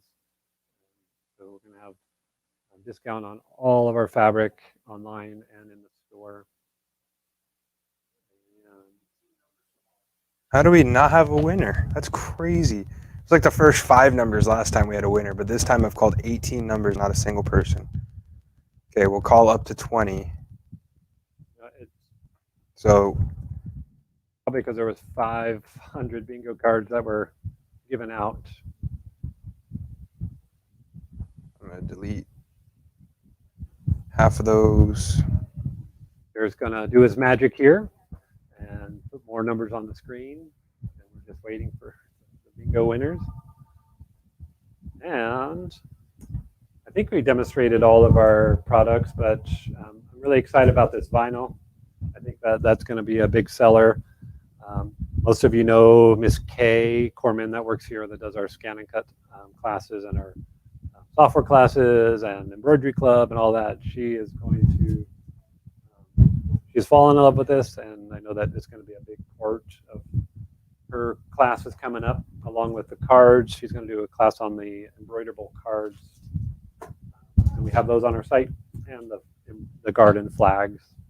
So Kay is excited about those. And I think that, and Rogers only has 2 numbers. Can you let Donna Bach pick the numbers, Jerry? You're not doing such a good job. All right. 5 more. Everybody get your questions ready for Heidi. She's with the Whimsical Workshop here in sunny Arizona. I think it's a brisk 117, maybe 118 degrees. Fortunately, there's a lot of fires going on. I don't know if you guys have heard of the strawberry one and pine. My folks have a cabin up in Pine. Luckily, looks like it's going the other way. No, it's not. No, it's getting closer. Oh boy. Yeah, That's unfortunately. Kay is the best, Pam. You are correct. All right, if no one wins off of these ones, we're gonna bring Heidi in, and We're gonna have Heidi pick them because Jared's no good at. no, then we'll come back at the end and call some more numbers. Yeah. Yolanda Balcazar, bingo. What is your card number, Yolanda? All righty.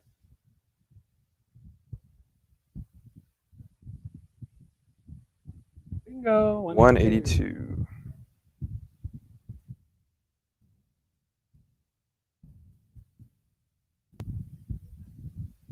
No, you don't have a bingo, Yolanda.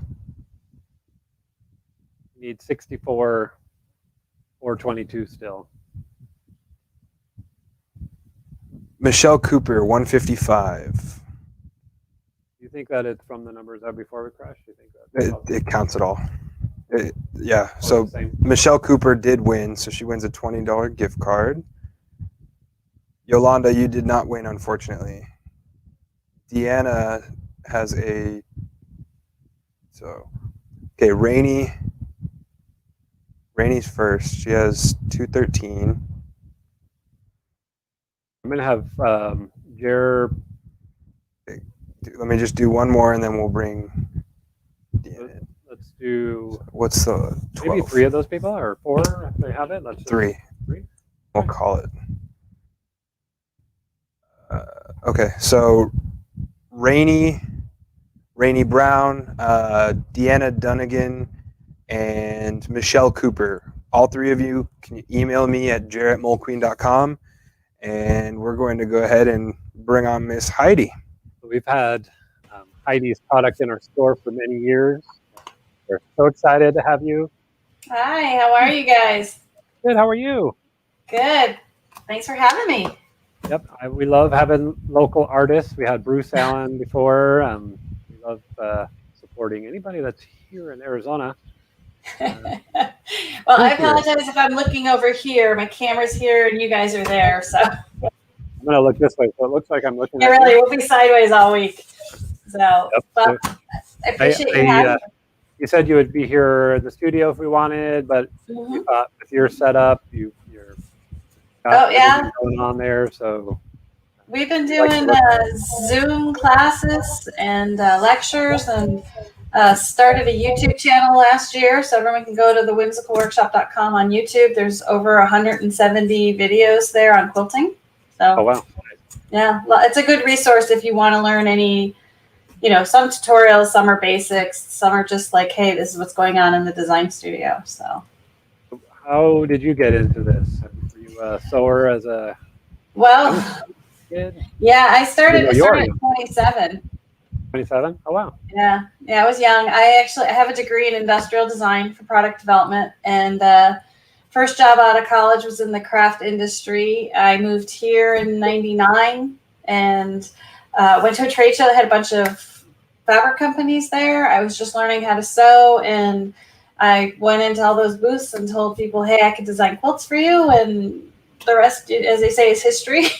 Wow, we've done thousands of patterns for, just about every fabric company in the industry, as well as over 800 patterns of our own on the website. So, and you are carrying quite a few of them as well. So very cool. I remember. Did you start out as mainly applique, or had you always done?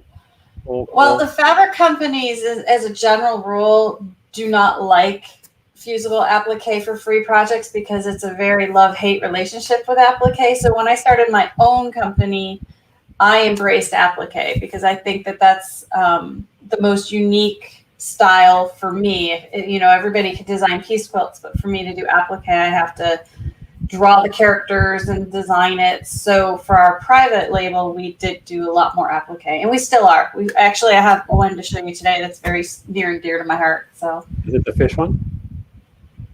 No, that is our best seller. Yeah, but I have one that nobody's really seen yet. So cool. I will show you guys that in the trunk show part of it. We love exclusives. Yeah, it's a fun one. I'm going to bow out and turn it over to you. Thank you so much, Heidi. All right. Well, I don't know how many of you are out there, but thank you for joining us today. I am going to first show you how to use our binding ruler, tell you a little bit of the story behind the binding ruler. There are lots of binding tools out there, but I have to say, I'm biased, but ours is the best and the easiest to use, and I hope you'll agree when we're done. And then after that, I'm just going to run through some of our newer patterns and a couple of our best sellers. Like I said, we currently we're on pattern 789 in our pattern numbers. So all of those are on our website, and obviously Mulqueens can carry and get whatever ones you'd like as well. And so we're constantly designing, and I say we because we're a design business. It's a family business. There are 4 of us working full time here. I am the chief imagination officer, basically the main designer. My husband works with me doing the graphics as well as designing. He designs fabric for Benartex.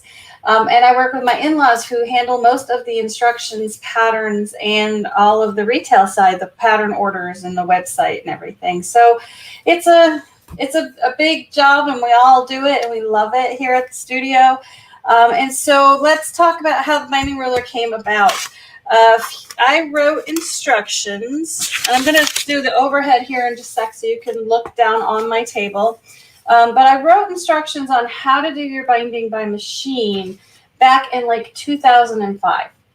And because as I started quilting in 99, I was fairly new myself, and I realized that this is something that most people didn't really know how to join the ends of their binding. And binding, you either love it or you hate it. I know a lot of people, and I know there's some of you guys out there that probably have like 20 quilts ready to bind, and you just are like, oh, I'm not ready to tackle them. Well, hopefully after watching this, you'll be inspired to go and bind those quilts. And I wanted a ruler that would work with my instructions. So I went out and I bought our competitor's ruler. There's a lot of them, so I don't have to tell you which competitor it was. And I couldn't figure out their ruler. I couldn't figure out the directions. I just could not make this thing work. And we bought 150 of these rulers. So I went from that point and said, all right, if you want to do it, you need to design your own ruler. Like I said at the beginning, I have a degree in product development, so designing a ruler isn't, hard for me.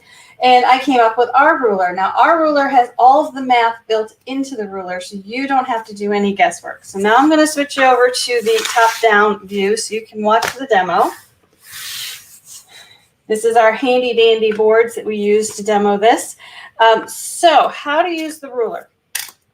You have to sew your binding on. When you start your binding, again, no measuring, but leave about a 6 to 8 inch tail at the beginning. Sew all the way around and leave a 6 to 8 inch tail at the end, as well as that much in the middle. And you don't need to measure this. You just need to be able to get both of these ends back under the sewing machine to sew them before you bring them over here to sew them on your quilt. So the first thing is you take the ruler, and I'll see if I can get this to focus for you guys. It says readable side always up. That means you never will flip it like this because it actually doesn't work that way. It tells you readable side always up. You place it on the bottom tail of your binding, and you would go ahead and cut this angle right here. So over here, we will show you the bottom angle. Don't mind my pins. Those are going to come in handy in a minute. And here is where we would cut the angle. You would already have it aligned with the end of the strip and then cut your angle. If your strip happens to be much longer, just cut it at 6 to 8 inches, then use this ruler to cut that angle.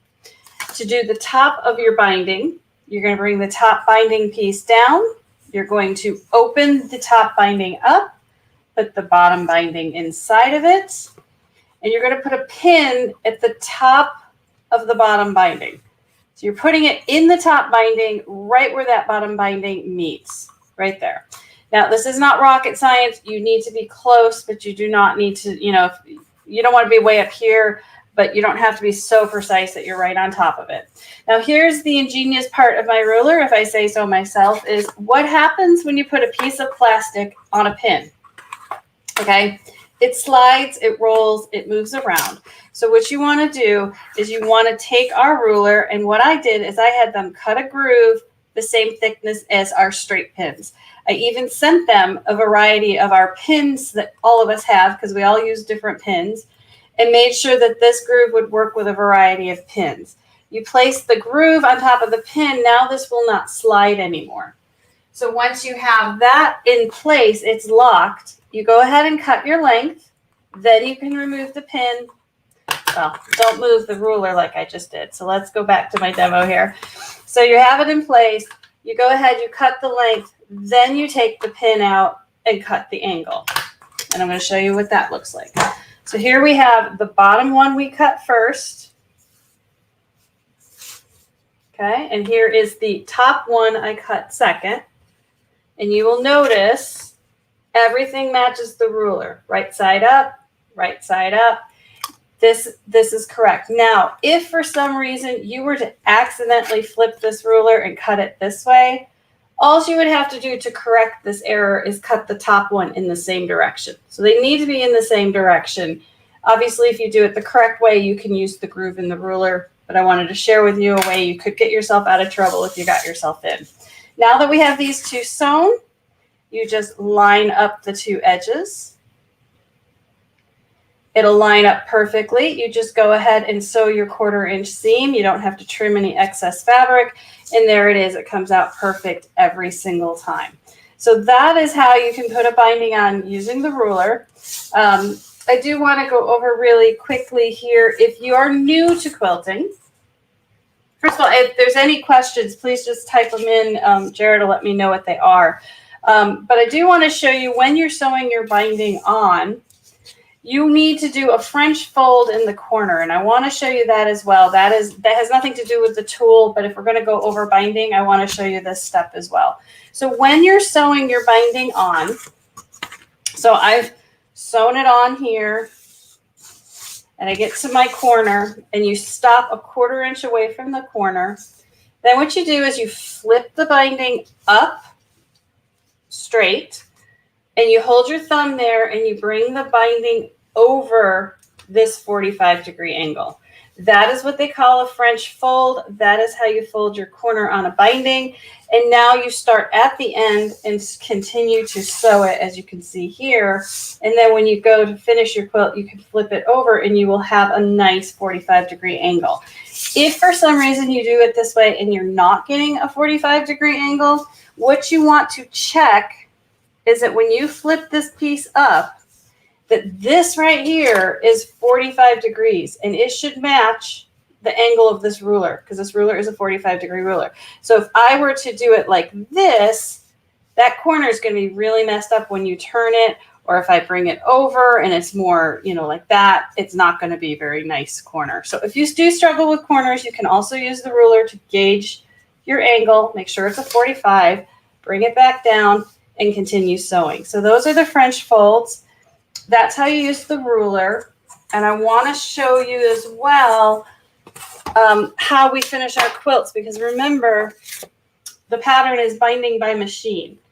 And what we do in the studio here is when we put a binding on a quilt, we sew the binding to the wrong side of the quilt, the back of the quilt. We then bring the folded edge over to the front, and we use a blind hem stitch, which looks like this on your machine. Just about every machine I have seen, from low end to high end, have a blind hem stitch on there. And we use this blind hem stitch to sew our binding on. And so we take this over to the sewing machine. The binding is on this side. The quilt is to the left. We bring this over. And we sew. And anywhere that this straight stitch is, it runs into the back or into the quilt. The bite goes into the binding. And I'm going to bring this up close so you can see it as well. See if I have focus here. No, sorry, that's not focusing very well. But you want to do it this way so that this is biting into the binding, and this is the body of the quilt. And I use invisible thread, both top and bobbin, and I've not had any issues with that. If you're doing the quilt for a child or you don't want to use invisible thread, then what you need to do is pick a cotton thread that matches your binding, not your quilt, because it will disappear right in there. And then on the back, it just goes into your back so you don't see it. Again, I'm trying to get this to focus for you. And I have to apologize. It's a brand new camera, so I'm still figuring out the focus on it. So that is how you do binding by machine. And with the binding ruler, we give you all of that information. So we give you, all about the technique. We tell you how to figure yardage for your quilt, so that if you don't know how much binding you need, I know most pattern designers, we include the binding in there, but we give you the formula to tell you how to do it. We have 2 different sizes. We have the pink one that is for 2.5 inch binding, and we have the green one that is for 2 1/4 inch binding. We did this one for the longest time, and then we had a lot of requests to go out and do this one. As a pattern designer, we use 2.5 inch as our standard binding because when you're figuring the yardage for a pattern, if I'm figuring it 2.5 and you decide to go 2.25, you'll have extra. If I figure it at 2.25, you want to go to 2.5, you're short. So we use the larger binding width when we design patterns. And so therefore we started with that tool, but we do have the 2 sizes. And then we also went through and I photographed every single step from the French fold to leaving the tail to cutting with the ruler to using the pin. And then all the way over here, we go over all about how to do machine binding. We tell you which stitch to use, and then we give you some area here so you can write your number, your stitch width, and your stitch length. Because even though I tend to bind quilts weekly, you may only bind them once a year. This is a reference that you can go pull it out with your ruler and go to town with it. So that is our binding rulers. I hope I impressed some of you guys. And you are like, wow, that was really easy. There's no math in that, because I don't know about you. I don't want to have to go find a YouTube video every time I want to use my binding ruler. That being said, there is a YouTube video on how to use the binding ruler as well. So you're covered either way. So that is that. Does anyone have any questions about the binding ruler? I told Darren this was a quick demo. So nothing? All right. All right. So now I'm going to go into the trunk show for you and talk a little bit about designing for the fabric industry, designing quilt patterns. How do we keep coming up with these ideas? Like I said, to date, I have designed thousands of quilts, and I'm not even exaggerating. Pre-pandemic, in 1 year, we would do about 400 designs, 400 patterns, whether they were for us, for fabric companies, for magazines, for ghostwriting for designers. So, you add that to 20 plus years, that's about how much we've done. So I'm going to share my screen and show you some of our new quilt designs, as well as some old favorites. Like Darren said, we have been in Mulqueen's off and on for the last 10 years. They've been really good about supporting us. And it's nice to be able to go local. I have taught some classes at both locations for both of them. And let's see here if I can do the share screen. All right, share screen. And I want, nope. There we go. I have had more fun learning all this technology this past year. I don't know about the rest of you, but between Zoom and YouTube and cameras and mics and lights and software, it's been fun. All right, so let's move on to the trunk show and talk a little bit about how some of these designs came about. So this first one you see here, this is called Foursquare. And if you go to search for it on our website or on Mulqueen's website, it is using the number 4-square, not the word. I don't know, that day, that's kind of where I felt like naming it. And this is a patriotic line that came from Andover Fabrics. They wanted something that didn't involve triangles, that would be easy to make, use all of the fabrics in the collection, and again, make it more kind of on a more of a masculine feel to it. I think they were thinking more Quilts of Valor on that. So this was what I came up with, and this one got picked up by Keepsake Quilting last year as well, and that spurred into doing a YouTube video for it. So there is a tutorial on our YouTube channel on how to make this quilt, and it's very fun, very easy, and you can make, this is a very large quilt. This is 66 by 86. But you could make just 4 of those blocks and have a nice topper, or make 6 of them and have a really lovely throw. So you can definitely change this to whatever size you may want. So this one is an oldie but goodie for me. And this guy has just come out of retirement. It was one of my very first patterns I designed. Let's see here. Where is it? Yes, this was the 18th pattern I ever designed. And this originally was designed for quilting QT Fabrics.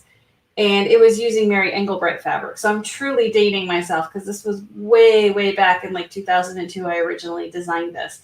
And it's hard to see in the pictures, but those bows are safety pinned on. They're actual ribbon. And then the packages have ribbon sewn into the seam. So it is a dimensional look to the quilt. You obviously could sew the bows onto the quilt for permanency, but we safety pinned them on because this quilt is, I keep losing my place, sorry. This quilt is 57 by 71, so it is a good throw size quilt. And you may want to throw it in the washer. And this is just double-sided satin ribbon. So we did safety pins. Obviously, you could also applique ribbons on, but I loved adding an element of an embellishment on top. Very easy to do. It does have, I'm hoping you guys can see my arrow on my screen. It does have a couple of triangle and a square, like half blocks in here. So you could use a 2 peaks and 1 ruler from Creative Grids. You could use the templates in the pattern, or you could use a Tri-Rex ruler set to do the tilted presents. Otherwise, everything is straight sewing and is very, very fun and easy to do. And obviously, you can do it out of Christmas fabric. We've got it shown here. We've also done it out of birthday fabric, and we've done it out of creams and whites and satins and silks. And that was a wedding quilt for the bride. So you can do it for baby shower. So anything that has gifts, you can turn this pattern into that theme by just changing the fabric prints. All right, here's an oldie but goodie. If you know me, you know about this one. This one is called Batik Ribbon Twist. This is another old pattern for us, but it is our bestseller, has been our bestseller for years. It is a wonderful quilt. Showing it here in a group from Banyan Batiks called Sazerac, which is a cocktail, which, you know, Saturday night we can all use cocktail. But this guy is super fun to put together. It's all half square triangles and flying geese. It is a great quilt in these colors for masculine, as you know, we're going into Father's Day tomorrow. But I taught this class to 35 Canadian women one year. Great, great group. And those ladies were awesome. They made this quilt out of every type of fabric imaginable. There was brights, there was batiks, there was vintage, there was 30s prints. And this pattern is one of those really versatile patterns that looks great in any fabric. So whatever fabric you love would work well with this. The trick to it is the ribbon, is to make sure you're using a dark and a light. So this is also a great exercise in value. If you get the dark and the light here on the ribbon, the rest of the quilt will just pop together and look stunning. So you don't want to use your main fabrics in the ribbon. You want to make these calmer, more basic, but have a nice value contrast, and then use the big squares for your showcase of the fabrics. And this one I would say is advanced beginner. So if you're looking for something that looks more complex, but you're not sure you're at an intermediate level, this is a good one for you. All right, this one is the wild card for us. This was a line that came out from Northcott last year, and they sent it to me. And it had these little outhouse panels, and they said, what can you do with this? So I designed an applique outhouse. And I was thinking this is fun, and I did it for me, and I wasn't really expecting a whole lot. This is one of our best sellers, and I don't know if you could tell on the screen there, but this fabric in between here is toilet paper. Thus, I put the rolls of toilet paper. And after our lovely 2020, who doesn't need a couple extra rolls of toilet paper kicking around? This one, I know it is more of a panel out here, but you could very easily just make this center of the thing for a wall hanging. This one is, let's see, how big is this one? Call of Nature is 51 by 57 with those outer borders. So this would make a perfect little wall hanging for your bathroom. And obviously, either if you've got the panel, you can drop it out there, or just some really fun fabric out there would work as well.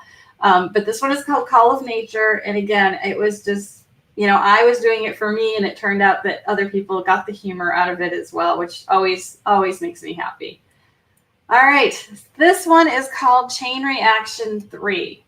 This is another one like Batik Ribbon Twist that can look challenging, but really is not. If you look up here It is one block, and the block turns and twists through the quilt and changes color, and that's what's creating our chain links. We also have done this in pinks and pastels as well, but this one is the gradating batiks going across the top. Again, another one perfect if you're just moving from advanced beginner into intermediate. You want something to be a showstopper and have some impact. This is a great pattern without needing to have a lot of skill invested in it. So this one is called Chain Reaction 3, and this one is 59 by 70. All right, this guy has a fun story behind it. This was originally designed for Andover Fabrics, and then I've taught on multiple cruises for several different companies, and this one we ended up teaching at sea last year in March. So you can do the math, figure out when we were on a ship and when everybody went into lockdown. But this is such a fun quilt. This is called Compass of Color. This is, again, using the triangle and a square ruler. You're going to see through my designs, I love this shape. I love the design elements I can get out of that shape. And that is the one that you always will get the templates in the pattern. But if you do buy a lot of our patterns, you would probably be good to invest in a Creative Grids 2 Peaks in 1 ruler or a Easy Quilt Tri-Rex ruler. I'm sure there's another brand out there as well, but those are the two I know off the top of my head. But this one is wonderful to use for basics, for solids, for mode of grunge, any polka dots. Anything that's small prints but very colorful will work here. Now, on the flip side, this also would be very stunning in neutrals, whether it was all grays and blacks or if it was tans and browns and creams. And if you truly love quilting, this is excellent because it gives you this big showcase area that you can do some beautiful quilting to also pop. So you can show off both your piecing and quilting skills with this guy. And this is also another big one. This one is 66 by 86. And obviously, if you needed a queen, you could just add another whole row and you'd end up with an 86 by 86. This guy is an oldie but goodie as well, but I felt being here in the desert, it was a good one to pull out and share with you guys. This is our Cowboy Memories. And the story behind this one is originally the first version of this was designed using a line of fabric from Robert Kaufman was featuring Roy Roger. I am a girl from upstate New York. I am a child of the 70s. I don't know a whole lot about Roy Roger, but I have to say that quilt, we showed it at a lot of shows, and I was so just touched by how many people would come in and tell me an amazing story about Roy Roger or Trigger, or they met these people. That quilt with those fabrics truly triggered happy memories for a lot of people. Unfortunately, as we all know, fabric comes and goes, and it's, I haven't seen Roy Roger fabric now in 15 years. But we did redo this recently in this lovely cowboy and horse fabric. I thought it would be a nice way to revitalize it and bring it back. And you can make these cowboy boots out of masculine colors or feminine colors, depending on if it's a cowboy or a cowgirl. And when we named the quilts, we took that into consideration, and we called it we did call it Cowboy Memories. I was thinking something else. But anyway, this is, again, great for any of us crazy Westerners. Now I consider myself one of you who love cowboy boots. This here is called Cresting Waves. This is 70 by 76. It is just a refashioning of a snail's trail block, along with, again, that 2 peaks in 1 triangle and a square shape. There's 2 of them sewn together. You could make this very easily if you happen to have an AccuQuilt cutter. There is a snail's trail die that goes with that, and you could certainly make this block out of that. Then we've got this square to square in here. If you haven't noticed a lot of our designs, I love to see movement across a quilt. I love that it looks like, every time you look at it, the colors or the pattern itself is causing movement. And so this is probably one of my favorites. Obviously, we named it Cresting Waves based on this anthology batik line, but you could use, you could do it out of any color scheme you want. It's definitely a great showcase for batiks or tonal prints. Oops, sorry, there you go. But so that is Cresting Waves. Here it is. This is the one I was telling Darren about. This is called Don't Call Me Sweetie. This is a brand new applique pattern for us. Her name is Candy the Sweet-tacular, and she was designed by my husband Matthew, as was these fabrics, which are actually spoonflower fabrics. Sorry, guys. But you could certainly do this out of any fabrics. And this is just, to me, I just love her attitude and the saying, and then the candies falling down. This is a new pattern for us, and I hope that you guys get a smile out of this. When Matthew started designing fabric, he's designed for QT Fabrics and now Benartex and now Spoonflower. He's an architect by trade. He is a quiet guy, and when you meet him, he does not look like the type of guy who would be designing pink dragons, or we have a monster line that he did. I know Mulqueen's also had his dinosaur line in stock for a while. He does do the whimsical fun stuff just like I do, and this was definitely one of my favorite characters that he's come out with. This one will have a video on YouTube shortly. I have everything here to make it. I just haven't made it. But if you're new to applique and you want to learn about applique, lots of videos over there on applique and the tools and everything you'd need. All right, this one here is Down the Rabbit Hole. Another thing, I love Alice in Wonderland, and I don't know why I thought the sophisticated quilt reminded me of that, but it kind of reminded me of the journey down the hole and how the story ripples out from that event. This one is a fat quarter friendly line. You can do it with, I think it's 12 fat quarters, and then you need the white for the background. And this is using it's called a cat's cradle block. This block here with the square, the two smaller triangles, and the big one.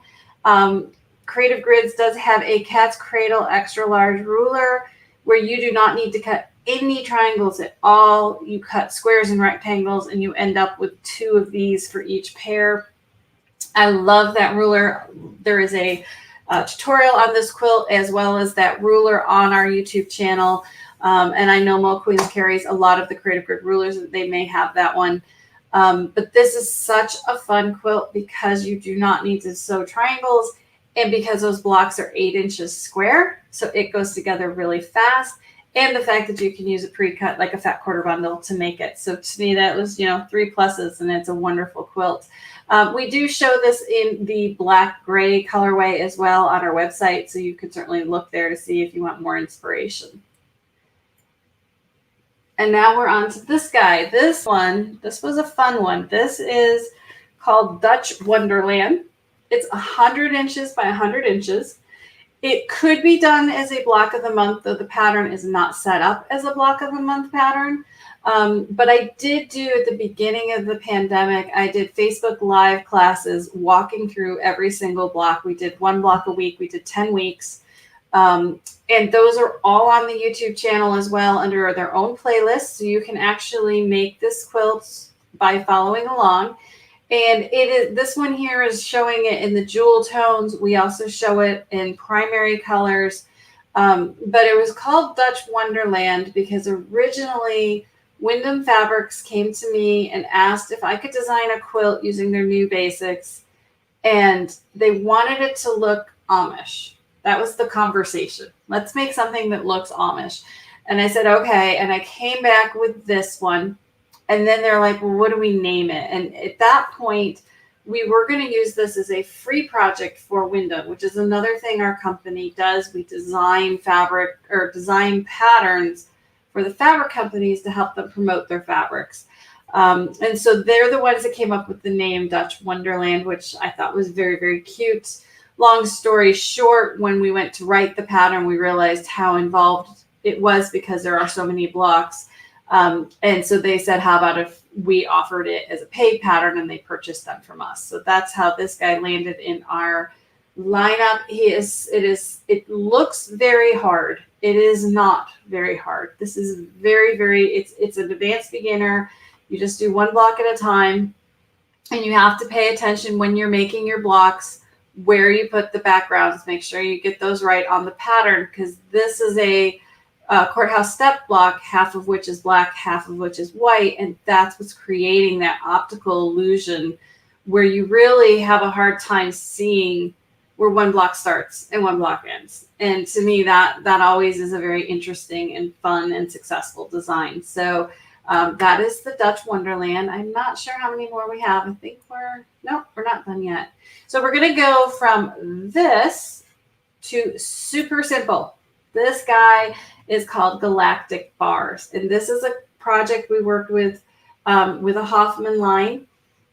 And they sent me the ombre fabrics. We also did a couple other quilts that we have patterns for using the same ombre line.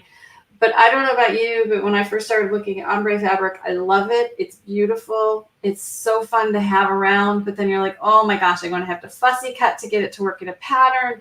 How can I use this fabric? Well, this one is using one strip of fabric, cut the width of fabric, and you just use the whole variegation in one strip. Super easy, super fun, great introduction for either A, quilting in general, or B, using ombre fabrics.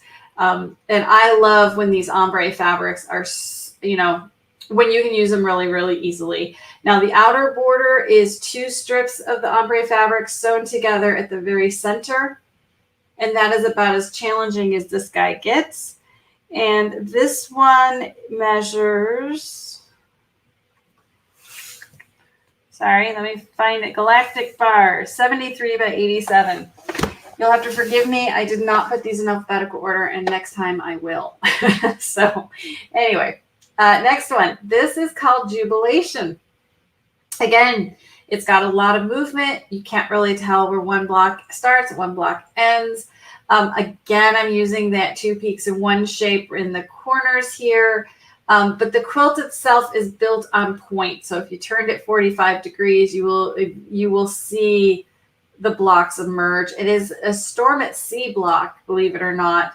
But by turning it and changing the way the fabrics lay, it doesn't look like a Storm at Sea block. This quilt is on the smaller side for us. This one, well, I'm looking for it. I'll also let you know this was using, so this is 50 by 50. And this one, Maywood Studio sent us their fabric for their Silver Jubilee. They're celebrating, or they were celebrating that last year, and they said we would just like some show-stopping quilts that are not super hard. What could you come up with? And this was it. And the border is actually a stripe. And this is a border stripe out here of packed flowers. And it's very, very pretty. We did not use the pretty top and bottom to the stripe. We just used the packed flowers. So that is Jubilation. This one is Love Goes Round. Again, a nice, easy, fun one that has a lot of punch. These are obviously log cabin blocks, but it really comes down to your fabric color placement. We used the cools on one side and the warms on the other, but then we mixed it up here in the center using a cool around a warm center. So we used warm center, cool first round, warm going to the top, cool going to the bottom. So there's always a method to my madness. If you've followed us for any length of time, you'll know I am not a scrappy quilter. But when we do want something to look scrappy, I create what I call controlled scrappy. There are only 2 different blocks. No, 1, 2, 3. There are 4 different blocks here. And so overall, though it looks kind of scrappy, it looks like I just threw things together. But no, I actually planned this out, and we do give you all of that. All our patterns come with full color illustrations. Everything is labeled. You will not get a pattern from us that says, buy 10 fat quarters and cut them all up and mix them up. We assign the fabric where it needs to go, because for us, we want you to successfully create the quilt you fell in love with, which is usually on the cover of the pattern. So we are very, very diligent about that. I don't think we have a single pattern written that way. There is a place for those patterns. It's just not the way we like to write our patterns. This one is called Moroccan Bazaar. This is 80 by 80. I know I sound like a broken record. There's the 2 peaks in one again. I also hope that through this, you're realizing how much versatility you get from that one block. We all know half square triangles. We all know flying geese. But here is this block that doesn't get a lot of love. And there's so much you can do with it. And when you use this shape, that is when you create these circular looks without using any curved piecing. And for me, for a long, long time, I would not do curved piecing. I was afraid of curved piecing. I have learned a lot of really fun and easy tricks for curved piecing. And I know I'm kind of going off on a tangent here, but you could certainly go to our YouTube channel yet again. And I share all those tips for free. So if you do get stuck with a curved quilt, you could go there and find some information out. But that is really what made me fall in love with the shape to begin with, is because I could create this optical illusion. And this red, black, and white is like my favorite color combination. So this was definitely one of my favorites. And this also has a tutorial over on YouTube. And there you go, Darren. There are the 1 fish, 2 fish. These guys have been with us for a very, very long time. This is 20 by 26. If you like this style of applique, we have lots of it on the website. I am doing a free block of the month. We're on block 12 of the first round. You can check out all those. All of those are on our website. They are free for the first 2 months. So this month is, I just finished. I can show you when we come back to the other camera. I can show you the one that's coming out that will be free. But there are 3 amigos was the last one, and it's 3 cats. One's a Scottish cat, one's a cowboy, and one is got a sombrero on. And so that one is free till next month. And we have a graduate one that's a puppy that's graduating. So if you like these whimsical appliques, we certainly have them. And I am finally getting back around to my roots and designing more and more like this. But this guy is great to have in your bathroom. It's great to have in a kid's room. It's great to hang in a studio. It's just a really fun, easy quilt. If you've not done fusible applique before, this is my pattern that I use to teach the class. And if you're afraid of fusible applique or you think you don't like it, sometimes it's just not knowing how to use a placement drawing in an applique pressing sheet. And we talk about that as well and have done lots of tutorials on that, which makes applique so much easier. And then we're coming into, I know it's hard to believe it, 120 here in the desert, but school is right around the corner. And this guy is called Pencil Box. And this one I actually created because someday I'm going to hang this in my studio. It reminded me of the color pencils. If you want color pencils, just make sure you make the tips the same color as the body. I made them all regular pencils with colorful bodies. But this again is using that triangles in a square ruler. We sew 2 strips together, cut that out, makes a perfect pencil top. This is a great one for back to school for an artist, someone who likes to draw. And you could just do 1 row of this for a runner on a table. You could just do one of these guys and put them on a backpack. There's a lot you could do with this one. And so that one's called Pencil Box. And then this is a brand new one for us. This is called Precious Metals, sorry. 1 block, and it's just, we changed the colors and ombre'd the colors going across. So a perfect one for a stash buster, or if you have a lot of neutrals. You could even do this in rainbow colors, or you can make all of them the same. It will have a different look to it, but this one with the variegation going across is really what's giving you that steppy movement look. And this one was designed using a Northcott line, and this is brand new. I think it's only been out like a month. And then this guy is Raspberry Sherbet. And I loved these fabrics. They came out from Maywood Studio last year. This is a half square triangle with a flip and sew on the corner. So if you can sew half square triangles and do flip and sew, you can create this very funky looking block. And then we did real simple circle appliques down the middle. And it just comes out really, really fun and very easy. This one is not super big, if I remember correctly. Sorry. Nope, I don't seem to have that one on. Oh, no, I don't have that one on. Oh, raspberry sherbet. There it is. Sorry. 52 by 64. All right, this one's called Rippling Waves. This is the one I teach beginner curve sewing with. This one is, again, very simple trunker's path. This is that cat's cradle block I was talking about that you could use a ruler and not need to sew any triangles. And it's super fun, very easy, great summer quilt. It's a wonderful way to showcase batiks or tropical prints. And this one is 54 by 66. Again, and it's 1/4. The quarters are all the same. And then, well, these two are mirror image of those two, but you just lay it out and it's really, really fun. It goes together very quickly. I have a friend who does like one quilt every 10 years and she, got this done very quickly. And then this one, I don't think I can make it bigger. This is called Romantic Dreams. This is using a Laundry Basket Quilts collection. Let's see. Will this let me make it bigger for you? There we go. And that one is just a very nice, simple, traditional quilt. It showcases these beautiful traditional fabrics.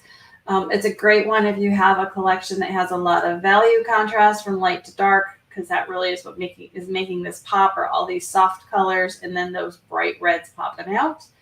And so that one is Romantic Dreams, and that is it. Oh wait, I think that's it. Hang on a minute. Nope. There we go. I thought I had a couple more. This one is Sky's the Limit. This is going to be hanging in the Mulqueen store along with Compass of Color and One Fish, Two Fish. So if you want a closer look, you can check those out at the store. This was using a Hoffman fabric that I love hot air balloons. I just thought it would be really fun to do this really big, fun applique hot air balloons. And then out here, these are quarter square triangles all sewn together using the various prints in the line. This is not a very big one. This is 38 by 42. Does come with a full-size placement drawing as well as all the templates reversed. And I did a full tutorial. There's a 3-video series on this one on how to machine stitch these threads or the strings, how to finish your edges, and then how to build the applique. And then this one is Sound Waves. This one is very interesting. I was watching a movie, and some of you may or may not have seen it. It was John Wick. It's kind of a action guy movie. And in the office of the one bad guy was a painting hanging on the wall. And I was so inspired by the painting. I made my husband stop the movie. I did some sketches, and from all of that, I came up with this quilt. It is not a copy of the painting. It is a inspiration of the painting. So if you go watch the movie, you should be able to look at it and go, I see where she was going with it. But this is all pieced curves. Again, learn my curve trick, very easy. It's basically using a glue stick, and then you make the different blocks and put the blocks together. And so that is Sound Waves. And this one is Urban Grid. And this is a great one to use up textured prints in your collection. If you have a variety of fabrics, they have nice value contrast, but it's supposed to be urban. So they're all supposed to be different kinds and styles of prints. You make the outside borders, and then the center side inside is all, you just follow our illustrations. Make sure you label your fabric by letter, and you can make this woven quilt look. And there's no triangles, real easy. Anybody who does straight sewing can sew this. And that is the whole trunk show. So I'm going to kick it back over to you guys. And let me stop sharing my screen. There we go. All right, I'm going to kick this back over to you guys. If you have any questions, let me know. That was great.